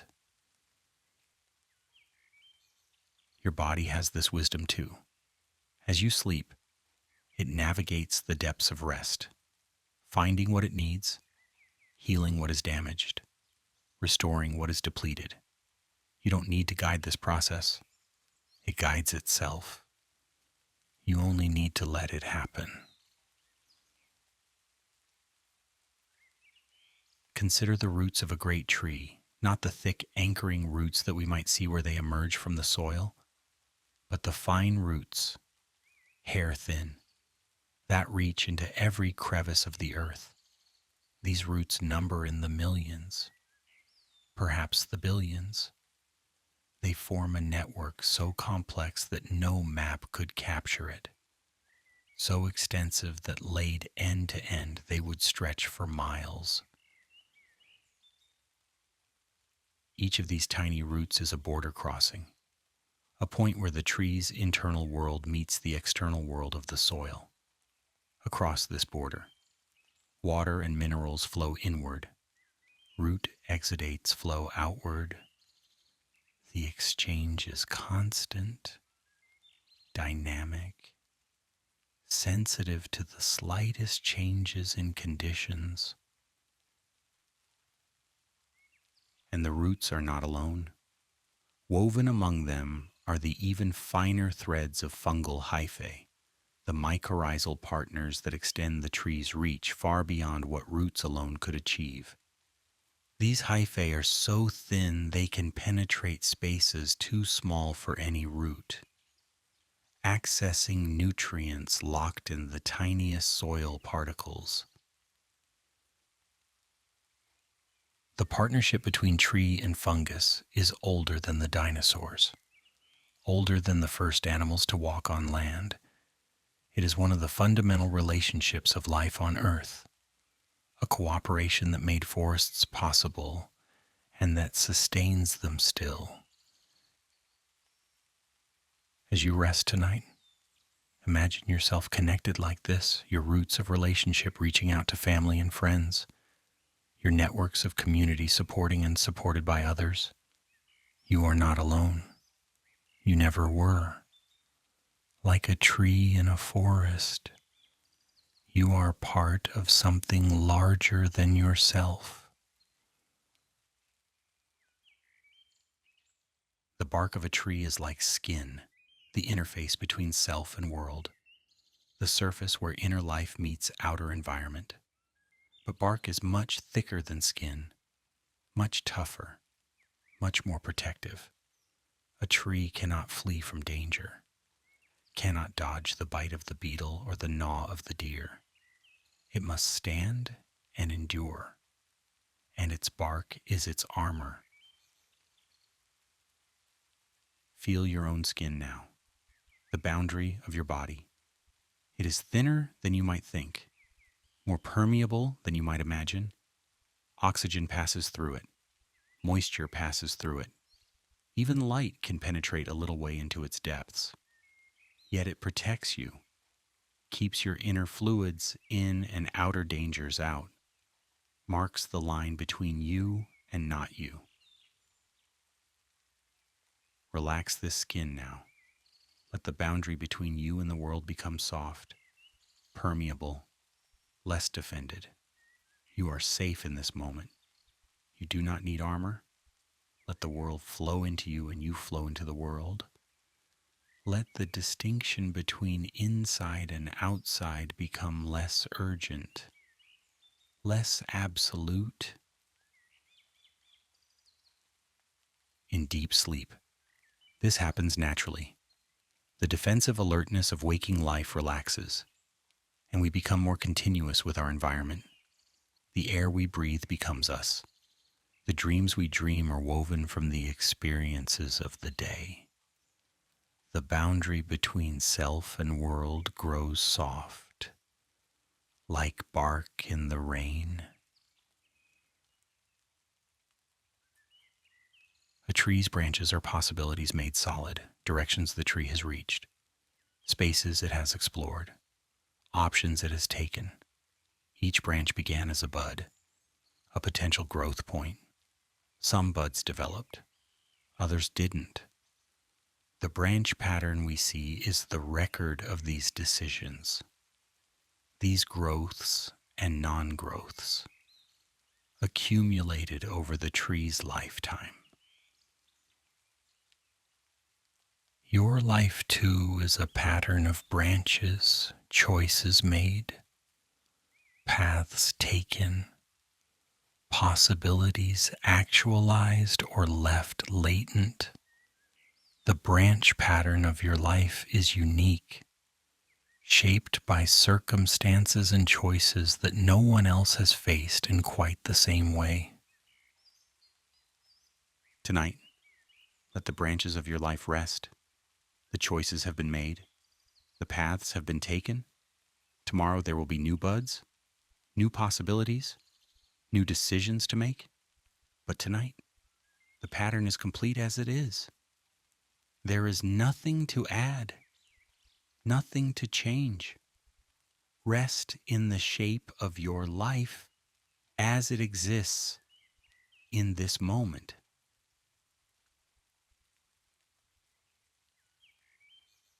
The tree does not regret the branches it didn't grow, the directions it didn't reach.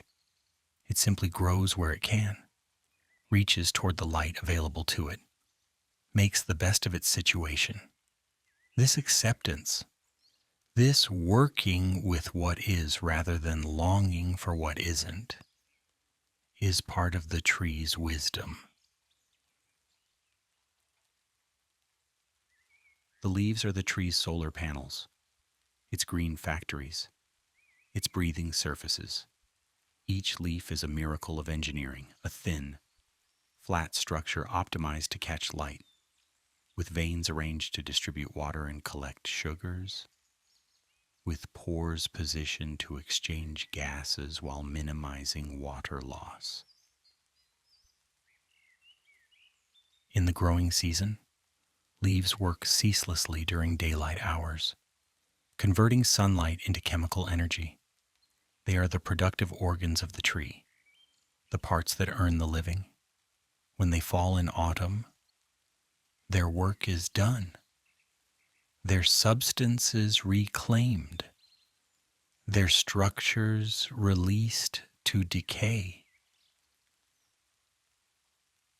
Your active mind is like a leaf, productive, working, converting the light of experience into the substance of memory and understanding. But now is not the time for such work. No, now is the time to let the leaf mind rest, to release the work of the day, to allow the substances of experience to be processed in the slower chemistry of sleep. Let your thoughts fall now like autumn leaves. Watch them drift down, each one a day's thought finding its rest. Don't try to catch them or keep them aloft. Let them fall. Let them settle. Let them begin their slow transformation into the mulch from which new thoughts will grow. Somewhere in this imaginary forest, seeds are waiting, tucked in the soil, hidden in the crevices of bark, lodged in the caches of squirrels who have forgotten them. Seeds are everywhere, patient as only seeds can be patient. A seed can wait years for conditions right enough to germinate. It can endure drought and flood, heat and cold, the gnawing of insects and the trampling of animals. Inside its protective coat, the embryo waits, its life suspended, its potential intact. There are seeds waiting in you too, projects not yet begun, relationships not yet formed, versions of yourself not yet manifested. These seeds need not germinate tonight. They can wait, as seeds have always waited for the right moment.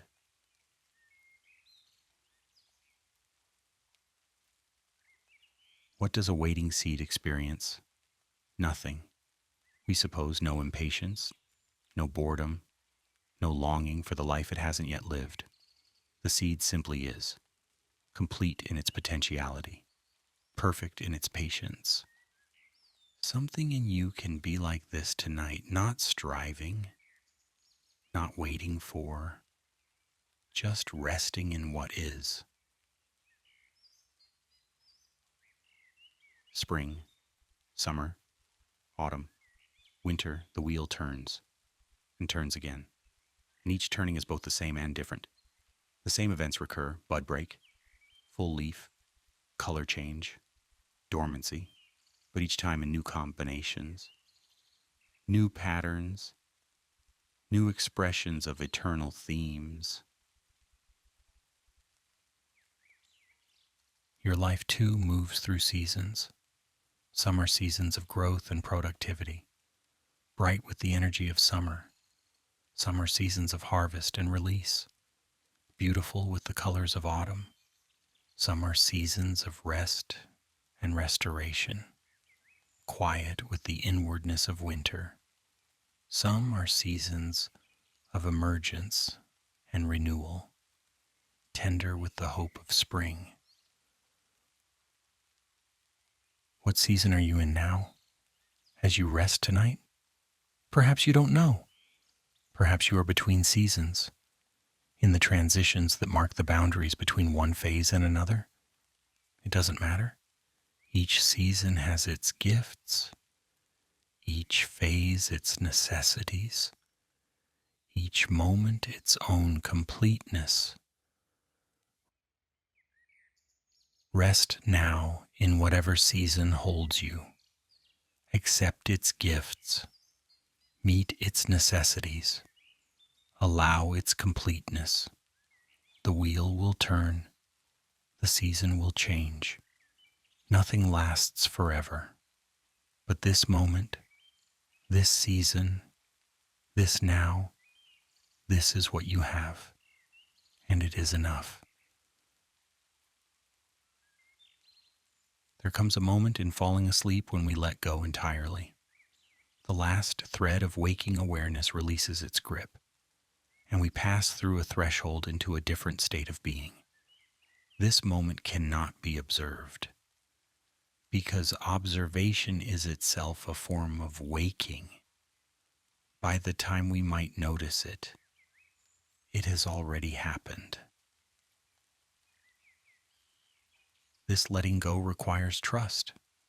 Trust that we will wake again, that the self that disappears into sleep will emerge again in the morning. Trust that the body will continue to breathe, the heart to beat, the brain to dream. Trust that the darkness will give way to light, that the night will end, that we will not be lost forever in the unconsciousness of sleep. Trees let go too. They let go of leaves in autumn, trusting that spring will bring new leaves. They let go of active growth in winter, trusting that dormancy will preserve them till conditions improve. They let go of damaged parts, trusting that new growth will compensate. The capacity to let go is part of how they survive. Let go now. Let go of the day, with its accomplishments and failures, its joys and disappointments. Let go of tomorrow, with its tasks and uncertainties, its hopes and fears.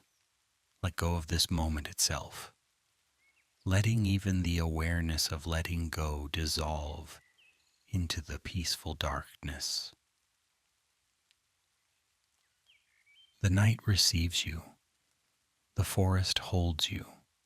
Sleep takes you in its arms and carries you where you need to go. Let go.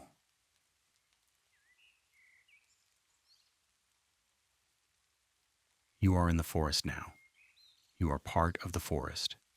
The boundary between you and the trees has dissolved, and you are simply here, breathing the forest air, held by the forest earth, sheltered by the forest canopy. There is nothing to do. There is nothing to think. There is only this moment, this presence, this peace. Rest. These words are for the morning. Whenever it comes, they will be here when you wake. A gentle return to the waking world. Light begins to filter through the canopy.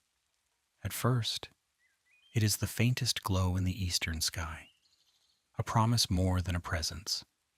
Then pink and gold suffuse the clouds, and the first rays of sunlight angle through the trees.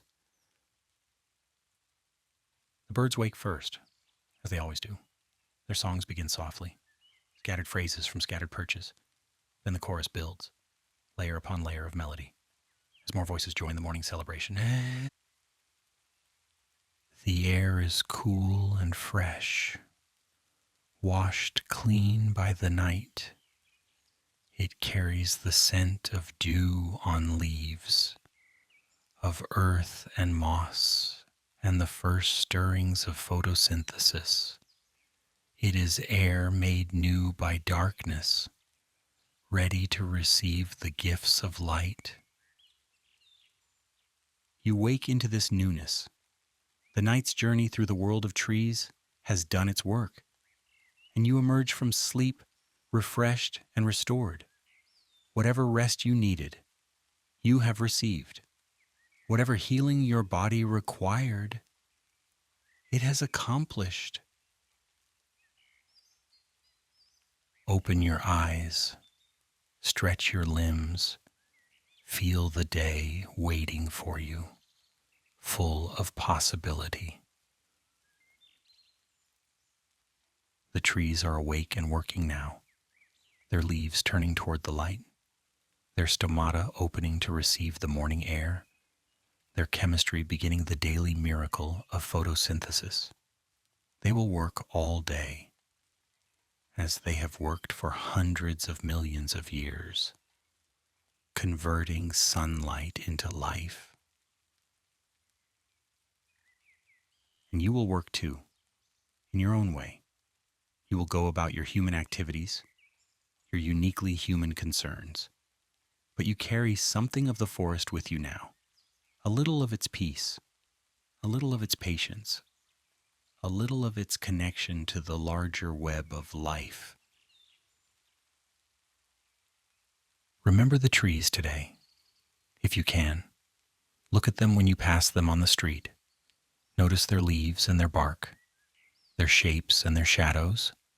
Remember that they are alive, that they are working, that they are part of the same living system that includes you.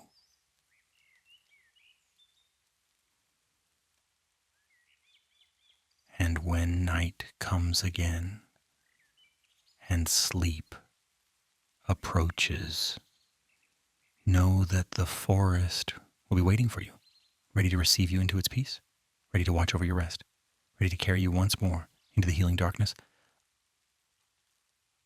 Until then, go well, live fully, breathe deeply. The trees are with you.